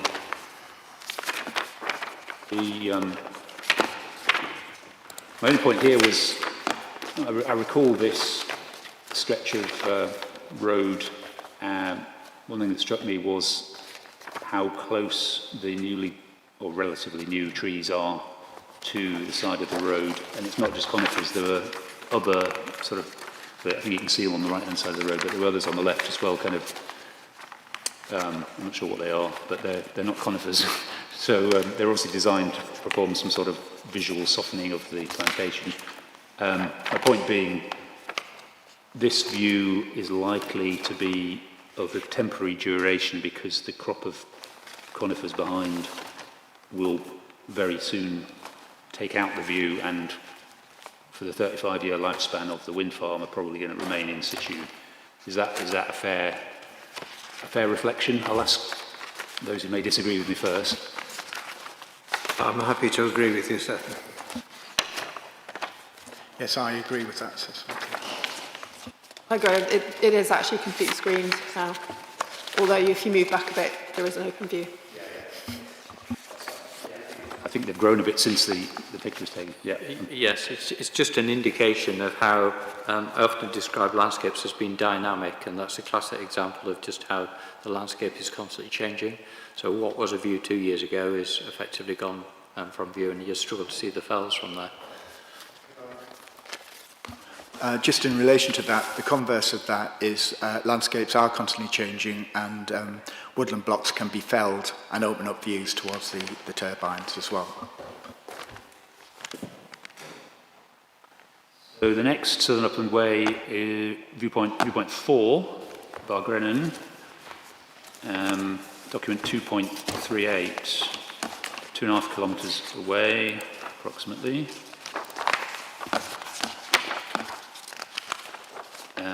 Again, the EIA report is quite happy to accept major significant effect during the daytime. If we're coming from the east, from the Galloway Forest Park, this is another question about the kind of shock factor that Object Now we're talking about. You've come from a landscape without any turbines, and you've emerged from the forest, you've crossed the road, I think, at this point, and then suddenly this is your first exposure. You're accepting, Mr. Cook, that this is a major significant effect. I just wonder whether the shock factor adds anything to that, or if you disagree with the shock factor.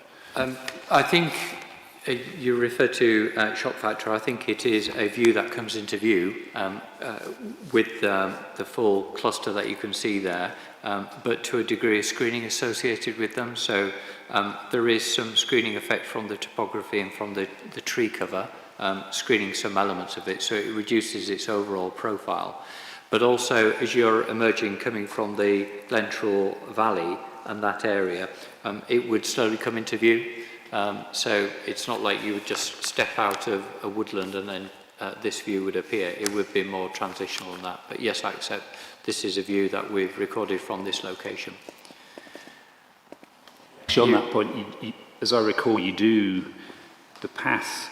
You come up from the road, you come through a gate off the road, there's a bit of a lay-by, wide lay-by there, you come through the gate, you go up there, and you can't actually see them, so as you come up the first bit of low ground, or first rise of the pasture, then this would come into view. And then you carry on a little bit further and actually it drops from view again, and then it comes back into view again. So yeah, but that's the sequence of the viewing experience from here. But the point I was going to make is when you're on the other side of the road and further back, you would have a line of sight. So this wouldn't be the first time that they would have come into view.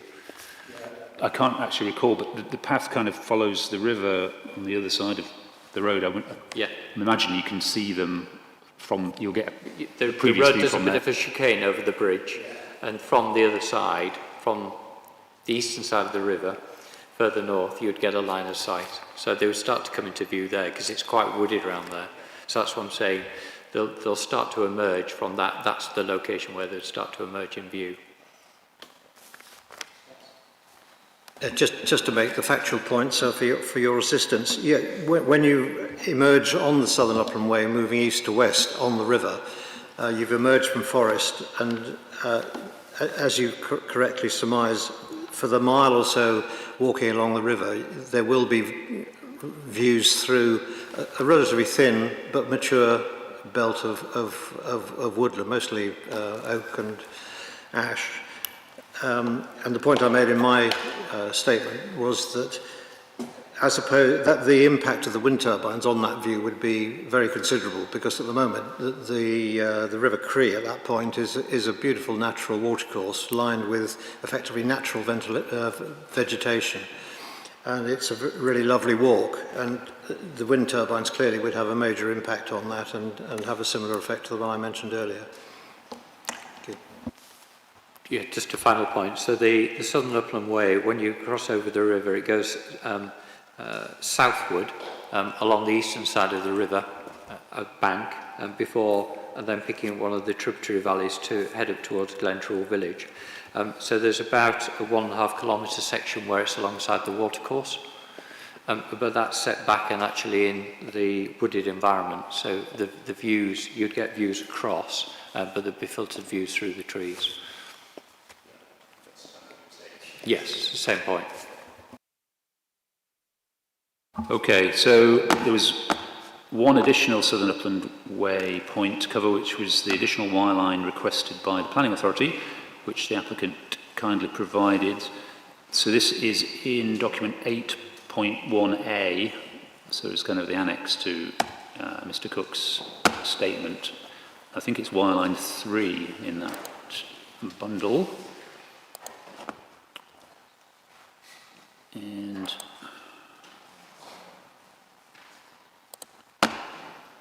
to open. So we're about 4.5 kilometres away. 3. Yeah, it's on PDF page 4.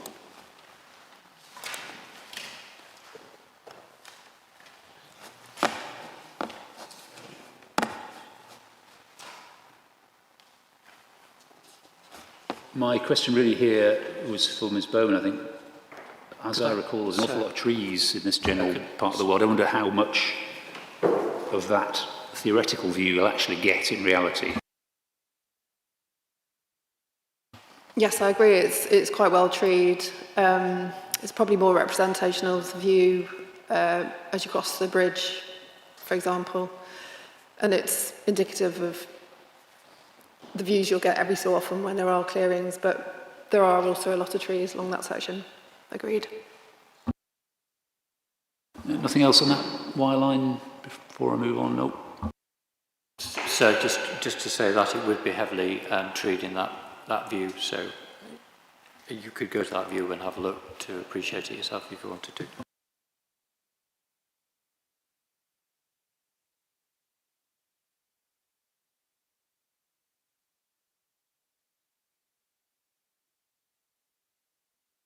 Moving to effects on road users, there were two viewpoints which I think we can take together probably, which is viewpoint 2, which we've hinted at and we'll come to now, and also viewpoint B, which I think we've also mentioned, both on the 714, both north of the site. Sorry, it was viewpoint 2 and B in the community council's bundle. If you've got electronic, it's on PDF page 85. They're about 200 metres apart, I think,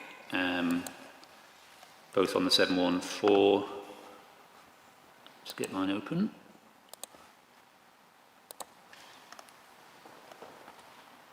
A couple of questions on here.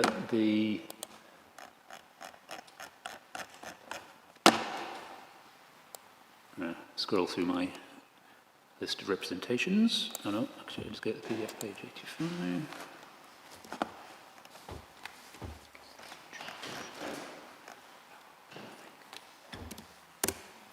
Right. It probably doesn't matter which one we look at, but I had a question for Mr. Cook. You assign medium sensitivity to receptors here because they're road users, but there are some residential properties here. I don't know whether you took into account their position, orientation, etc. when you were thinking about receptor sensitivity.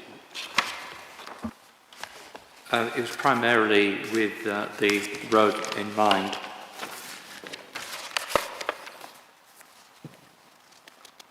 I don't know because I didn't walk that close. There's some properties off to the south of the road. There are. In the field. I didn't look to see precisely which direction they were looking in, but this, if we're talking about viewpoint 2, the viewpoint is very much representing the highway in that location. So the residential properties are a little bit further down the road. They're closer to viewpoint B. Yes. So that was one question. I think the answer is you don't know as to the effect of the residential. You were focusing on road users. That's the point of this visualisation. Yeah. I don't know the answer, but I'll be having regard to what view, if any, how similar the view might be for those handful of properties at this location. My other question was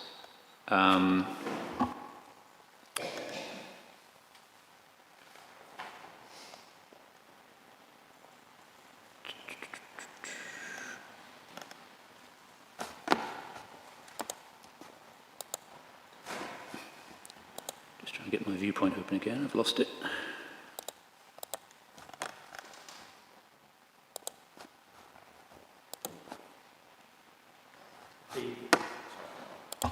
B and 2 are very, very close together in terms of their location. Yeah, very, yeah. You could geo-reference that by the tree group in the middle distance.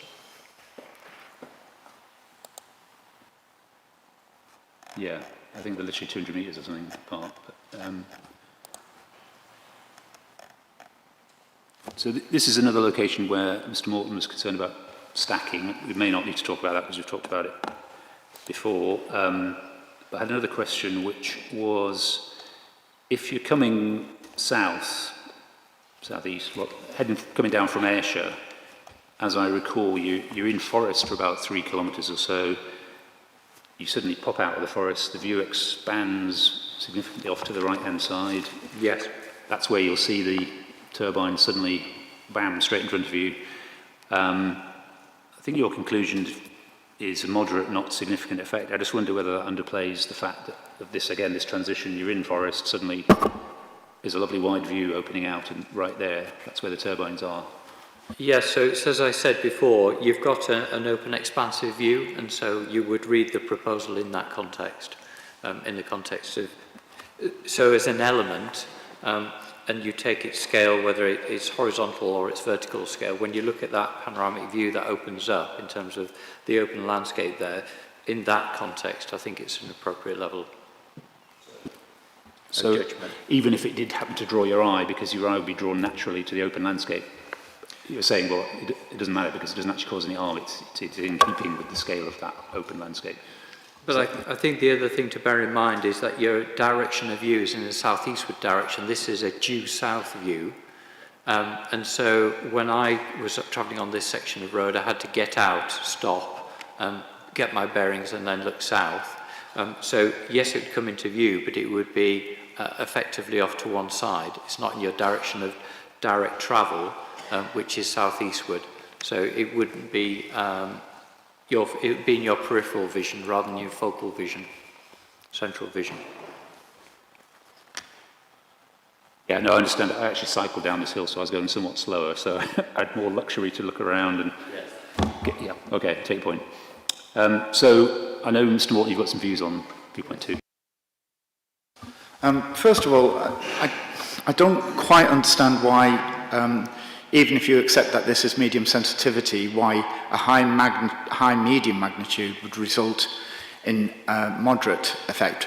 But I accept that that could, but even so, I don't see why this would not be qualified as a significant effect, given the actual extent or the lateral extent in the view, the location of the turbines on the skyline, significant skyline effects, and the fact that, as I mentioned earlier today, that from the applicant's statement, they've qualified where moderate effects occur and they're not considered significant as the appearance of turbines in that particular view.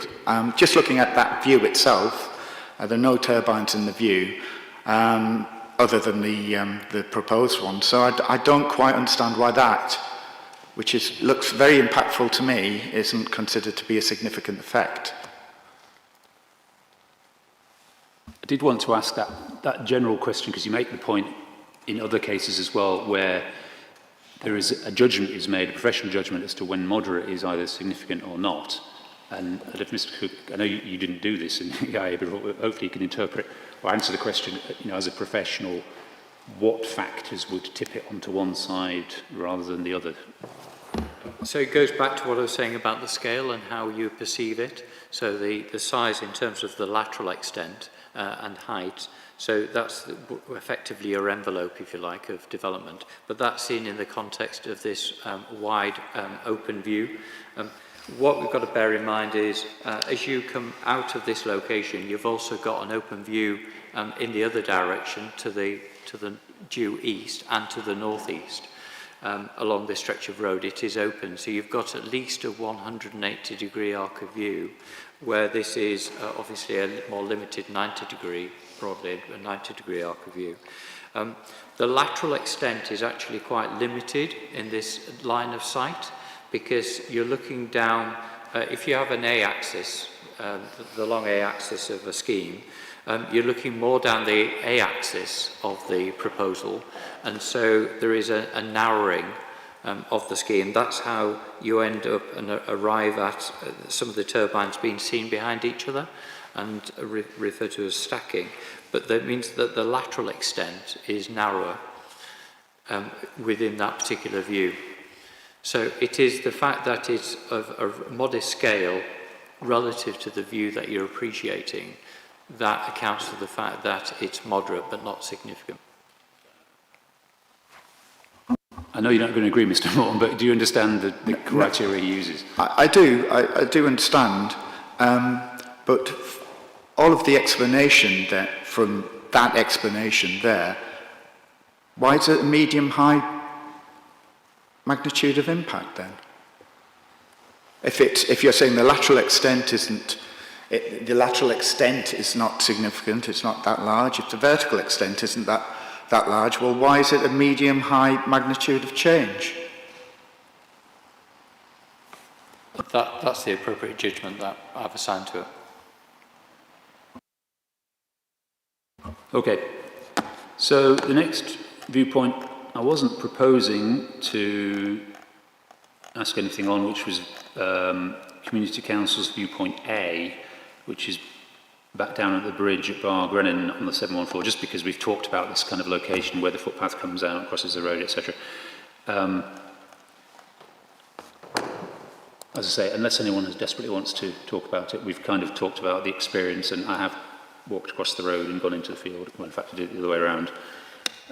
So only to say, I talked about that emerging view, rather than it just suddenly appearing and being there, and that's an example to illustrate that point. It's starting to come into view. Ms. Bowman. I'd just like to say, when I assessed the impacts at the previous viewpoint, which are similar to the other one, I gave it also gave it a moderate effect, but a significant one. And I agree with Mr. Morton, it's a bit confusing why a medium to high magnitude of change wouldn't result in a significant moderate effect with the applicant. The reason I gave it a significant effect was something that's not really drawn out in the photograph, but you can see in the other photograph that you see the turbines within the wider environment of the rising slopes of the hills, etc., which increases sensitivity and the magnitude of change. As I say, the sensitivity is medium for this road, so I've given you, you've got my answers there. Okay, viewpoint 6, we've already looked at this in another context. Glenvernoch Fell, document 2.40, 9 kilometres away, thereabouts, up the high point on this medium minor road. I just quick question on receptor sensitivity again. When I was down there, I noticed there's a bit of tourist accommodation on this road. It presumably is the route one would take from the A75 if you were going to that tourist accommodation. And this is it's quite a nice little road, I thought. And this is the high point of the road when you're heading from the A75 and you drop down to I think it's a campsite or something. But I just wonder whether medium sensitivity for this particular little road is reasonable, appropriate. And before you answer that, I might as well just ask my other question, which was, does the superimposition of the turbines on the view of the uplands increase the harm they could cause, or lessen, perhaps? I don't know, because you're seeing them against quite a substantial mass of ground. So 2 questions. Thank you, sir.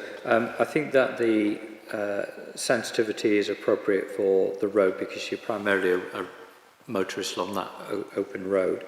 But the point with regard to the line of sight towards the wind farm, what is particularly notable is that the legibility of the rugged hills as a backdrop would continue to remain, as is perfectly is seen and is perfectly legible in the photo montage. And the other thing is that the turbines, even at tip height, wouldn't breach the skyline. So they're backclothed, albeit they're backclothed by landscape, but they don't break the skyline, and you've still got the legibility of the Galloway Hills in the backdrop. I disagree with that assessment of the impacts on the hills. The extent of the array of turbines spans almost the complete extent of the hills in that view, and considering there seem to be at least half the height, if not a little bit more than the height of the hills. These hills are known to be massive, rugged hills. and therefore I think they impact on the perceived scale of those hills in this view. Simply as a benchmarking point, the point I would note is that they're referred to as hills, then they're not mountains, and so there's a scale element there. So yes, they're certainly perceived as hills, but not a mountain massif. But as I say, if you look at the existing baseline view and then look at the photo montage, the legibility of the foreground, middle distance, the far distance of the hills, it all remains legible with the scheme in place.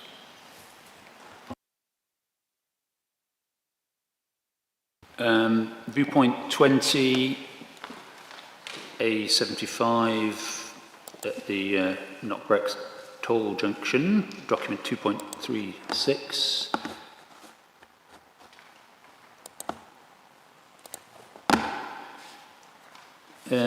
Actually, I didn't have much to say about this. This is obviously this is A75 high-speed travellers, medium sensitivity assigned. I didn't have a query on it this time. My note here was really you'd need to be trying to see the turbines at this point if you're driving. Wonder if anyone disagrees with the finding of a not significant effect. You accept? Yeah, you're happy with it. Fine. Good.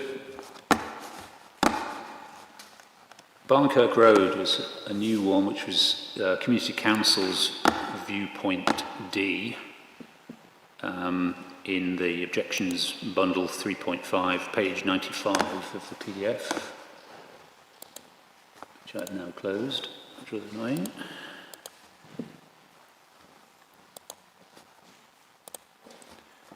So it's about 7 kilometres away. It's the kind of, I kind of call it the bypass around Newton Stewart. You come off the A75, there's some fairly unattractive industrial estate and electrical bits and pieces, I think. But you pass that by the time you get to here, if I can actually get it to open.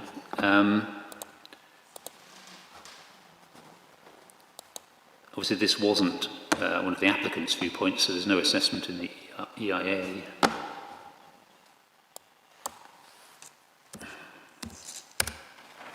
But it is a location that others have referred to. So you've left behind the perhaps less attractive development at near the junction, and you're looking across attractive farmland, both sides of the road, and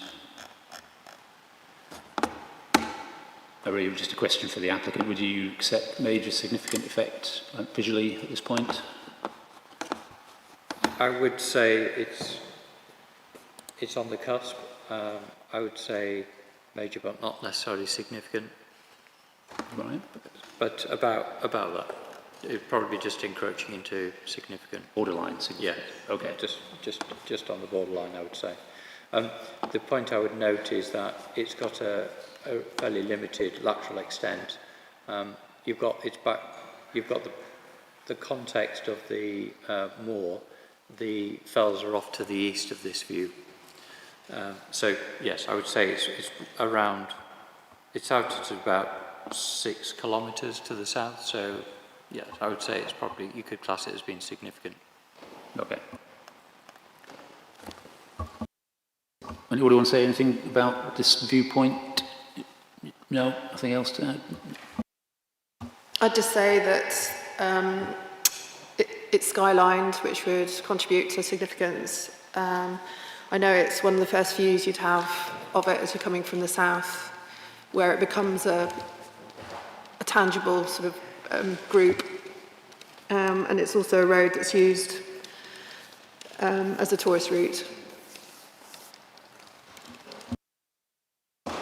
Also, it would be seen from that side of Newton Stewart, the west side of Newton Stewart, that's the stand-in for perhaps a visual assessment of the effect on Newton Stewart, which I think you mentioned. Which we will come to, because I do want to talk about that. Thank you. Okay, so quick question on National Cycle Network Route 7. In fact, we might not need to talk about it yet, but I think, Mr. Cook, you accept effects within, significant effects within short sections of NCN Route 7 within about a 5 kilometre radius. Yes, that's correct, yes. Where there is a line of sight and some visibility. But a lot of the route, again, is associated with woodland cover, either deciduous or coniferous plantation. Thanks. There was a location that Ms. Bowman, you referred to, north of Glentrool village, I think, also on Route 7. I think it's still within that 5 kilometre general radius. And I was going to talk about that later when we talk about views from there. There was a question, I think you were referring to the possibility of views down the route. I can't remember it precisely, but we'll come back to it. But it was just for my own record, I think if there are views from that location, it's still within about 5 kilometres of the site, so it doesn't kind of expand the radius. But we'll come back to that in a second. So I did want to go up point E, effects on settlements, because we've had some discussion about whether or not there would be effects on Newton Stewart at all, and indeed on Glentrool as well. Applicants' initial filtering exercise concluded no likelihood of significant effects on any settlement, including Newton Stewart, and on that basis scoped them out. Object now are concerned there could be, and Mr. Toyne obviously raised that point as well about the Newton Stewart effect. We'll look at Glentrool later when we deal with the RSA, but in terms of Newton Stewart, I think Ms. Bowen, you think there might be views from the golf course possibly, but I don't think you're saying from within the town itself it's likely that you'll see, is that right? Yes, because of screening by trees and mostly by landform, I don't think there'll be many views from the settlement itself. Maybe some views from Minigaff. Yeah.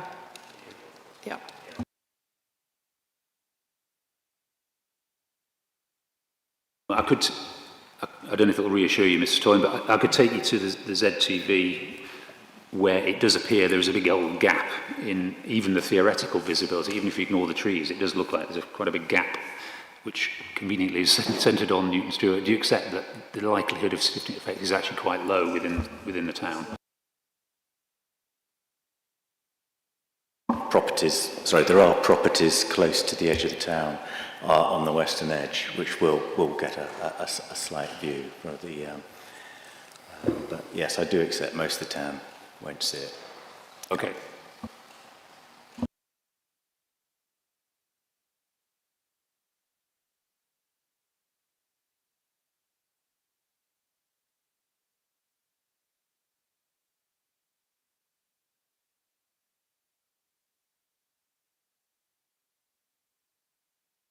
I had a very quick extra question on visual effects of the worst case overhead line route to the north.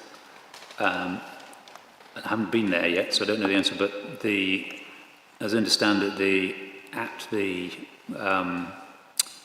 far end, the Pinwary end of the route, there's already visual influence of pylons, wooden pole overhead line, and a couple of existing wind farms. And I think the conclusion is, in that context, a pole-mounted overhead line, if that is the option that is selected, ultimately the likelihood of any significant visual effects over and above those of the wind farm is virtually zero. Is that, I think that's what you're saying, Mr. Cook? Yes, I mean that particular area is, again, I would characterise as a settled landscape.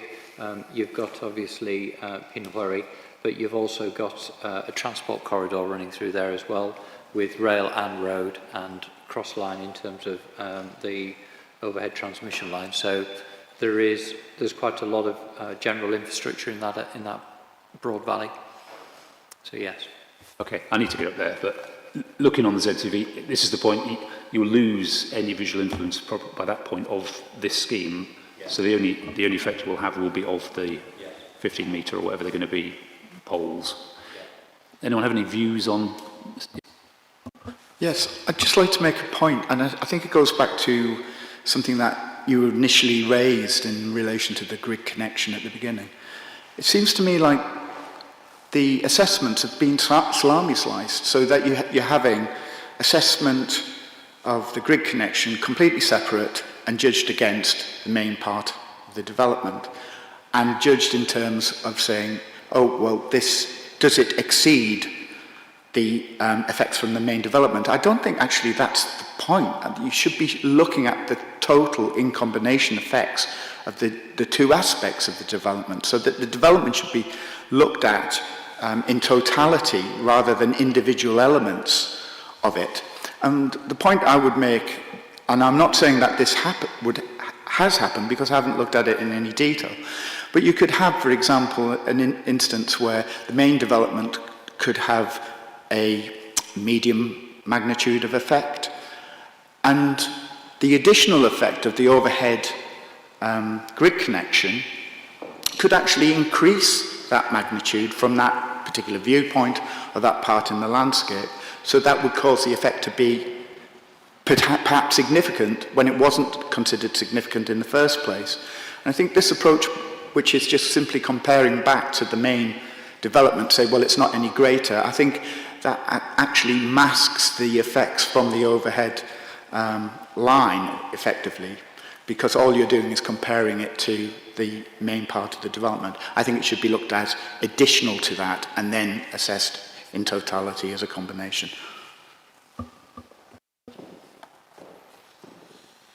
Is that what you've done, Mr. Cook? Have you ignored the effects of the grid connection in itself and simply compared whether it's going to make the existing wind farm any worse or any more significant? Is that what you've done?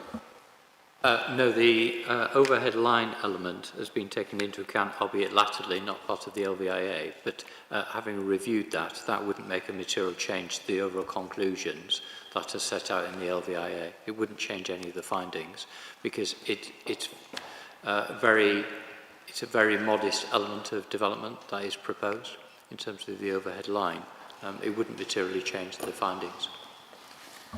I think what Mr. Morton is saying, correct me if I'm wrong, is that you haven't categorically said that the effects of the line on its own are not significant. I think that's an implication of what you're saying, but yes. I don't know, is he right that you haven't actually... It has been assessed on its own merits in terms of the analysis, and no significant effects have been identified.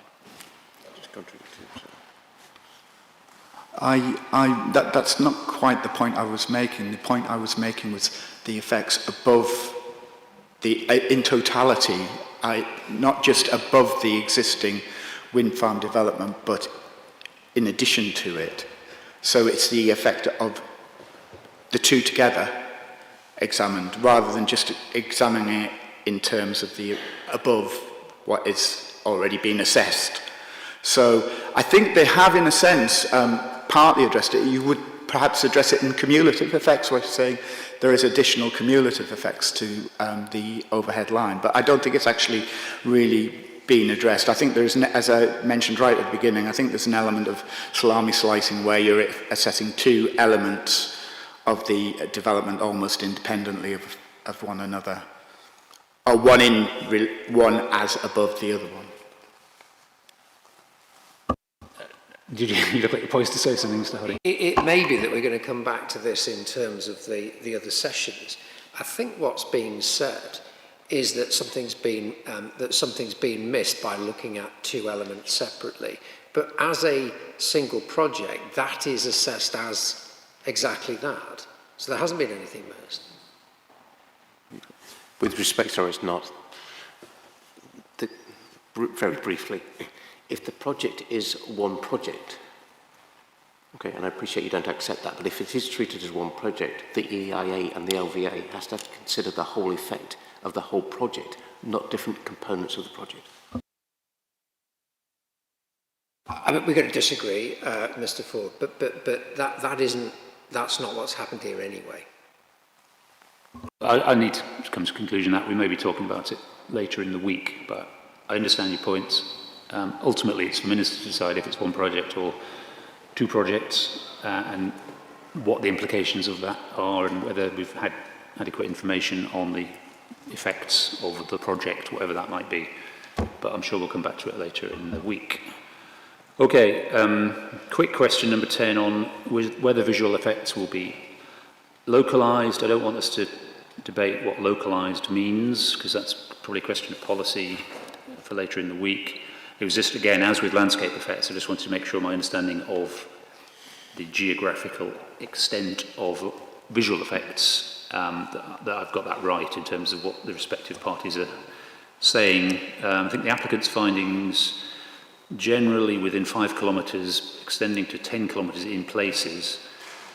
I think Ms Bowman's advice report found significant daytime effects within 10 kilometres to the southwest, which I think is Glenvernoch Fell, 5 kilometres to the north, which was the viewpoint 2, people coming down the 714, and 14 kilometres to the northeast, so that's the high ground, Merrick, etc. And so I think in terms of the extent, geographical extent of visual effects, the difference is in those views to the east, from the high ground. In other respects, I think you're generally in agreement with the applicant. Is that fair? Yeah, generally that's correct. That's a fair summation. There are some significant effects out to 9 kilometres, but no more than 10. But that would exclude the American and that ridge line. Very quick question on mitigation, which is point 11. Has appropriate design mitigation been applied? I guess my question was, kind of the first principle of mitigation would be avoidance, and Ms Bowman would say, and she did say as recommendations, you could have mitigated the effect by moving it further away from the edge of the upland area, the edge of the more sensitive, smaller scale Cree Valley, and or you could have used smaller turbines. What do you say to that? So as is documented in the EIAR, the original scheme at screening stage, scoping stage, was anticipated for 18 turbines, and that is indicated by the red line. If you look at that, you'll see that the majority of the turbines the wind farm is located, I'm going to say, in the lower 2/3, in the southern 2/3 of the red line. So you can see where 5 turbines have been removed, and that was to reduce the lateral extent. So the first string, if you like, in terms of dealing with mitigation is avoidance, and therefore, as part of that principle, 5 turbines have been removed, reducing it down to a scheme of 13 turbines as a wind farm, a cluster of turbines. So that was very much part of the embedded mitigation design. The next question you asked about turbines tipped to 200, that allows for some flexibility in terms of the rotor diameter and nacelle tower height for candidate turbine technology. But as the Council have accepted in their documentation, the technology and the marketplace has moved on, and such that now to get hold of turbines which are 125s, 150 turbines even, 150s are getting more difficult to source, because the global market is such that there are larger turbines. We don't have a homegrown indigenous wind turbine manufacturer in this country. So you are dependent upon the international market, and therefore the technology, what's available, what can be serviced. So that puts the turbines at that sort of scale. So mindful of that scale, the embedded mitigation has taken into account the various on-site and off-site constraints and reduced the scheme to a more nucleated version of 13 turbines.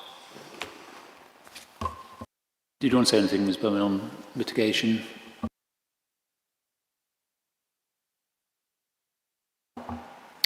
No, I don't think so. Okay, so it's 4 o'clock. It seems like an awful short afternoon. I'm flexible as to whether we push on a little bit longer. Obviously I'm back here at 5:30, as some others are. Dr. Ford, I know you're coming back later on. I'm happy to stop now, or I'm happy to push on for another half an hour. I'm absolutely happy either way. Half an hour will be fine, sir. Okay with this side.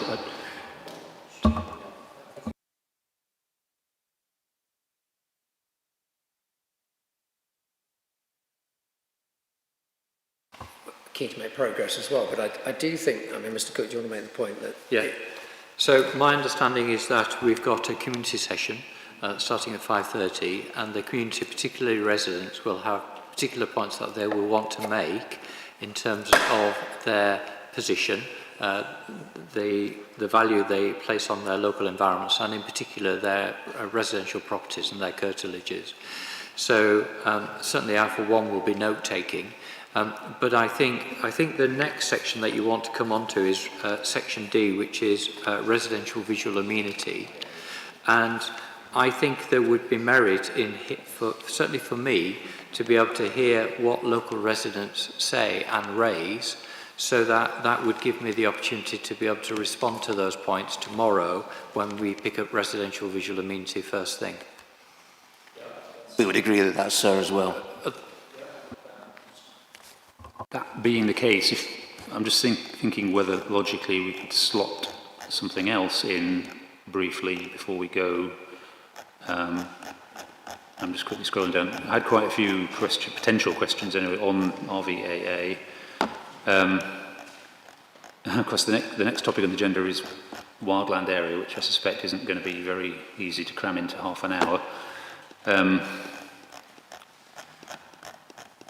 Bear with me while I see if I can...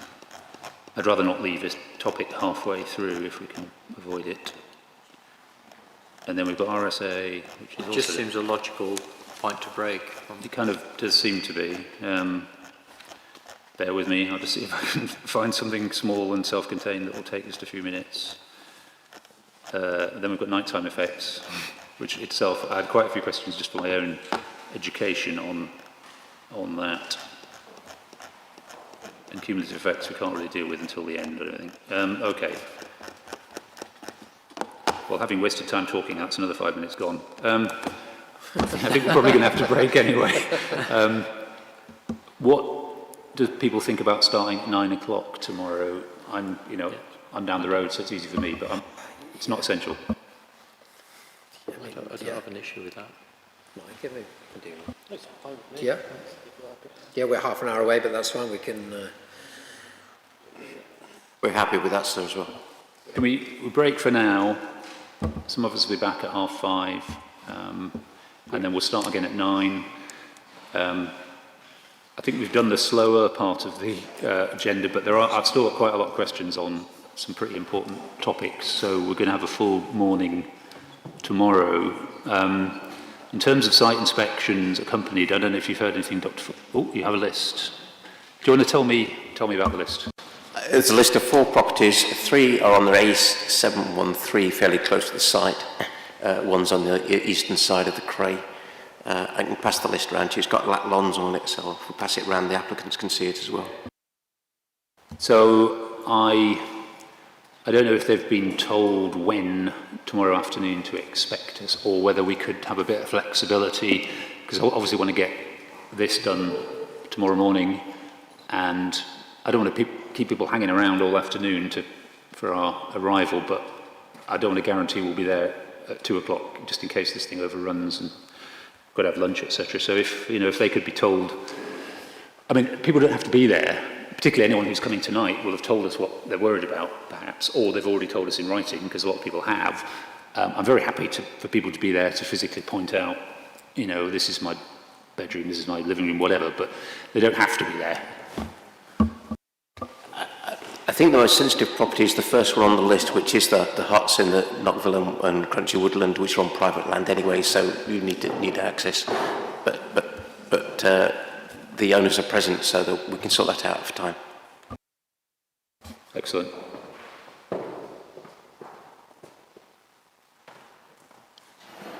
Right, okay, so in terms of logistics, well, we can talk about it tomorrow, but I'll need somebody from both sides of the debate to come with me. if we can do it in one vehicle, and that would be so much the better. I don't know. I mean, other people can, well, with the permission of the property owners, other people can come along as well. But if we can just have me and 2 others, maybe, with me not driving, preferably. Yeah, it shouldn't be too hard to do. But as I say, it may not be 2 o'clock kick-off. It may be later. Just depends how we get on tomorrow morning. Yeah. Okay. Nothing else before we adjourn. We were just discussing about logistics of cars. If it would help, I'm happy to play chauffeur and drive, and I can accommodate 4 on the basis I could put some of our files and things in another car. So the car will be available, so we can go from here if that works. Mindful, I haven't checked on the forecast, so I'm not quite sure what the forecast is doing, but they're residential, so it should be manageable. I checked, it's 20% of light rain tomorrow. So I think we should be okay. Well, we'll sort it out. So if there's 4, we can do it in one car. Just a small question, sir. Are you wishing to be accompanied to any of the viewpoints within the RSA and up in the wildlands area, or because clearly there's quite a big time allocation that will be required for some of those, just in terms of planning and personnel? No, I wasn't. I've done quite a bit of wandering around, but there are locations in the RSA that I haven't been to, including some of your photograph viewpoint locations, which I would like to go to, but I'll do that on my own. It's easy for me to arrange and do it on my own. To be honest, also there are insurance implications for if I, as a Scottish Government employee, take other people with me, then I'm responsible for you. So if you fall off a cliff, then I'm in trouble. So I prefer to do them on my own. But going to people's houses, I really need to be, well, I need the permission of the owner as well, and I'd like then to be accompanied by people as witnesses from both sides. But I certainly intend to do a lot of those extra viewpoints that you've shown me and which we'll be talking about tomorrow. Okay, anything else before we... Nope.